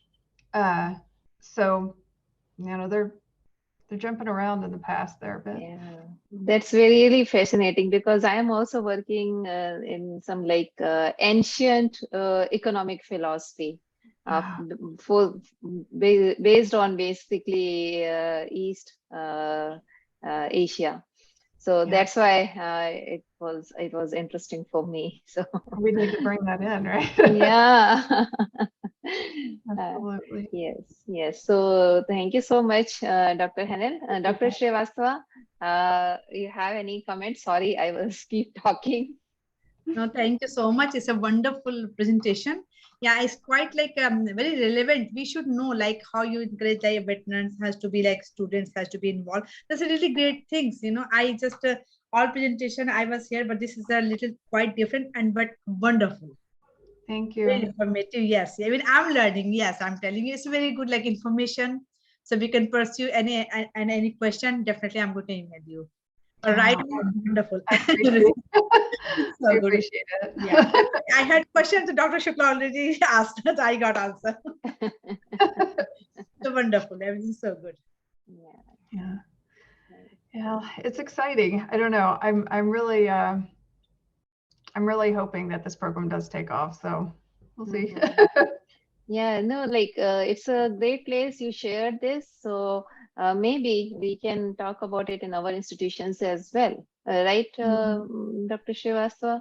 Yes, definitely. Because we always look for something new for our students. Like I am developing a course in my college it's about Indian economic. Yeah. So there is no course on that. So they asked me, so I said, okay, all right, I will develop that. So I'm working on that. So that gets to part of the issue that we're facing here at St. Leo, for instance. Of our full-time faculty, we only have one person in College of Arts and Sciences who is a veteran. Oh.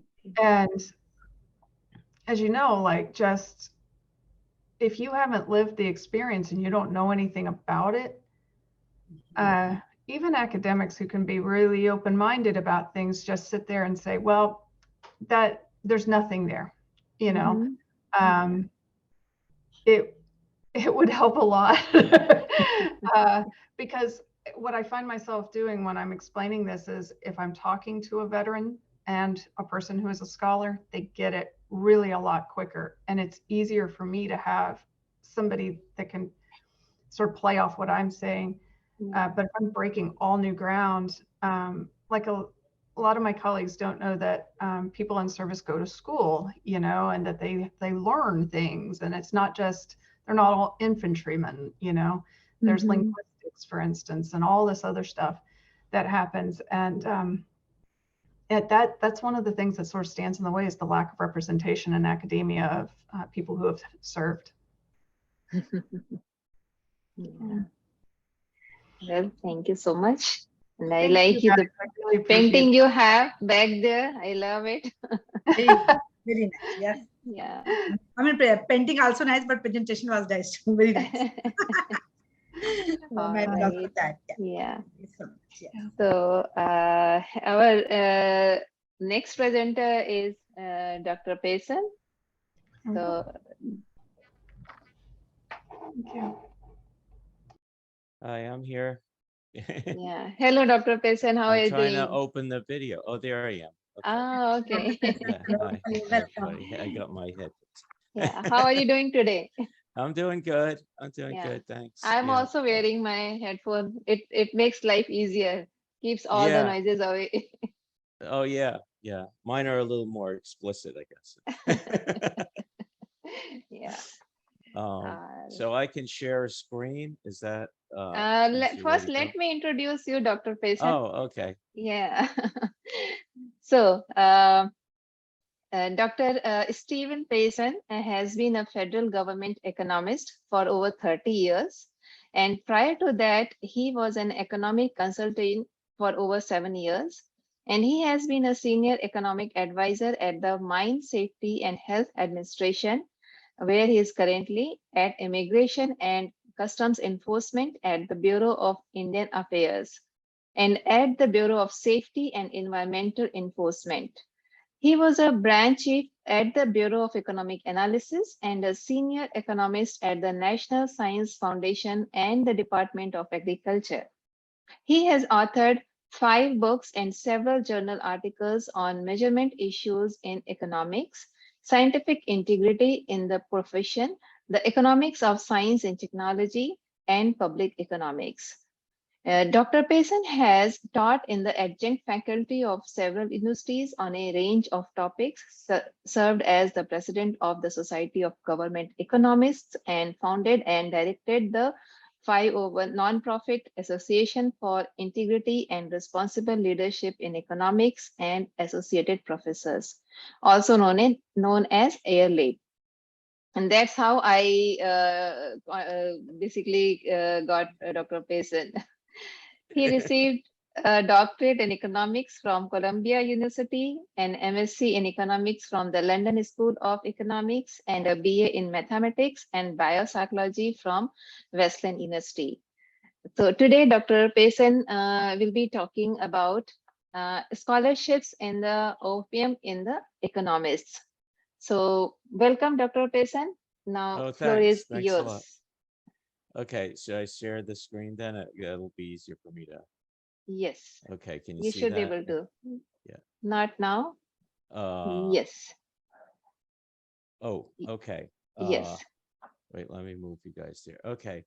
So, wait, hang on. Let me, Take your time, I Dr. can't, Payson. thanks. I'm trying to blow up what, when you share the screen, then all of a sudden you lose everybody.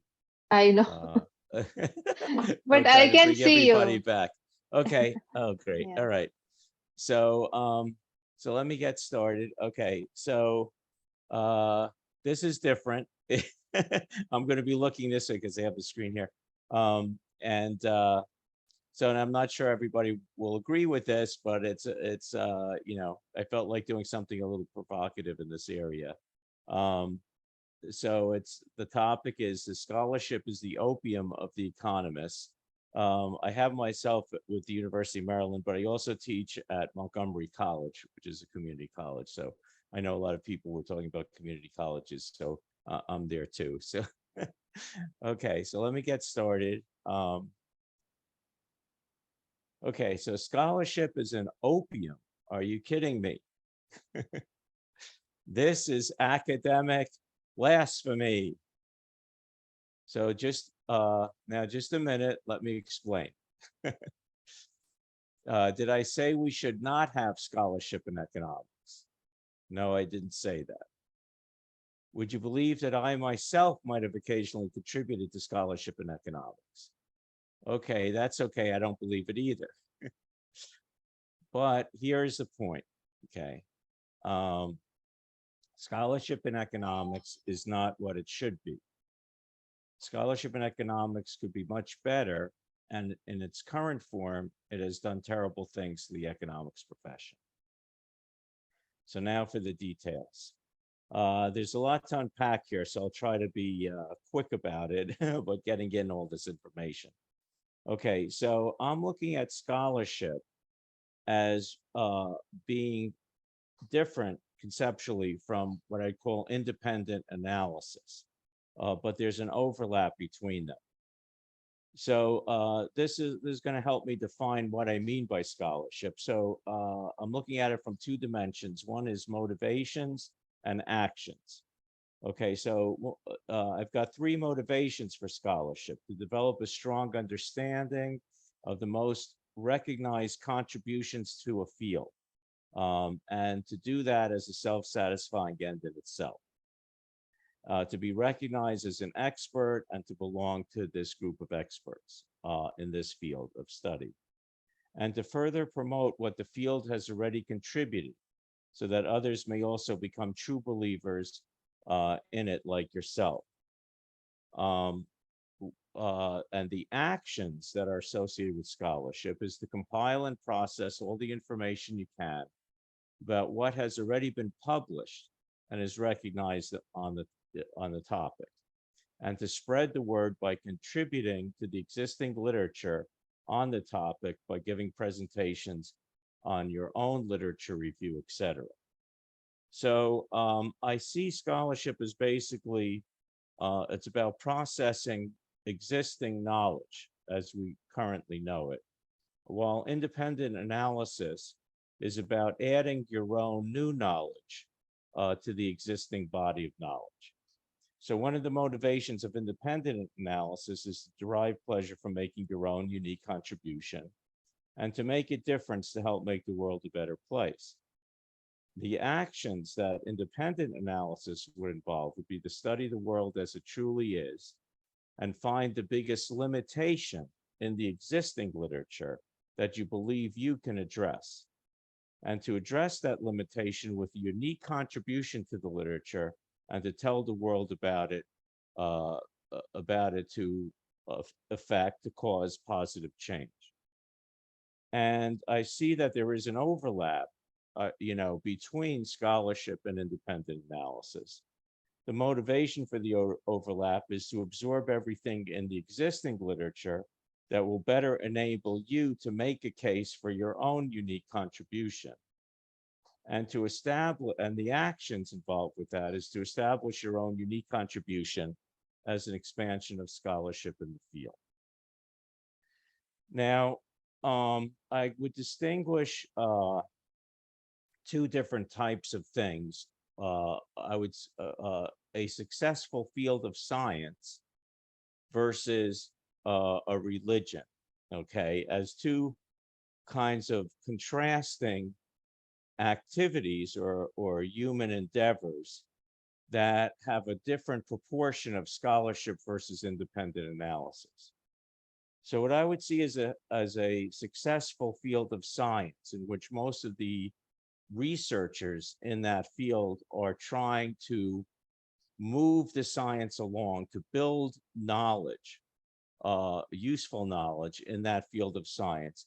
It's dominated much more by independent analysis than scholarship. The scholarship is still there, but the motivations and actions to improve the body of knowledge that exists are much stronger, okay, in what I would call a successful field of science, one that discovers new things continually and helps humanity put those new things into practice.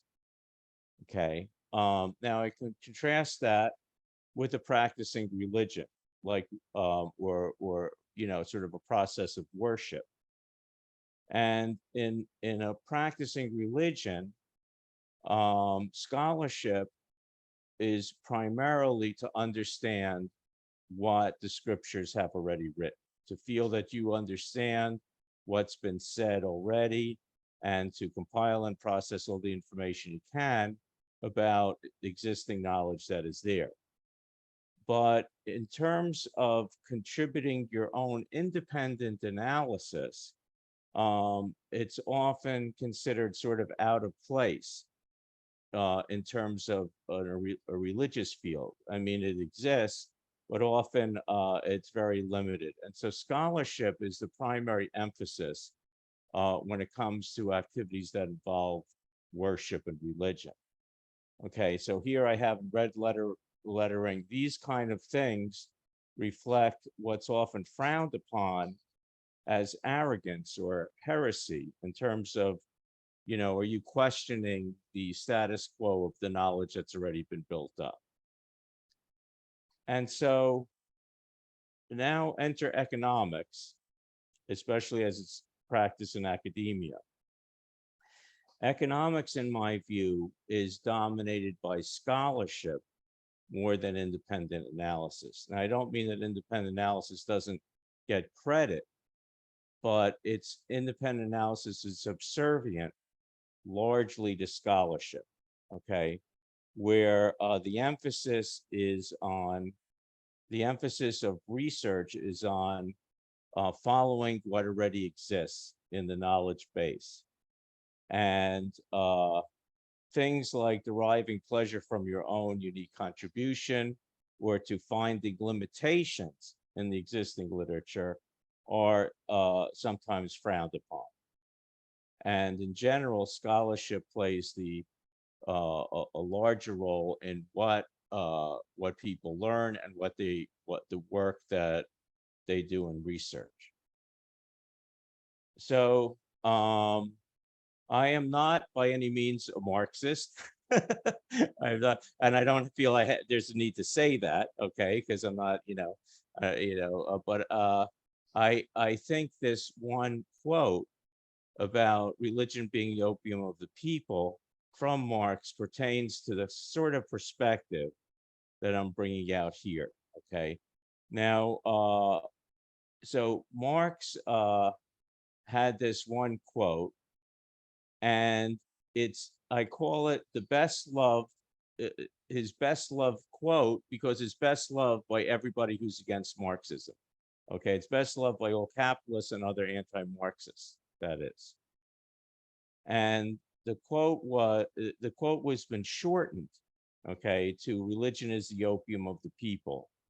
And it came from his critique of Hegel's philosophy of the right in 1848. But the actual quote, translated from German, is religion is the sigh of the oppressed creature, the heart of a heartless world, and the soul of soulless conditions. It is the opium of the people. Now, I'm not here presenting that opinion. What I'm doing is I'm relating this to economics. And this statement itself, as I was saying, is Marx's greatest gift to his opponents who would disagree with him completely, because that enabled everybody to say, look, everyone, the Marxists are godless, and so, they don't know what they're talking about.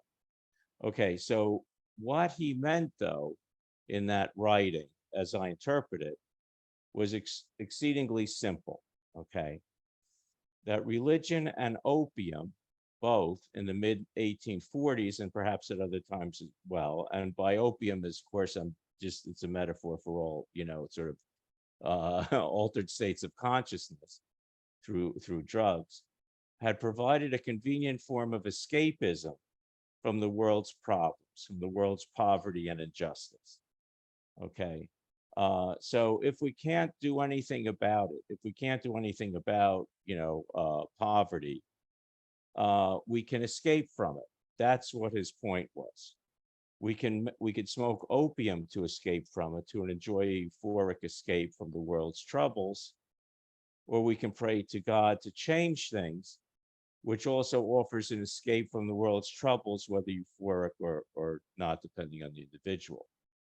The point, however, is that each was a form of escapism that, in most people's view, would have no effect on improving the world's conditions.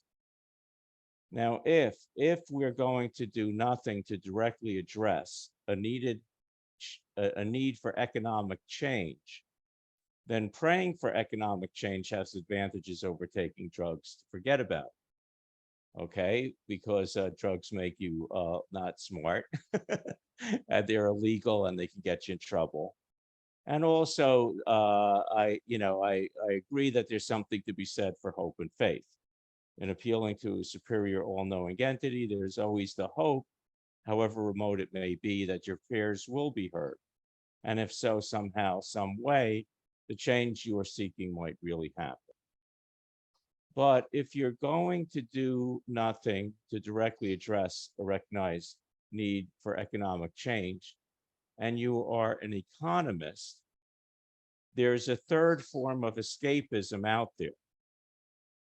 And that's what I meant by my title. There's a third form of escapism that's not religion and that's not drugs. And it is economists, what I would call economists' drug of choice, or their own form of prayer. And that is contributing to scholarly economic literature. And I'll explain what I mean. So here's a comparison with different things. There's a lot here. I don't, maybe I shouldn't go through, you could kind of glance at what I have, but I'm talking about comparison with drug consumption and praying. I'm just going to focus on economists publishing scholarly literature.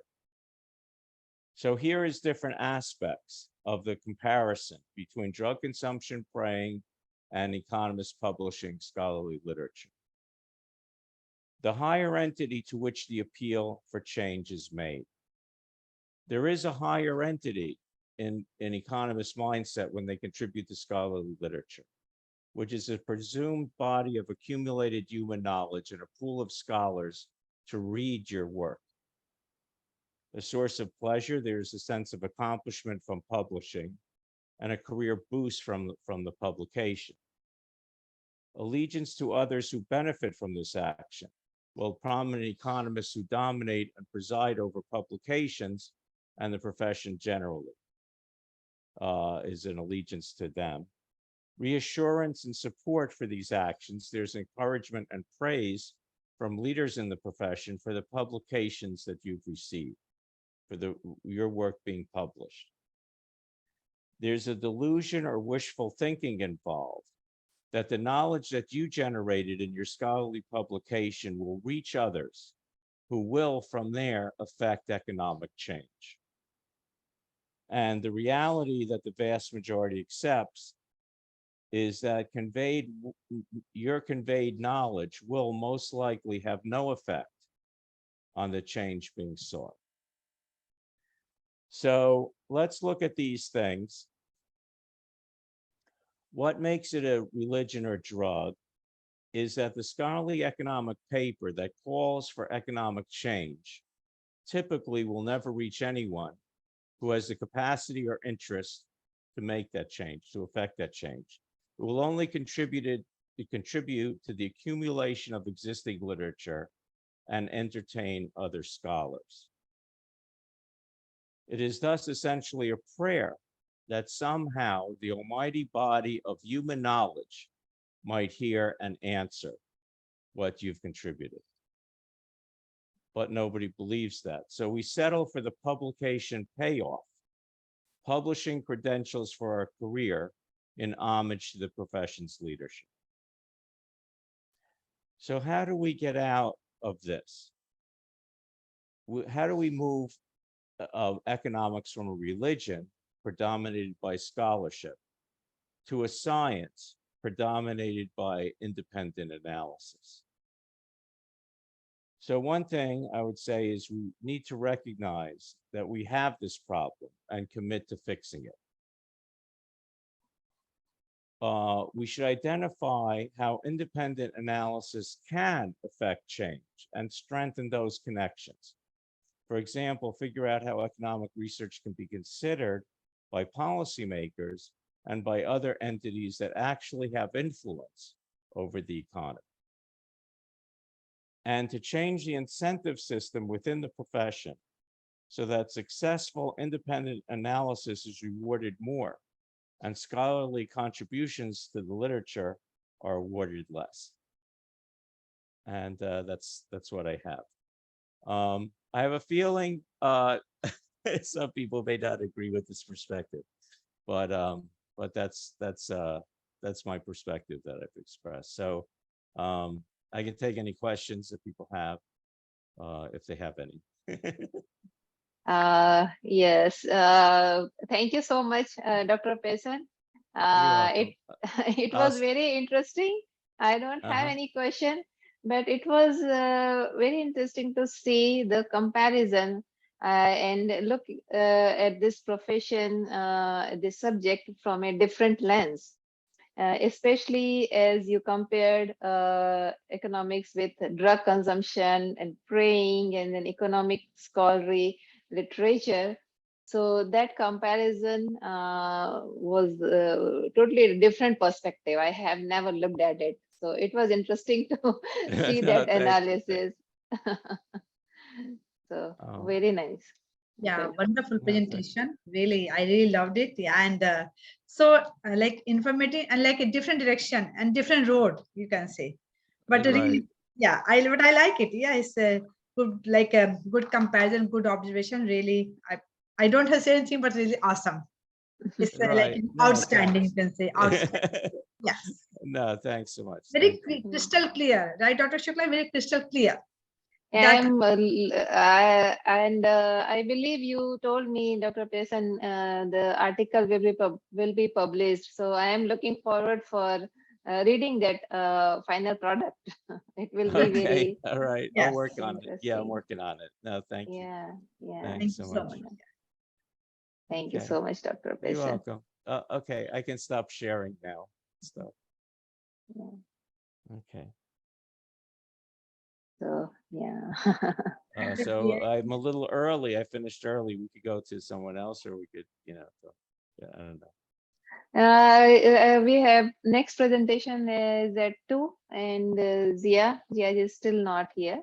So we have 10 minutes to pass. Well, I was going to say, I hope nobody's offended by my discussion of religion in that way. But, I think, that's the feeling that I get, that in other words, I've seen too many situations where somebody, we're say, okay, there's this problem.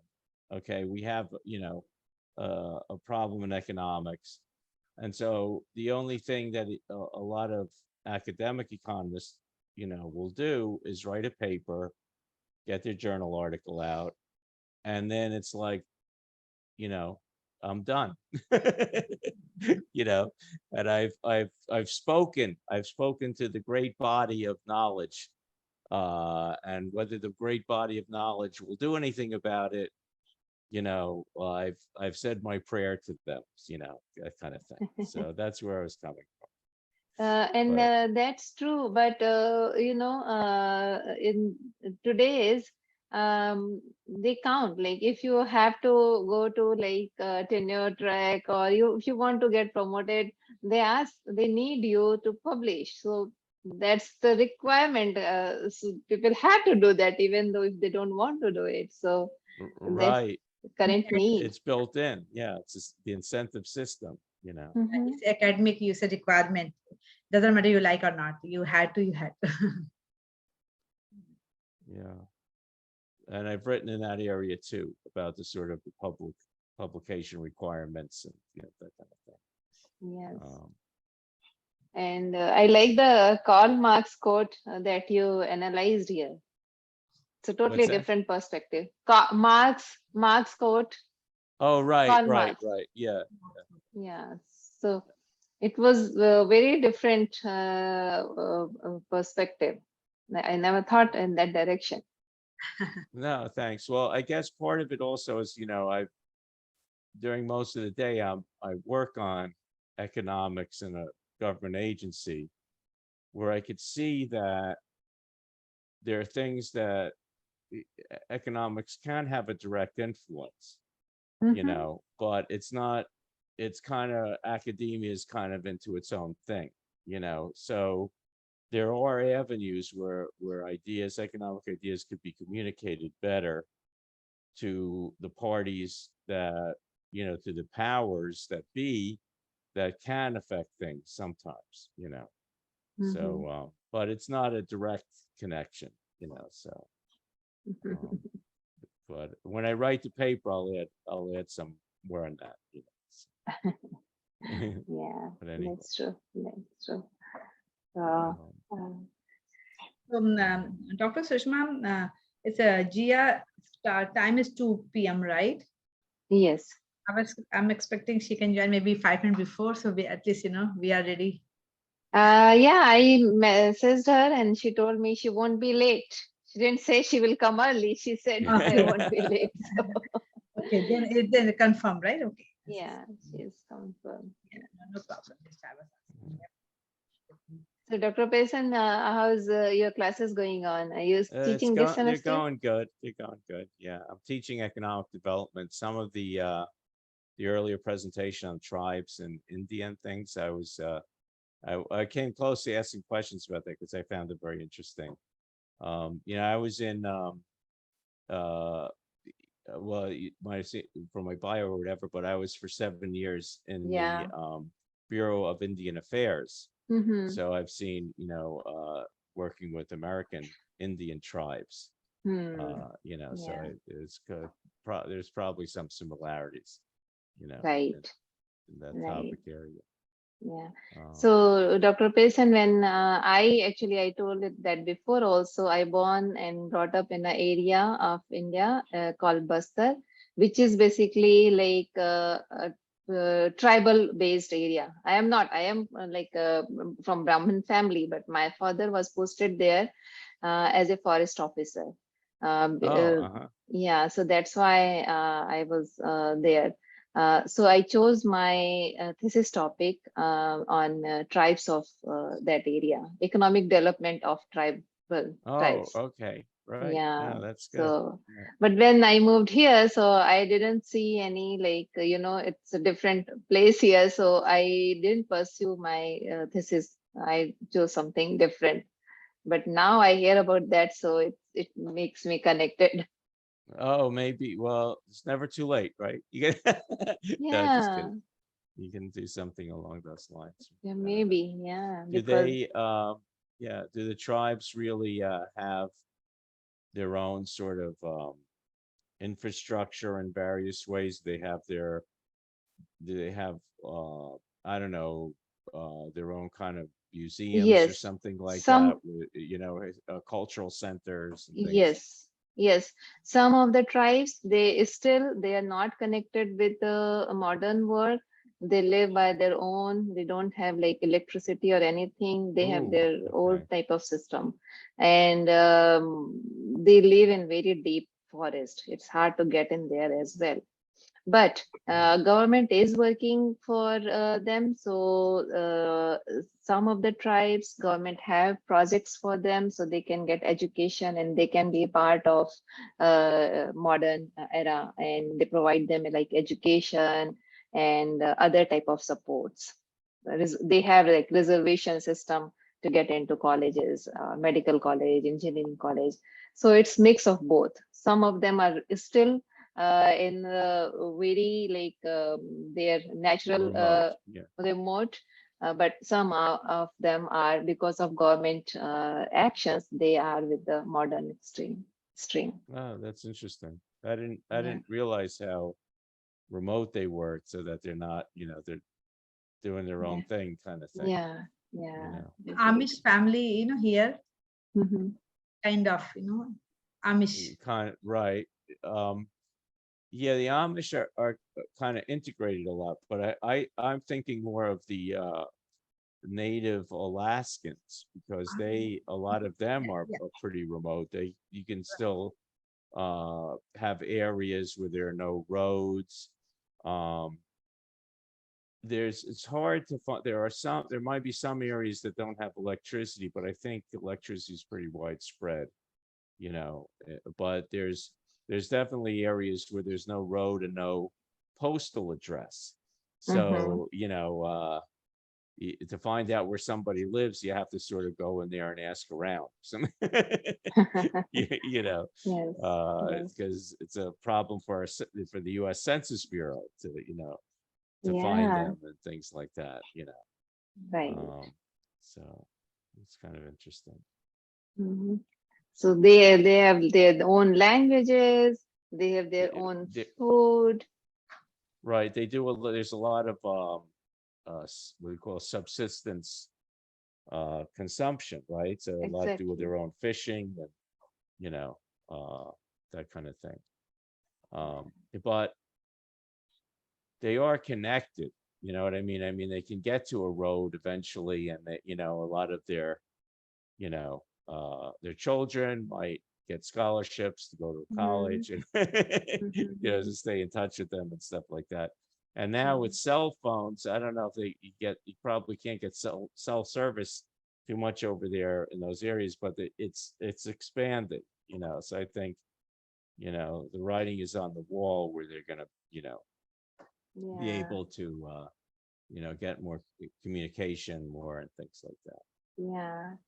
And then what I'm talking about, they do lots of handicraft as their occupation. So government helps them as well. They make like terracotta toys and then brass toys. You mean in India and stuff? In India I'm talking about. Okay. Yeah. So it's very interesting to see how they are still they have their own old system of making those stuff and then selling it in the market. Government help The them. handmade crafts and stuff. Yeah. Handmade crafts. Yeah. Yeah. Still very busy. Oh, that's good. That's interesting. Yeah. So maybe. All right. So it's 2 p.m. and she is not here, but I think we'll wait a little bit. Not Sushma, you can wait. Otherwise, I can go. You know, if you know, it doesn't matter. Anyone can go, right? We can wait for 5 minutes. 5 minutes. Yeah, she is. Here she told me. Yeah, she's on time. See? Yeah, she is in time. Very good. Yes. Hello, Jia. Hello, Babita. How are you? Good.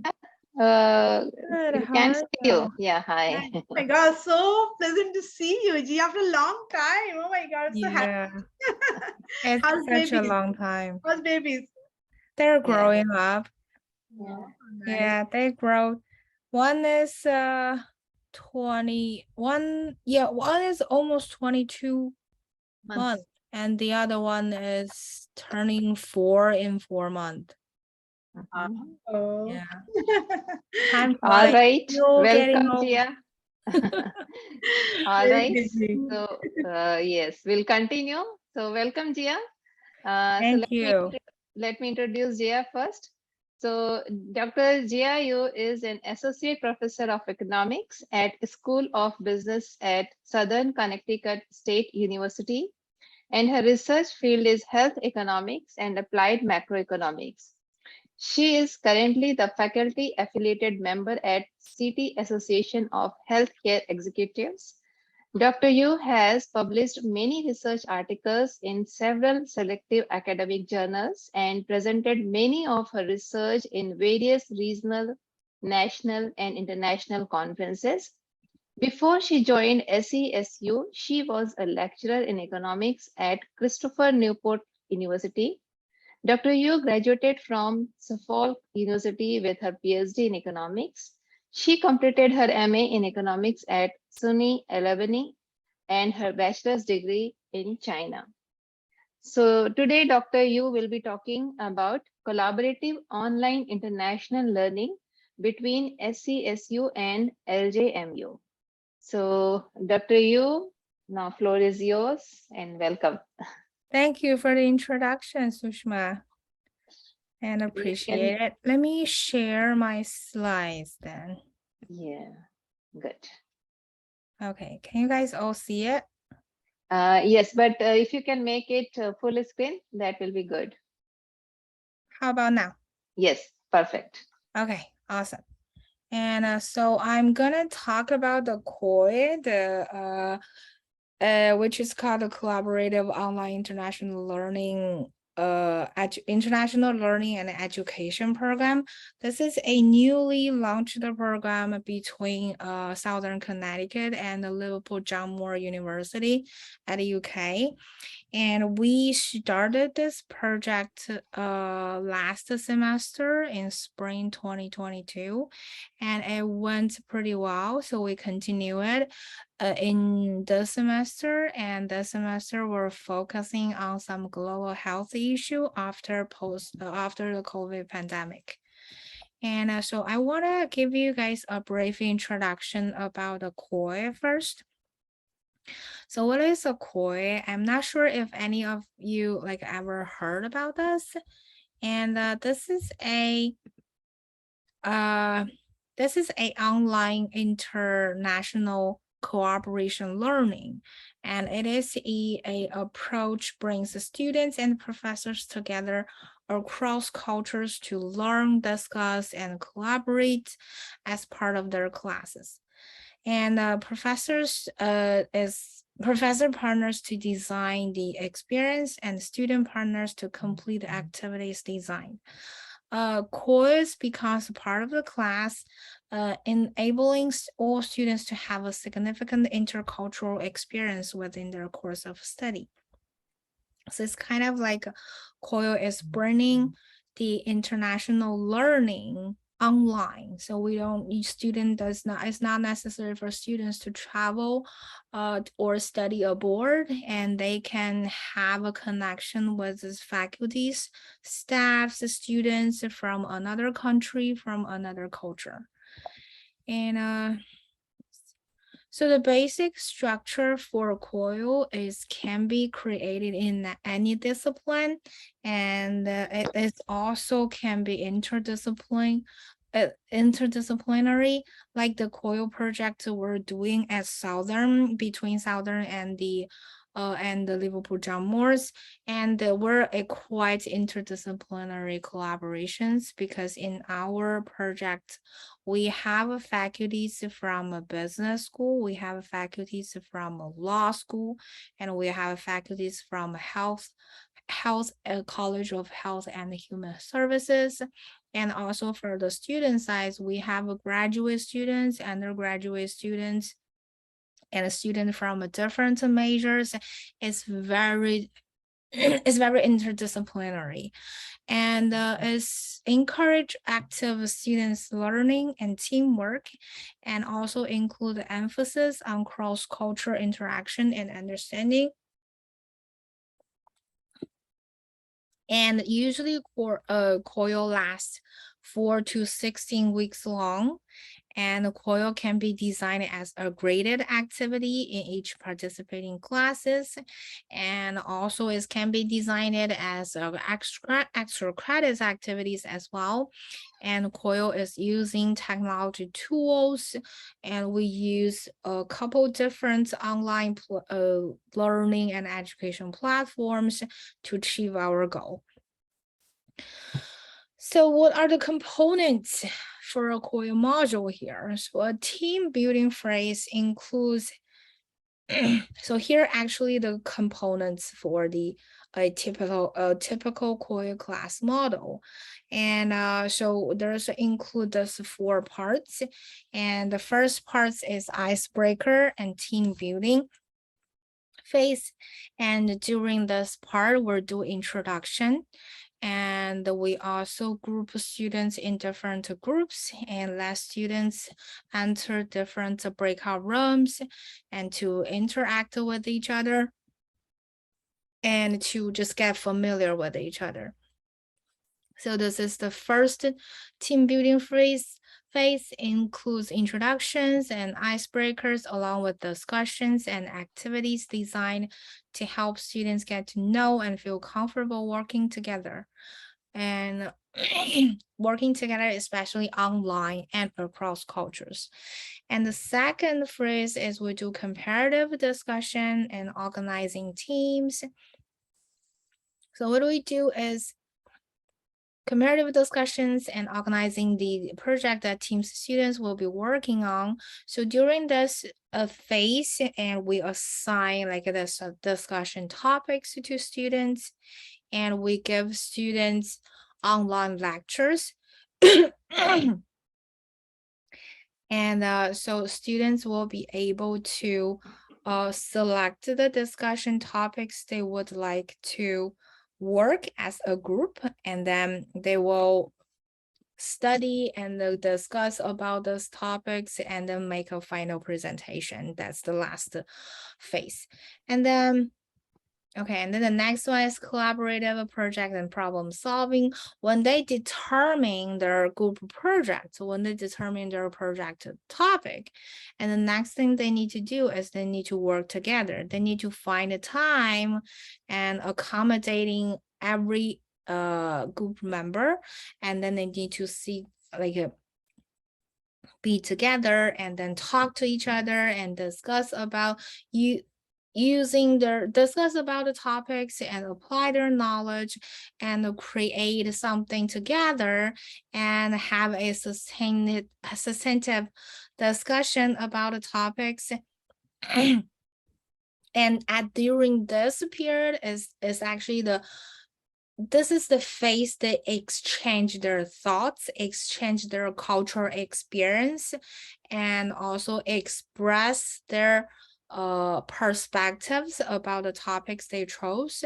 And this is actually the most fascinating phase. And the last one is the presentation, reflection, and conclusion. And the last phase involves the presentation of work completed. And what we do is we ask the students to do a group presentation about the topic they selected and reflection on both the content of the module and intercultural aspects of the collaboration and the conclusion. Okay, so this is the typical class model for COIL. And so what usually faculty do and students do here. So for faculty,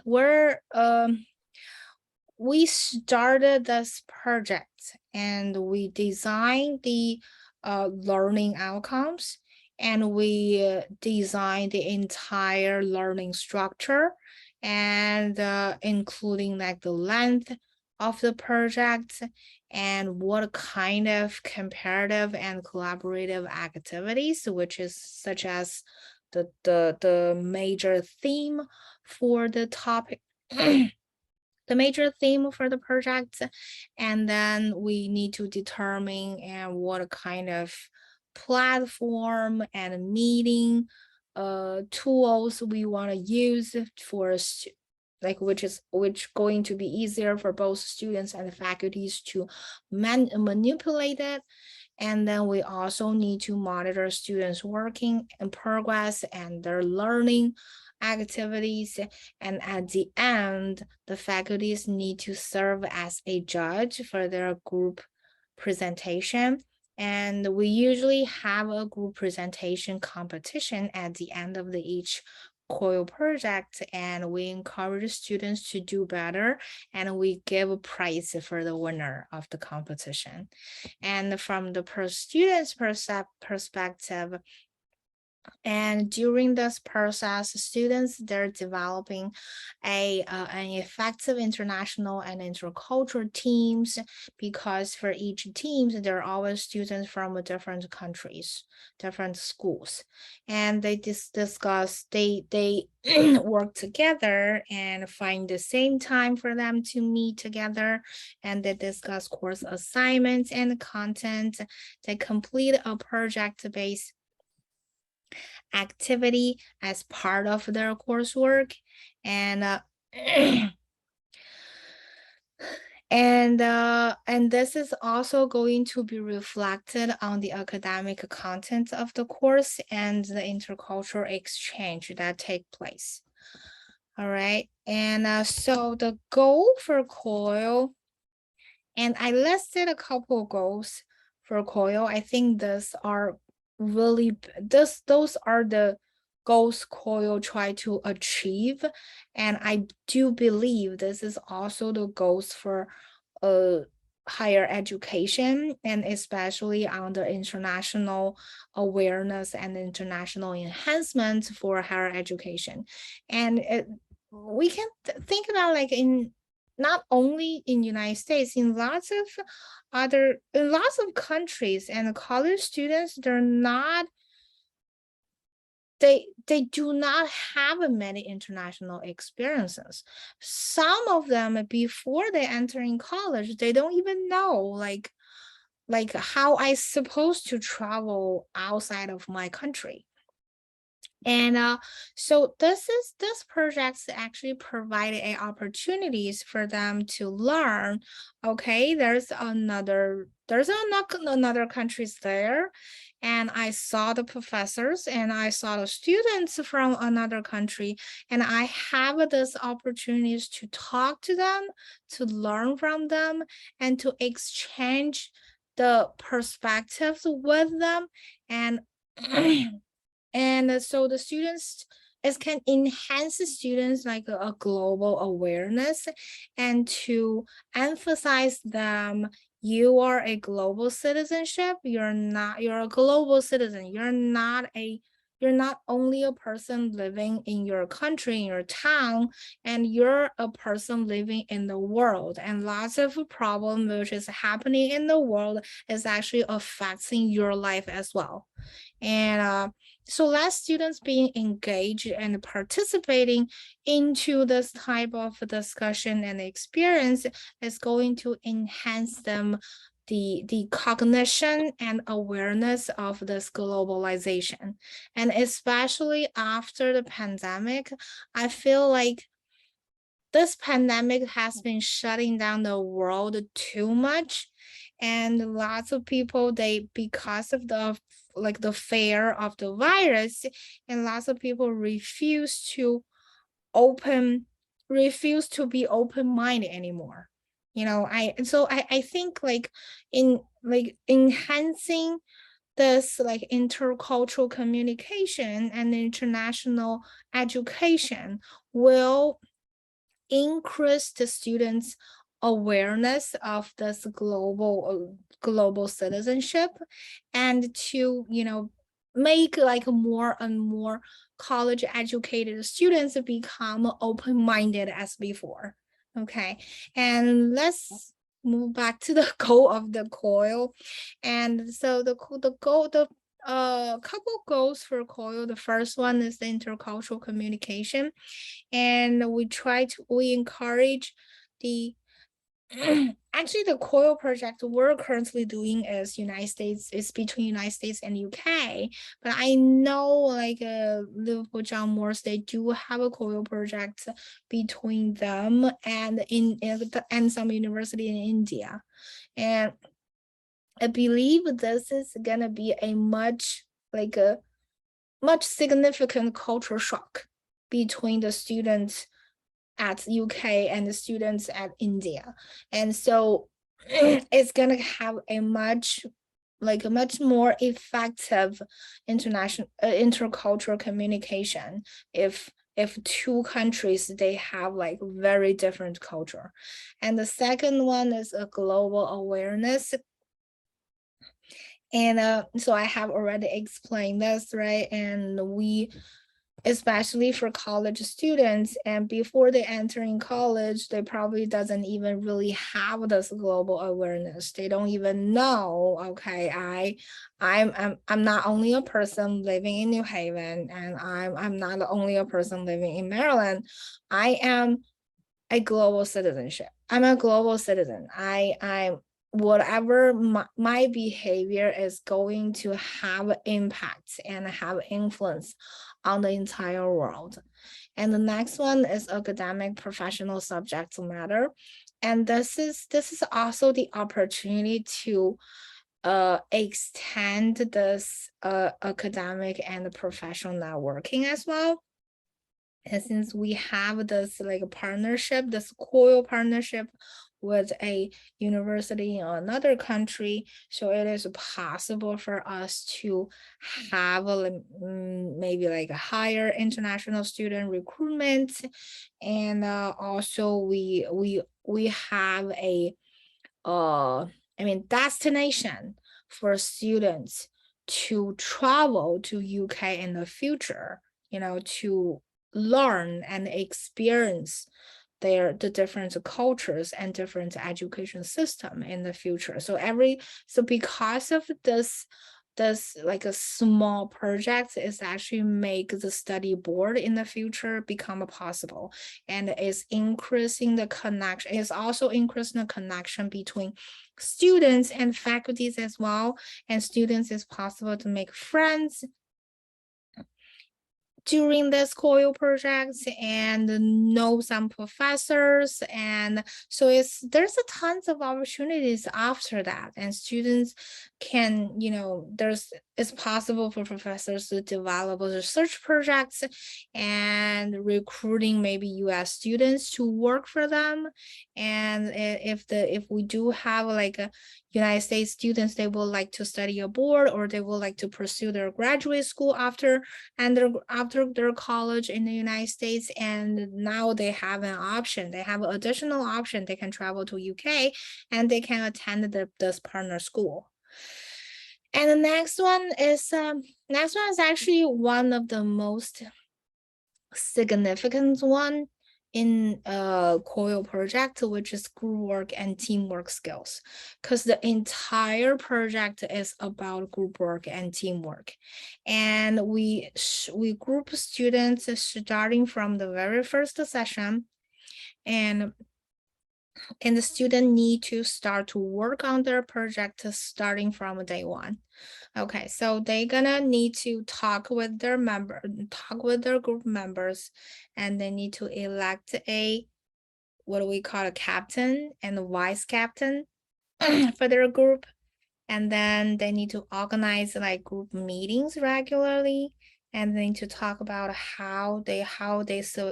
which discussion topics they would like to select for their group discussion, and how they're supposed to come out with the group presentation at the end, how they're supposed to design this assignment and complete this assignment, who supposed to assign like a job task for each not who, like how the captains is supposed to assign the group the job task for each group members. And there's lots of teamwork skills related for the entire COIL project. So teamwork is actually one of the most important transferable skills for any employees, right? Okay, and these skills are being looked for by employers all the time. I mean, participating a project like that, and the teamwork and group work skills will be improved a lot, and students also can learn lots of different leadership skills from other students, and then it's possible for them to use it in their future interview and even their future real work. And the last one is technology, tools, and digital competencies. Because the entire project is online, it do have a quite high requirements for students to use computers and online meeting tools and online communication tools much more efficiently compared with other like offline learning project. Okay, all right, so this is the two projects we have this last semester and spring 2022 and fall 2022. And in spring 2022 is actually our first COIL project, and it was pretty short. It was only like a 4-week long, and almost all the lecture we did is asynchronized, and we only have since it is 4 weeks long, and we only have like 2 online meetings, and all the other parts of the project we're doing asynchronized. We have 2 additional lectures, and they're all they're pre-recorded and uploaded on Google Classroom. And we don't have many students. We probably approximately have like a little I think just around like 20 students from both Southern and Liverpool John Moores. And the students was grouped in like 5 groups, and each group have a 3 to 5 students.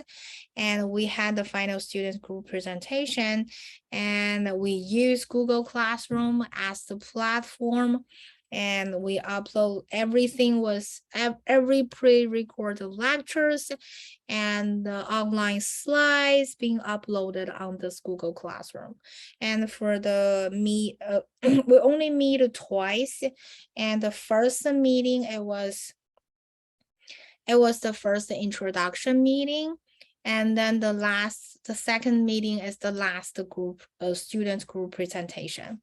And the topic we talked about the last time in spring 2022 is sustainability and social entrepreneurship. And we had a really great discussion, and students made a very good presentation, and the majority of the discussion is more focusing on environmental protection and how to keep the environment more sustainable, and how we could produce goods and services in a much more sustainable way, and how we can live in a more sustainable way. We have a really, really amazing discussion with students, and the students, they're not afraid of express themselves, and they like to talk about their personal experience about sustainability. And we also learned a lot of different policies about environmental protection from UK, which is apparently much more efficient compared with the United States. So we actually learned a lot, not only students, even myself, I learned a lot from the students and the faculties from UK as well. And this is what we have in this semester. And so for fall 2022, we expand our project a little bit, and we move it to 6 weeks long online project, and we move all our lecture this time live and stream. And we hope like all the students can participate into those live projects, live meetings, and then we will be able to, the students and faculties can communicate much more than before. Okay, and also in this semester's project, we have more faculties engagement, and we have guest speakers from faculties at the UK. And we have student open discussion forum. We ask the students to discuss certain topics during the discussion forum. And the student groups, this time we have well, I think we have 7 student groups, and each of them there's 3 to 5 students as well. And we're currently in the middle of this project. We haven't moved forward to the final group presentation. The final group presentation competition is going to be November 30th at the end of this month. And this semester, we use a new platform instead of a Google Classroom. We use a platform called Padlet. And it is for me, it's a quite new, like a online education platform. It's kind of like you create a room for all your students and faculties, and they have ability to upload materials, to write comments, to have discussions on this Padlet room. And I'm still, get used to it, but I think it is a quite good platform. It's actually quite effectiveness compared with it's much more effective compared with Google Classroom. I like this one more. So I think probably in the future, we will use Padlet more than Google Classroom. And so for this year's theme, we talk about global health and well-being after the COVID-19 pandemics. We have already had a couple guest speakers talking about the well-beings, how we define the well-beings, and how this well-beings related with how the entire like a traveling experience and the tourism experience influence people's well-being, and how COVID-19 actually affects the entire tourism industry. And we also have a lecture talk about the what was that? Talk about the modern slavery as well. And so next week, I'm going to give out a lecture talking about nursing homes after COVID-19 pandemic. And so the topic is going to cover like international comparison about about the future and the expectation of nursing home post the pandemic. And then we have another lecture. The instructor gonna talk about the how the like art therapist and like art-based pedagogy to change people's well-being after the COVID-19, to help people improve their well-beings after the COVID-19 pandemic. And I feel like those discussions are fascinating, and especially after every after every talk, every presentation, and there's lots of like questions going on. Students raise lots of questions, express their perspective view, and it is very diverse, and the students are very engaging, and also lots of students and saying like before those projects they didn't even realize some problems during their daily life, and they didn't even realize, oh, United States have this kind of policy to enhance this problem. And and maybe like UK, we can learn about it. And also we learn something about the UK. Okay, so government, they do have different subsidies, different policies about modern slaveries, which is quite different from what the government does in the United States.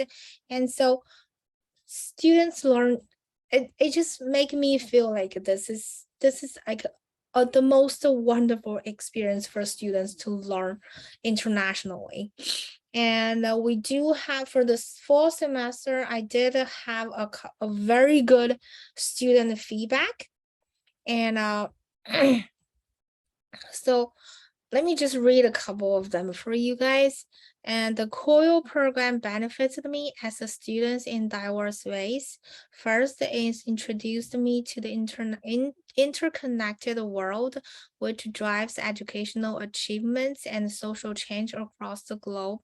And both from a part of the fundamental reasons of the COIL program, the COIL program also supports global students' engagement and improves intercultural awareness.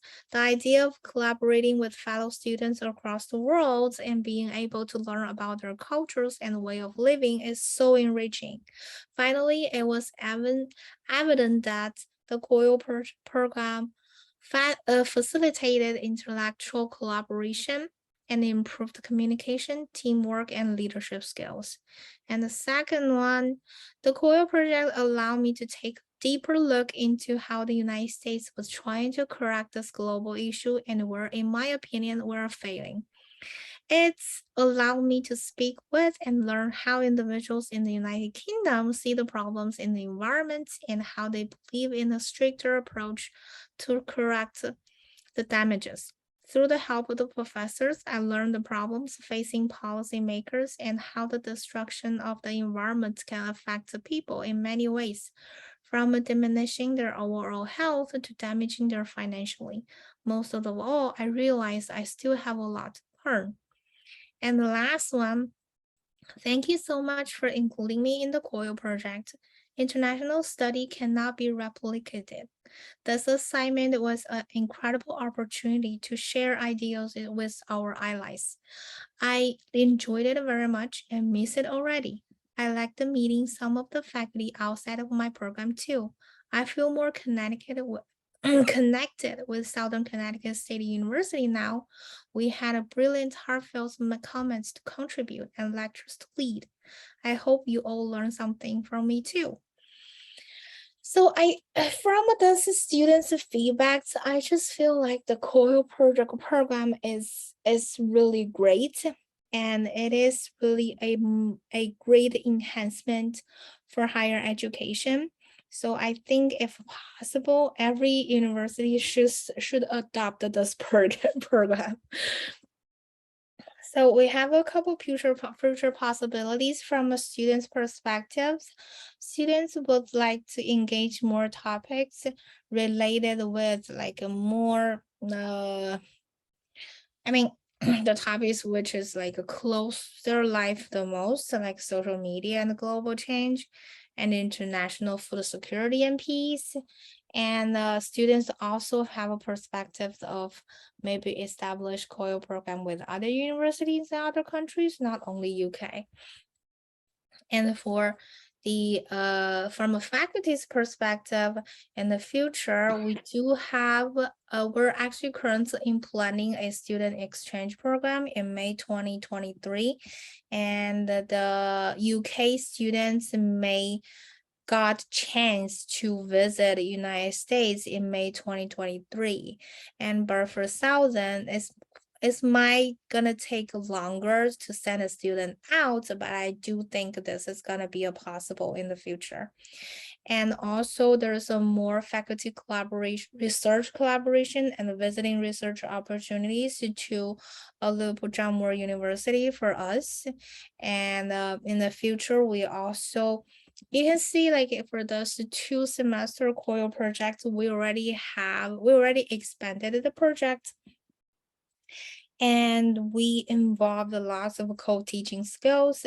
And in the future, we may adjust more on the formats of this co-teaching, and we may develop developed some like additional diverse and dynamic teaching methods then. Okay, so here are the contributions I summarized for COIL, which is the contributions to higher education for COIL. And so international learning, because of this program, and then it makes international learning become dynamic and completely free. And what do you need? You just need an internet and a computer, and then you can learn in another classroom. And which is much more convenient after the COVID pandemic. And both faculties and students, they will gain intercultural awareness and understanding. And we can develop new institutional partnerships and improve international student enrollment. And there's also provide professional and international development and networking for faculties and staffs. Students will gain digital literacy skill and be better prepared to work in virtual team after they graduate. And teamwork and communication skills will be enhanced and improved to prepare students to work as an efficient team member. Okay, so that's it for my presentation. And thank you very much. I'm stop sharing now. Yeah. Thank you, Jia. It was very informative presentation.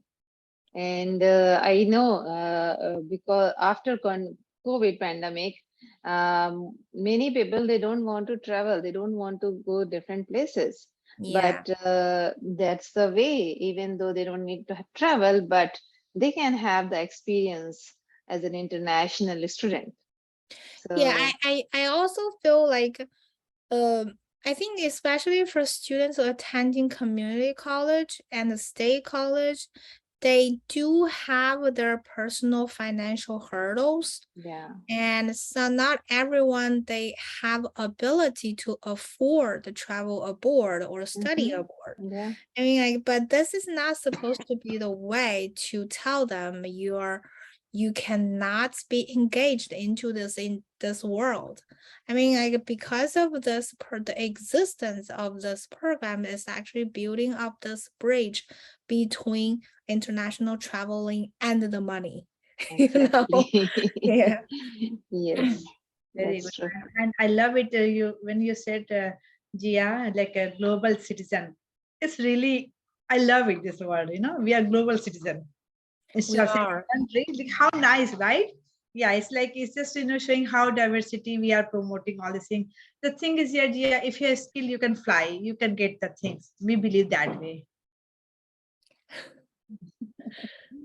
Yeah, Right. it's anyway, it's the pandemic, it's over anyway, you Yeah, it's know. gone. Yeah. Yep. Yeah, Everybody but after the vaccinated. pandemic, we actually, you can see the world face another problem. We have this Yeah. huge inflation, this Uh, high rising in interest rate, and this is not a good sign for economy. Uh-huh. Exactly. Yeah. So people, but everyone struggle with life financially as well. I mean, Right. yeah, Mhm. especially for college students, they don't really have, they don't really have like a sufficient funds to support Mhm. any extra burden for their for their money. I just feel like if it is possible for adding some international awareness Mhm. enhancement module to the course, it's gonna help them a lot. Yeah, so I have a question. Mm-hmm. So is like in spring 2022, you had 4 weeks program, and then in the spring you have 6 weeks program. So how do you take care of credits?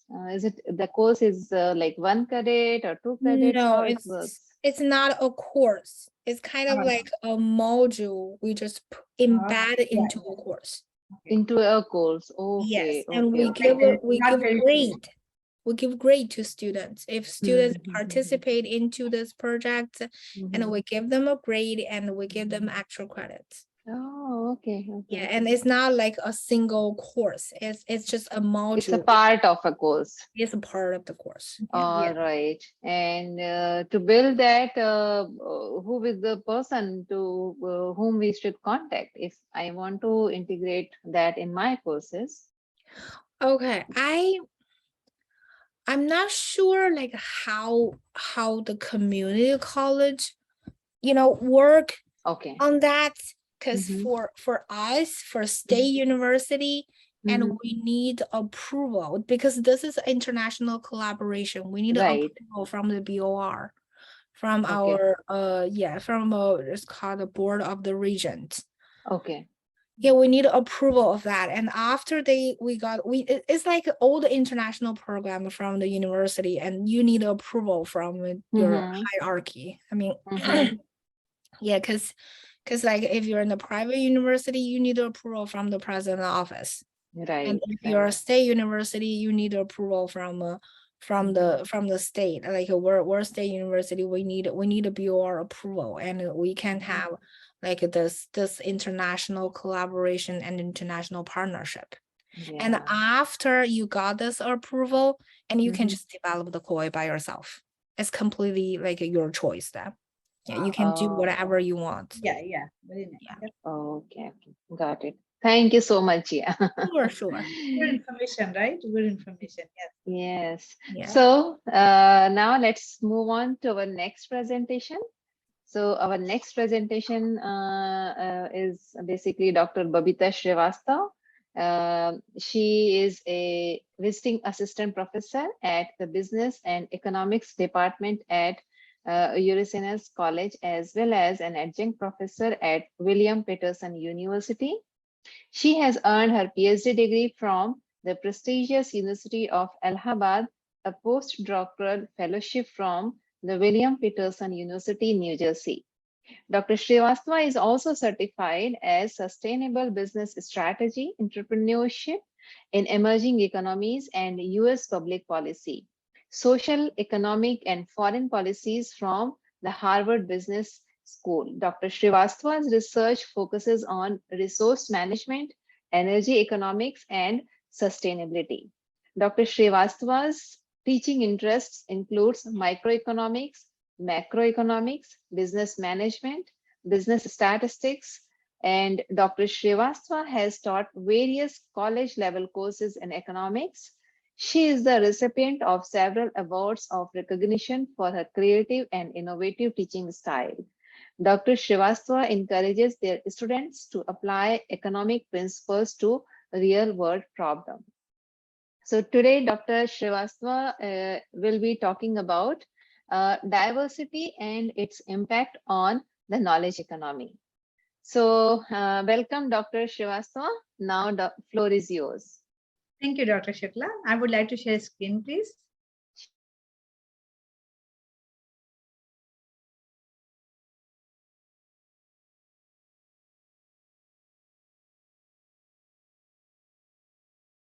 Are you able to see Sushma? Can you see?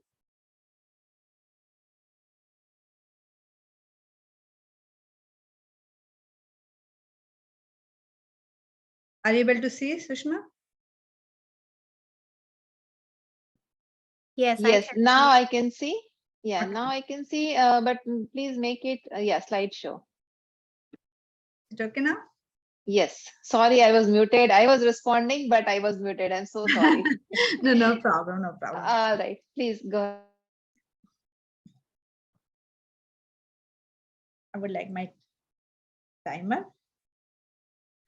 Okay, hello everyone. My name is Dr. Babita Srivastava, and thank you so much, Dr. Shukla, for introducing me. Today, I'm going to talk about diversity and its impact on the knowledge economy. This is my agenda, diversity and why it is important. Why is this subject important in today's society? What is knowledge economy and how is it connected with the diversity? Current state of knowledge diversity. What are the benefits of knowledge diversity? And conclusion. Just a minute, please, because full screens, I'm losing some my word here. So I want to, just a minute, please. Just a second.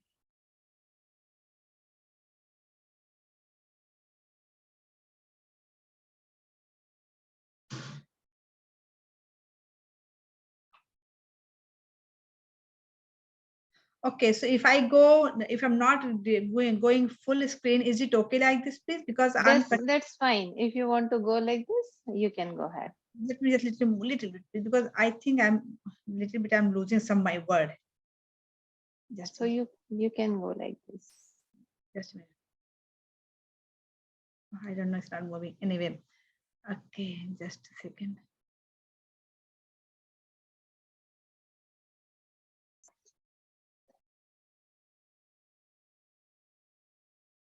I'm sorry, just a minute. I'm doing something. I can. Anyway, I'll try. Like, I don't know. I'm losing some word still here. Okay, let's go full. That's okay. Whatever word I'm hiding from, when like our picture here, some my word hiding here. So why don't you minimize that pictures, the picture one, there would be a bar, click that, Okay so like you, yeah, you can minimize that. But is it okay, Sushma, if I go like this, please? Yeah, it's perfectly fine. It's I can see everything. Okay. So okay, okay, thank you, sir. So I would like to go introduction, please. As time move forward, technology advance, allowing more and more students around the world to pursue greater knowledge. So things are here like since especially 21st century, you can see whole world is in one platform. Anyone can go anywhere to pursue their degree, and according to degree they can get job, according to degree they can work there they like, or where they can get hired. So after 21st century, is a diversity and inclusive word is very popular and everywhere, and every university I mean in world, every country, they're encouraging to diversity and allowed greater depth to ideas. And diversity is a way where any student can pursue accordingly their skill. It's not going to be isolated and only stay in one place where they're not getting what type of degree, skills, what type of job they can do it. So the question is here, what is diversity? So again, diversity is here, like whole world, we are different like country and different style people we live, our culture differences and living standard differences, so many differences we have, even language differences. So diversity is here, things where what is the most common things here, like English language everywhere. English is kind of international language and people using, and without in doing any differences as a gender, sexual, any differences, we just see we are human being. We are human being and we can get our degree, we can work, we can achieve degree, skill, whatever we like it, according to our interest and our criteria, skills. It's way beyond religion, nation, origin, all these things. It's way beyond. It's just only one thing, we are human being. This is a picture, I just took it, a race and ethnicity prevalence by state 2020. I know it's very small, but it's very, I feel this is very like a useful picture here. And this is a racial and ethnic diversity index by state 2020. You can see diversity index is 65% or more of area. You can see here, I'm talking in USA contents, like a state wise I'm talking. And you can see less than 35% some area still, such as Ohio, Indianapolis, and Nevada or Montana is still is very less diversity over there. Maybe they are very good, like a very developed state, but I noticed like such as industrial areas such as West Coast, New York, over there you can see more diversity. So question is here, why diversity is important? So humans are greatly influenced by their background, thinking process, ideas, knowledge passed down. So diversity is one say, the reason is here, it's not necessary what like if we go technology wise, machinery wise, job wise, such as IT area wise, it's not necessary every country having same area, like a developing way, like a same technology, same types of offices. It's not necessary. It's a, suppose someone have degree, special degree of someone like a just like information technology. It's not necessary. It's a job he can work, he can job there where he got the degree. It's not necessary because as I said, it's not necessary things everything available everywhere. For example, like here in USA, if you go Boston area, over there you can say it's a education hub, like so many pharmaceutical companies area. New York tri-state, New York, Connecticut, and New Jersey is also hub for the pharmaceutical job. If we go West Coast, they're hub for IT jobs. So different areas jobs. So people is here where they can get better salary and where they would like to live. So they can go without any problem, without any restriction, without any like a force, okay, you cannot, you can. That called diversity, and that's important. That way we can fly anywhere where they can get the job. And now question is here, what is knowledge economy? Knowledge economy is an economy in which growth is dependent on quantity, quality, and accessibility of the information available rather than the means of production. So you can say knowledge and economy, it's very deeply related with each other, because the knowledge economy is a marketplace for the production and sale of scientific and engineering discoveries, as Adam has said. So here's the thing, if we had knowledge such as research, tech development, and consultation on such a topics, special topics, especially medicine area, some have. So like, if your knowledge, is you have to connect, it's going to work together. You can pursue, you can share some your knowledge, some my knowledge, some other knowledge, all together going to build strong knowledge. And after that knowledge, we can get a better result. And after the better result, we can get better whatever we are working, which area, such as medicine, we can get best result, because all your and others, all people together, they're sharing and doing the knowledge and caring the knowledge, which they can get best way, best result. That's called like a knowledge economy. This is, I just took a picture, the knowledge economy, development, technology, new developing, yeah, that's I take a picture. And now knowledge economy's connection with the diversity, it's very good question. Question is here, like when diversity goes up, what's the benefit? See, larger pool of different ideas, more than depth and varying result, research conduct, more possible solution to test. And again, I would like to say same thing, greater diversity, stronger ideas, better solution, more robust knowledge economy. So again, this called unity, this called work together. If we are working together, it's always more than merrier. Your ideas, other ideas working together for pursue best result. This is the benefit of the knowledge economy, increase efficiency.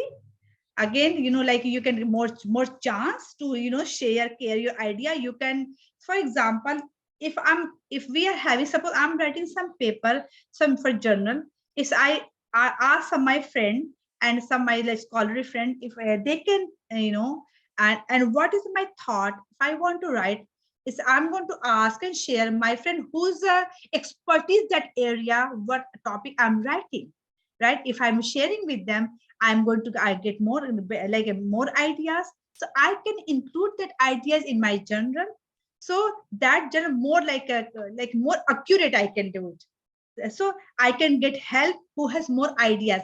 Doesn't matter that person belongs to what country, doesn't matter that person belongs to what state, doesn't matter that person has a what type of degree, what area degree. Is only thing is a degree skilled people I'm asking, because that my general topic. I believe if I know, like suppose that expertise that they can contribute some idea to me, then I can get better journals. So that's the way, that's a diversity. I am getting help, I am taking help where I can feel, okay, this is a skill I can ask and their ideas will be beneficial for my topic, for my journal. It's a way beyond that called diversity. And greater flexibility, all sectors utilizing knowledge economy, greater value for human resources, lower turnover for job, lower unemployment for high skills job. Again, it's a whenever we study or teaching or learning economics, we go micro macro. Whenever you go macroeconomics, we had to go chapter unemployment. Unemployment is it's a very, very important chapter for macroeconomics. As always, we say 4 to 6% unemployment called full employment, right? Because cyclical unemployment always any country, because people same time, it's not necessarily the same time they're quitting job or they're getting fired. It's not necessarily they're getting same time job.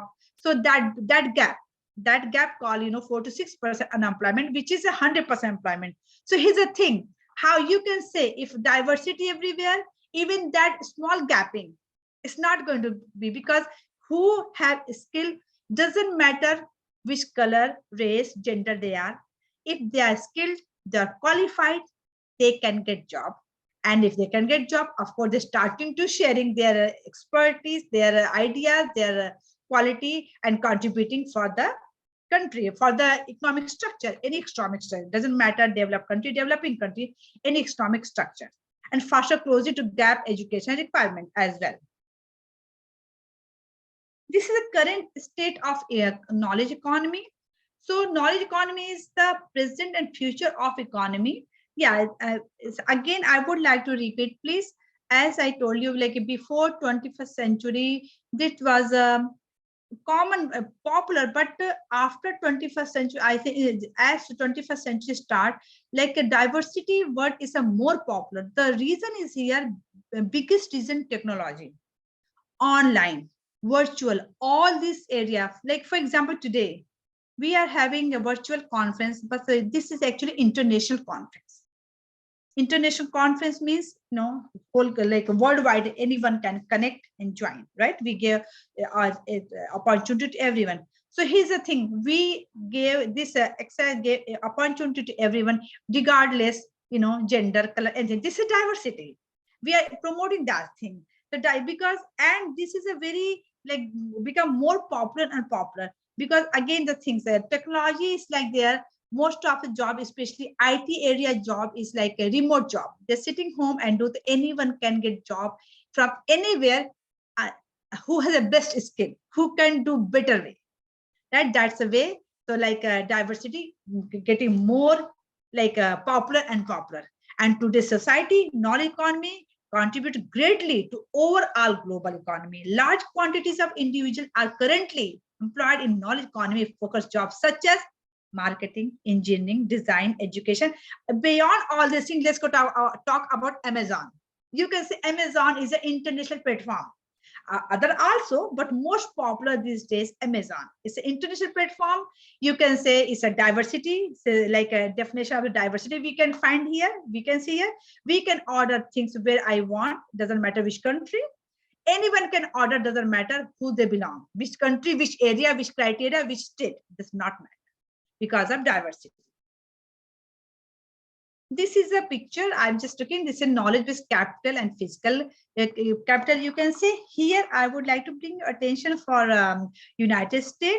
So United States knowledge-based capital. You can say if you see like Greece, Italy is not that much, but United Kingdom is also doing very good. But United States, you can say orange, which is a knowledge-based capital, is going to be more than physical capital. So knowledge-based capital is not going to see, is not going to find out who's working, only going to find out how's the working. It's a big difference, who and how. So diversity always encourage how's the working, the things. We want a result.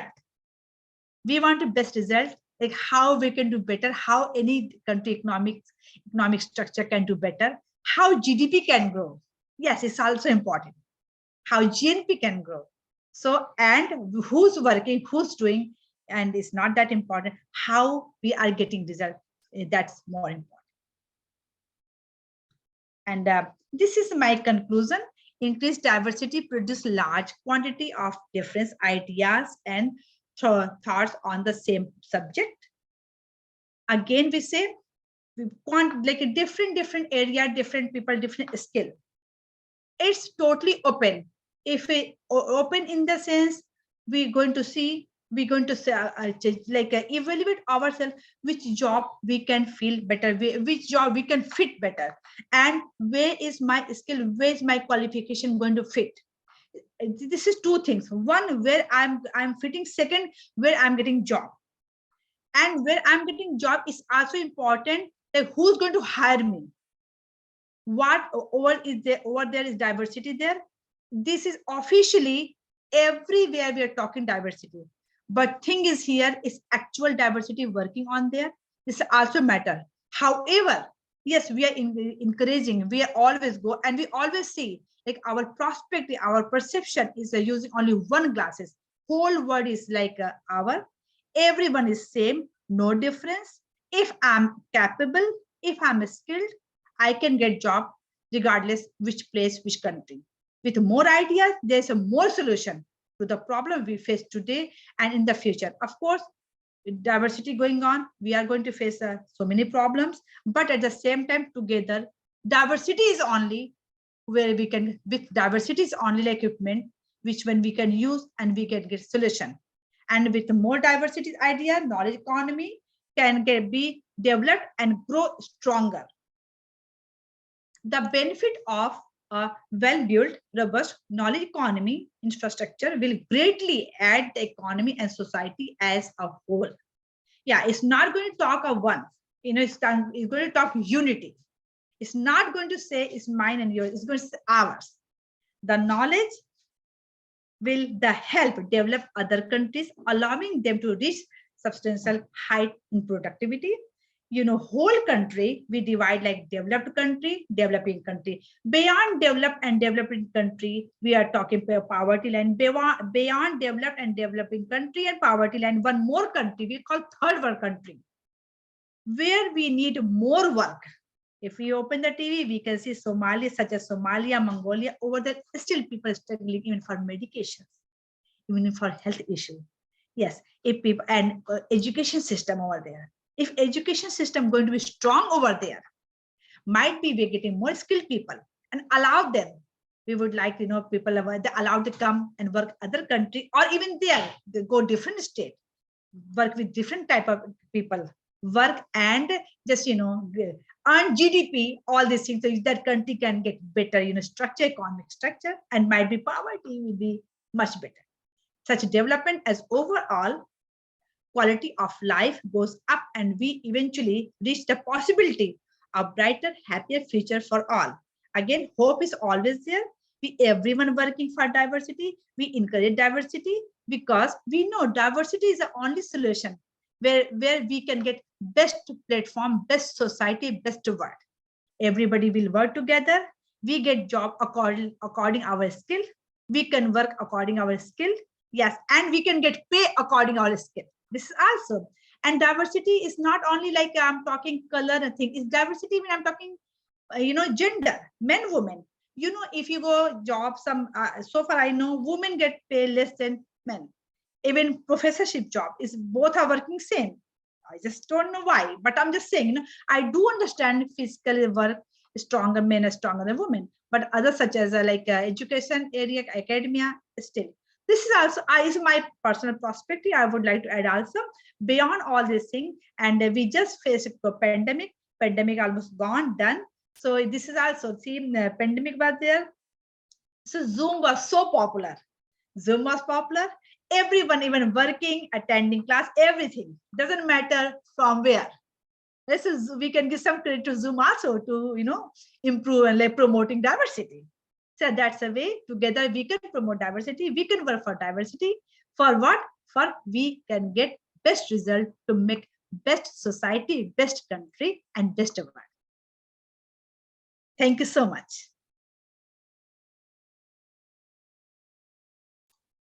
Thank you. Thank you, Dr. Srivastava. It was an interesting presentation, and I agree. The impact of diversity in an economy is positive, and I like how it's a possibility of bright future for all. So thank you so much for putting together and presenting here on this topic. So yeah, it was interesting. Thank you so much. So I appreciate your time. Yes. yeah. So now let's move on to our last presentation. Yes. Okay. So I would like to introduce again. Hello, everyone. Welcome for this conference. And now let's go welcoming to Dr. Sushma Shukla. And we welcoming and inviting her from this floor. I would like to say something about Dr. Sushma Shukla. So Dr. Sushma Shukla is an associate professor of economics at Piedmont, Virginia Community College in Charlottesville, Virginia. She taught at Northern Virginia Community College and Virginia International University for 7 years before this. Dr. Shukla earned her BA, MA, and PhD degree in economics from Ravi Shankar University, Raipur, India. She has also earned her MPhil in economics from Devi Ahilya University in Indore, India. She received gold medal for her academic excellence in MA and MPhil. In addition, she was recipient of the best faculty of the School of Business at Virginia International University in 2017. Dr. Shukla offers more than 15 years of experience in research and the academic environment. Her teaching experience include both face-to-face and the online environment of teaching techniques, building online courses, and developing new courses.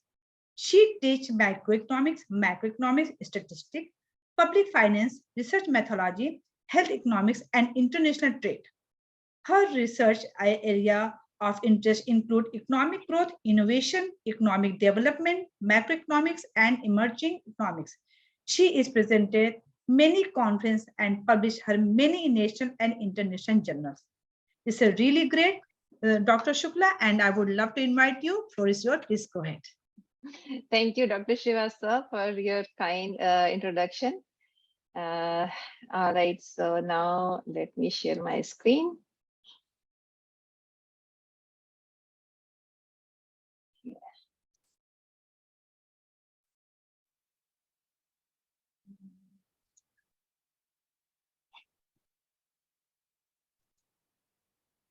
So can you see my screen? Yes. All right. So hello, everyone. Today, I will be talking about the role of community colleges in the knowledge economy after the pandemic. So, as the United States recovers from the COVID-19 pandemic, we as a nation are now facing new economic challenges.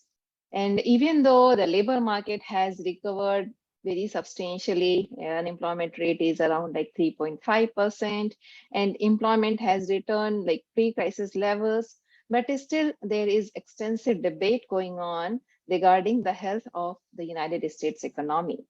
And even though the worst effects of recession are have diminished, however, we are still predicting it will be in near future because of the our high increasing interest rate. But right now, the economy still faces various challenges like deteriorating infrastructure, rising income inequality, elevated pension and medical costs, and large current account and government budget deficits. So today I will be talking about those economic challenges, and then how whenever we have any challenge, we always that like I say, each challenges brings an opportunity with that. So these challenges are also can be seen as an opportunity for the United States 1,100 community colleges. So let's first look at the current challenges we have. So income inequality.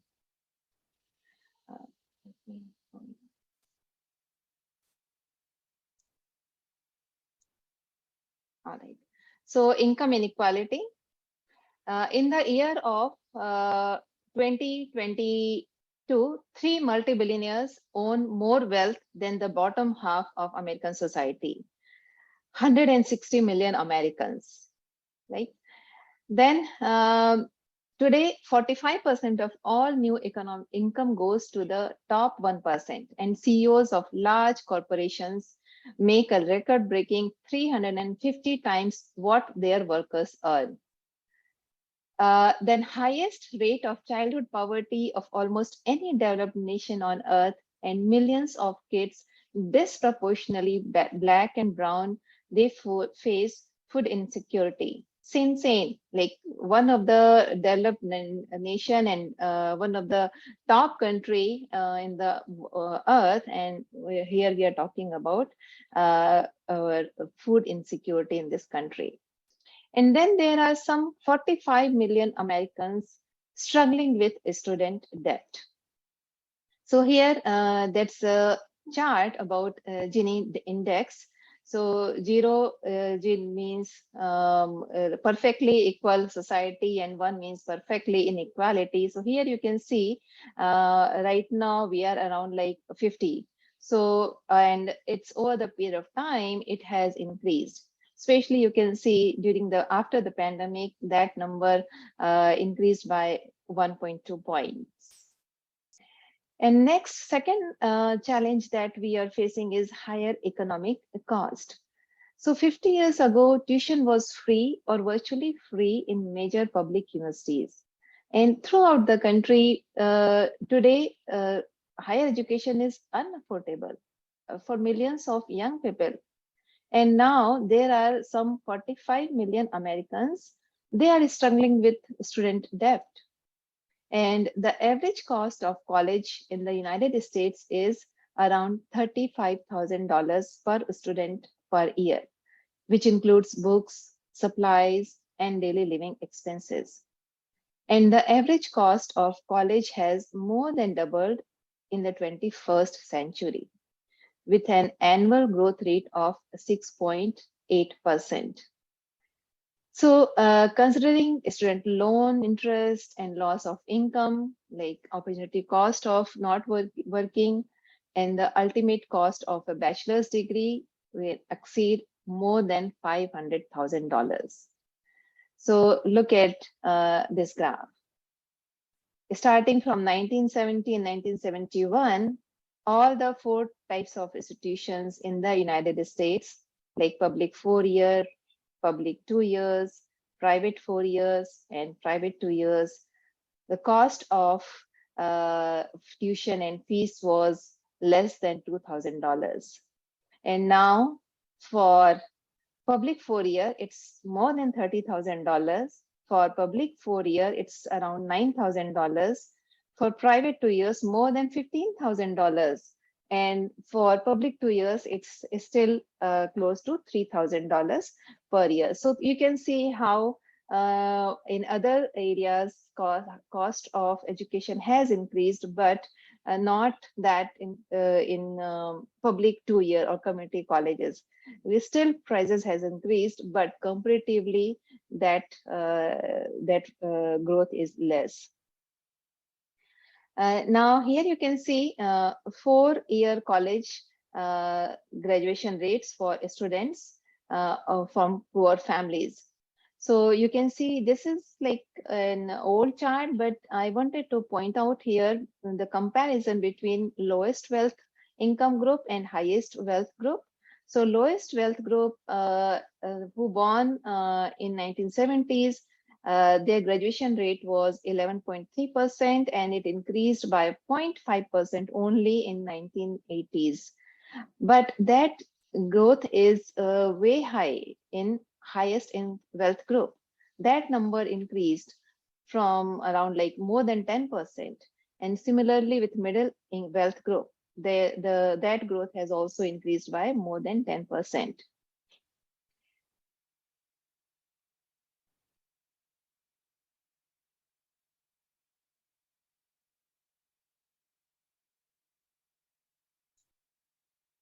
All right.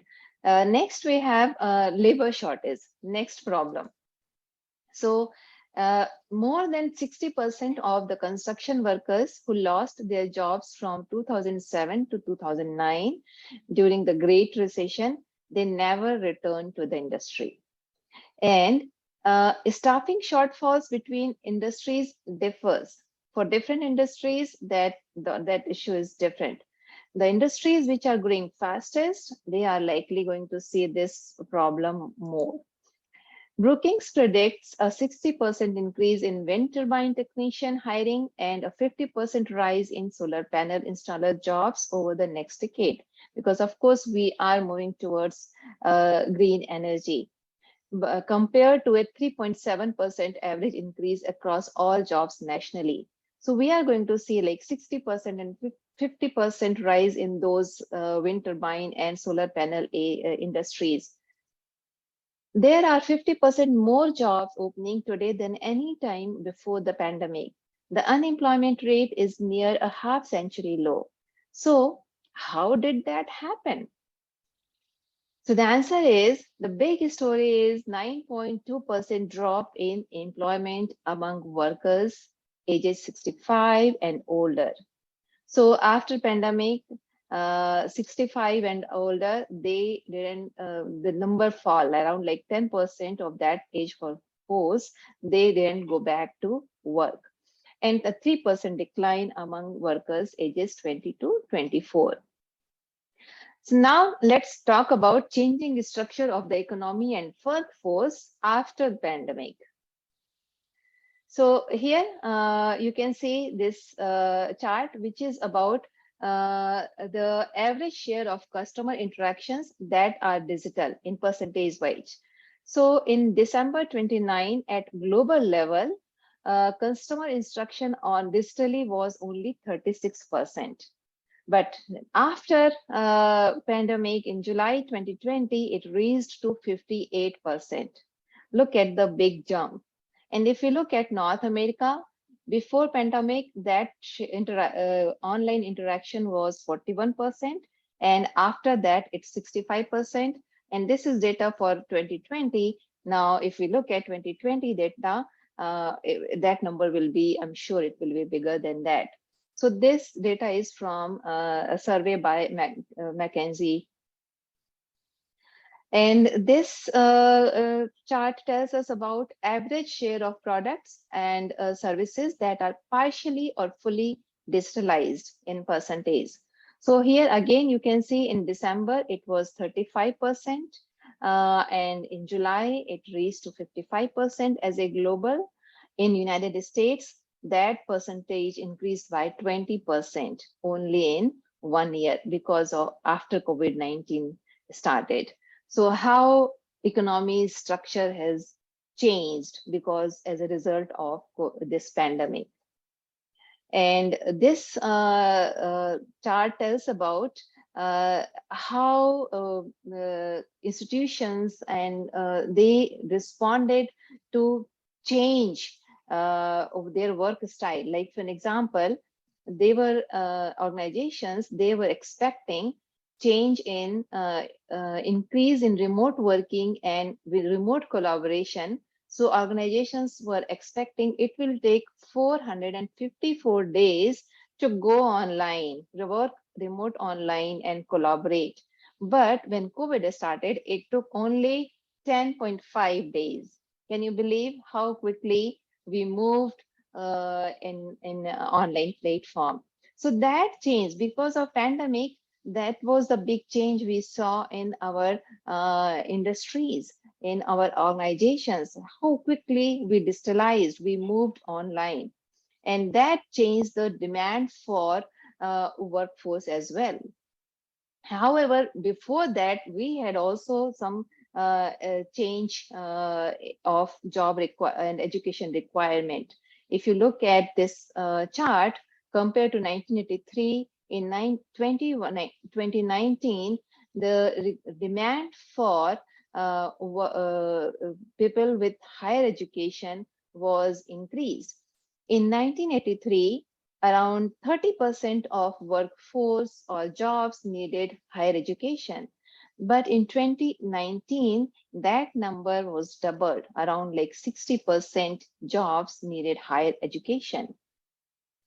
And this chart tells us how in different areas in their earning is also different. And during this pandemic, after this pandemic, the demand of jobs we see are more higher paying.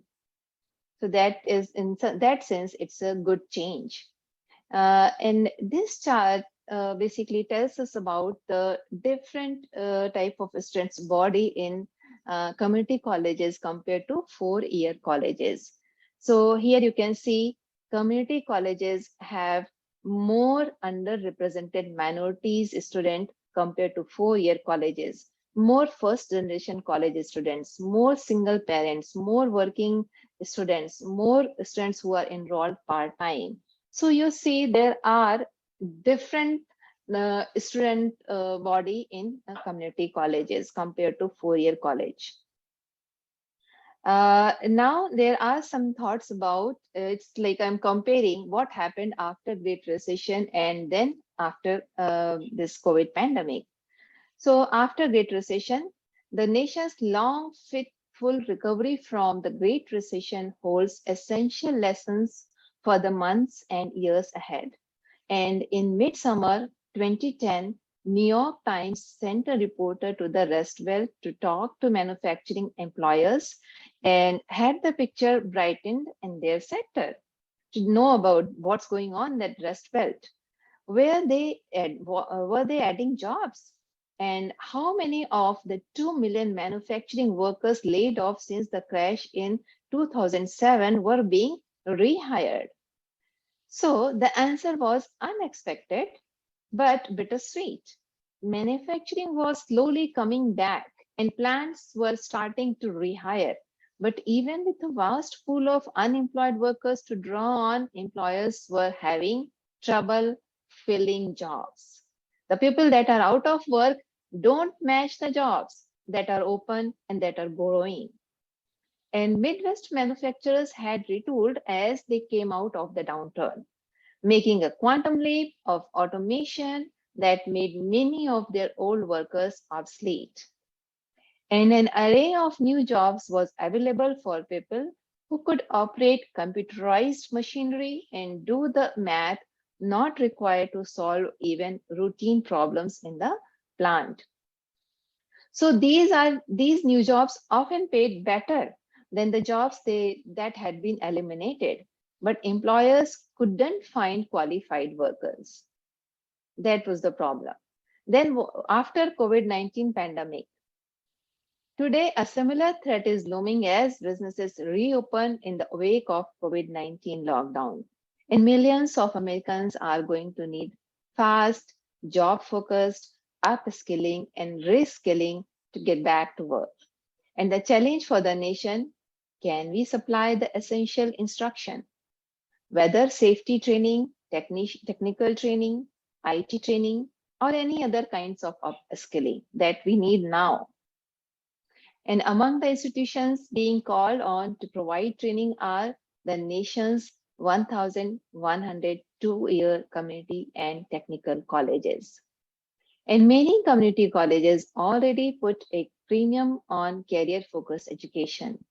They have a long track record of innovating quickly and nimbly to meet the needs of learners and employers. Perhaps most important, only community colleges have the infrastructure, the size, the reach, and the training resources to offer upskilling on the scale that will be needed as the nation recovers from the pandemic. But the challenges ahead are as great as the opportunity, and the providing the necessary training will require profound adjustments by community colleges, educators, and state and federal policymakers as well. So now question is, can community colleges be an economic engine at this time of era when we see structural changes happening in our economy, in our businesses, in our organizations? So let's look. Community colleges come in all shapes and sizes. And some of the largest touch more than 80,000 credit and non-credit students a year. And at the other end of the spectrum, some serve fewer than 2,000 or 3,000 learners. And many community colleges, they maintain large credit, non-credit, degree, non-degree certificate courses, sometimes as large or larger than the credit eligible side of the college. And others, they serve relatively very few non-degree learners. And most are financed in large part by state government. And different states, they impose different priorities also. Usually they prepare students for transfer to four-year institutions, or they prepare them for the workplace. And many institutions, they tailor their offerings to meet the needs of their local labor market and urban, rural, or suburban as well. So community colleges are rooted in their communities and are attuned to the local labor market. And community colleges have the reach, they have the scale to provide the upskilling that will be needed for an economic resurgence. And community colleges can provide this fast, job-focused upskilling and reskilling that will be needed as the economy recovers in coming years. So some suggestions here. If community colleges, they provide hard and soft skills training for lifelong learners. And for the best paying jobs of the future are all but very certain to require not just technical skills, but also higher order workplace competencies, including critical thinking, problem solving, teamwork, and communication. So among community college advantage over many other occupational education and training providers, they have experience teaching fundamental skills on the traditional academic side of the college. And by providing re-engineered programs for mid-career adults, because this time mid-career adults, they need to upskill themselves. And if community colleges, they provide them variety of options, like if they provide them evening classes, online classes, hybrid options, then the mid-career adults who are working and getting training part-time, they have more options to upskill themselves. Then regional economic value. So basically, instead of support based on raw enrollment totals, and states should ground community college funding in a vision of regional development, regional economic developments, programs that deliver value by preparing learners for high demand jobs and high growth industries. And those should be funded more generously through the state appropriations process. This should respond to the needs for the local labor market. So unlike traditional higher education that is focused largely inward and is guided by academic standards, community colleges can and should be outward, looking for and response to the labor market. So as a conclusion, I can say community colleges need to be at the center of talent development for millions of American workers to fill the gap.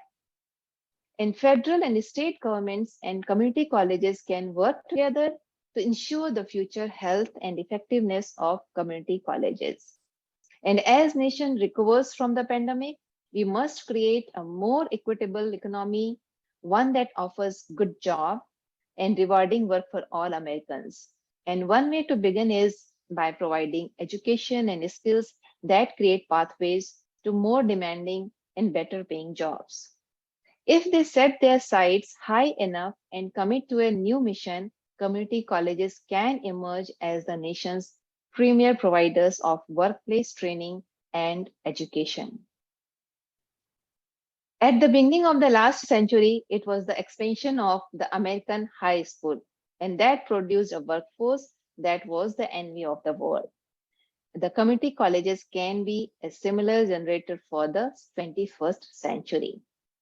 And in an economy where mobility was diminishing even before the COVID-19 pandemic, now it is the time for community colleges to reshape themselves and to put opportunity at the center of their mission.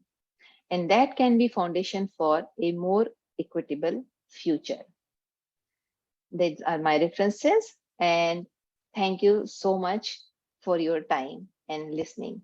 I'm open for any questions if you have. Awesome presentation, Dr. Shukla. It's really very informative. And you really focus for community colleges. It's really important, yes. And as you mentioned, yes, even I can see some colleges very small, even students like, I had like Warren County Community College near my house where I study, only 2,000 students. And I have like New Jersey, nice 15 minutes, and 20 minutes in Pennsylvania, I have a Northampton Community College, 35 to 40,000 students. So, credit. That's really good information. Even, yeah, I like it. And I learned a lot. Thank you so much for your wonderful presentation. Thank you for your kind word, Dr. Srivastava. Yeah, so I don't have any question because you already answered all the question when you're talking. I was going to ask, but when your next slide, you're going to say that the answer was there. It's very nice. Yes. Thank you. So we have wonderful conference. I think we are done. I think, right? Anyone have question? Please, more than welcome. You can ask Dr. Shukla if any question, please. Anyone? Yeah.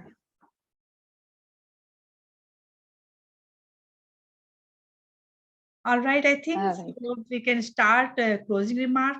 Dr. Shukla, do you think? Oh, yes. Yes. Just I didn't have a question. I just wanted to, okay. She did a wonderful job, Dr. Pesson. She did. No, thanks. I just felt yeah, she's participating. Yeah. Thank you so much, Dr. Payson. welcome. You participated in this conference. Thank you so much for your time. Yes. No, thanks. I enjoyed all the presentations. Thank you. So, Dr. Shukla, please, would you allow me to start closing remark, or you have some questions, some concerns? No, we can now we can close this conference now. Please go ahead. All right. So thank you, everyone. I really appreciate your time and your presentation, and even your audience. Still, we are appreciating you. So let's go start. Good afternoon, everyone, and thank you for joining the 47th Annual Virtual Conference Roundtable. Could we please have a round of applause for the presentations, all of which were not only informative but deeply insightful? Of course, yes. A special round of applause to go keynote speaker Dr. Sudhakar Panda and Dr. Sudhakar Panda, and actually our other keynote speaker was, she was not feeling good, she's not here. Still, we both deserve big applause, and we are going to give applause. Yes. So Dr. Panda's presentation, Education, the Road to Development, has highlighted important fact in regard to the key or to the nation economic development, and point out the strong role college and universities play in the development of economics by impacting higher education.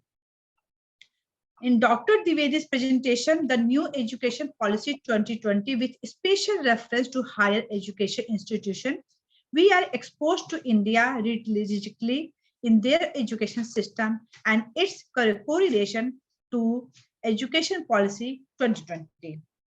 Dr. Das presented the effect of poverty in India and its different regions on different dimensions, highlighting the many effects of poverty in developing economies.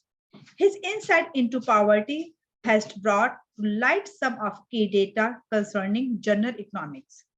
Dr. Ghosh's presentation of challenge to inclusive education of tribal group in India touches one of the importance of education with respect to socio-economic mobility.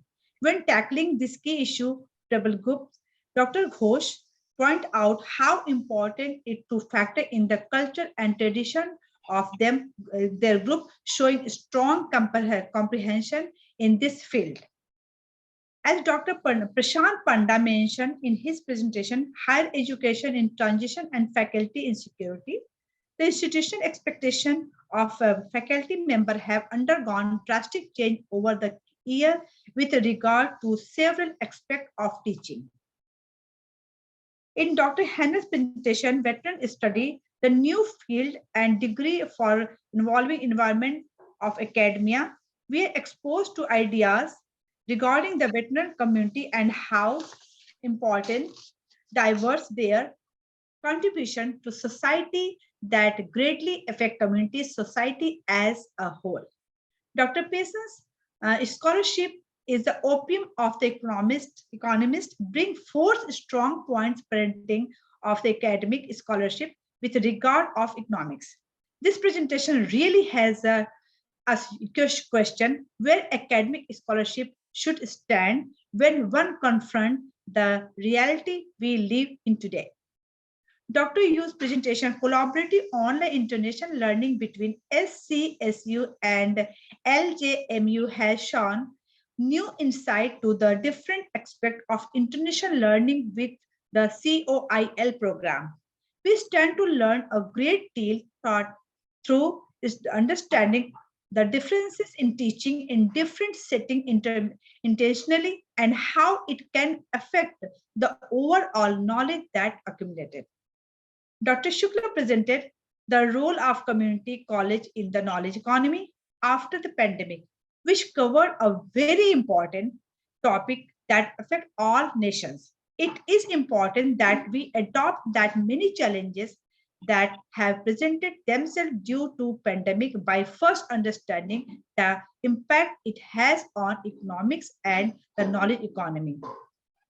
Dr. Parker's presentation on remerging leadership in post-COVID context, reaching students and faculty where they are discussed in relation to students and faculty and the changes we face. Dr. Parker has stated, due to the pandemic, we must shift our focus and religion, our ideas and understanding of past teaching method to continue to meet growing issue of today. The board really appreciate all participation and contribution of all the presenters. This conference would not have been a success without everyone's great effort. Especially thanks go to our both keynotes, which is we understand Dr. Walton is not feeling good. Still, without them, EXA conference would be incomplete. EXA is an old social science association that has developed greatly from the many contributions it has received in the past, and we encourage everyone to please come and participate in the next year EXA conference. Together, we can learn and research new knowledge in this vast social science field. Thank you, everyone. Thank you, Dr. Srivastava. Thank you, everyone. Now I will close the conference and hopefully see you all next year. Thank you, Dr. Shiva. Thank you.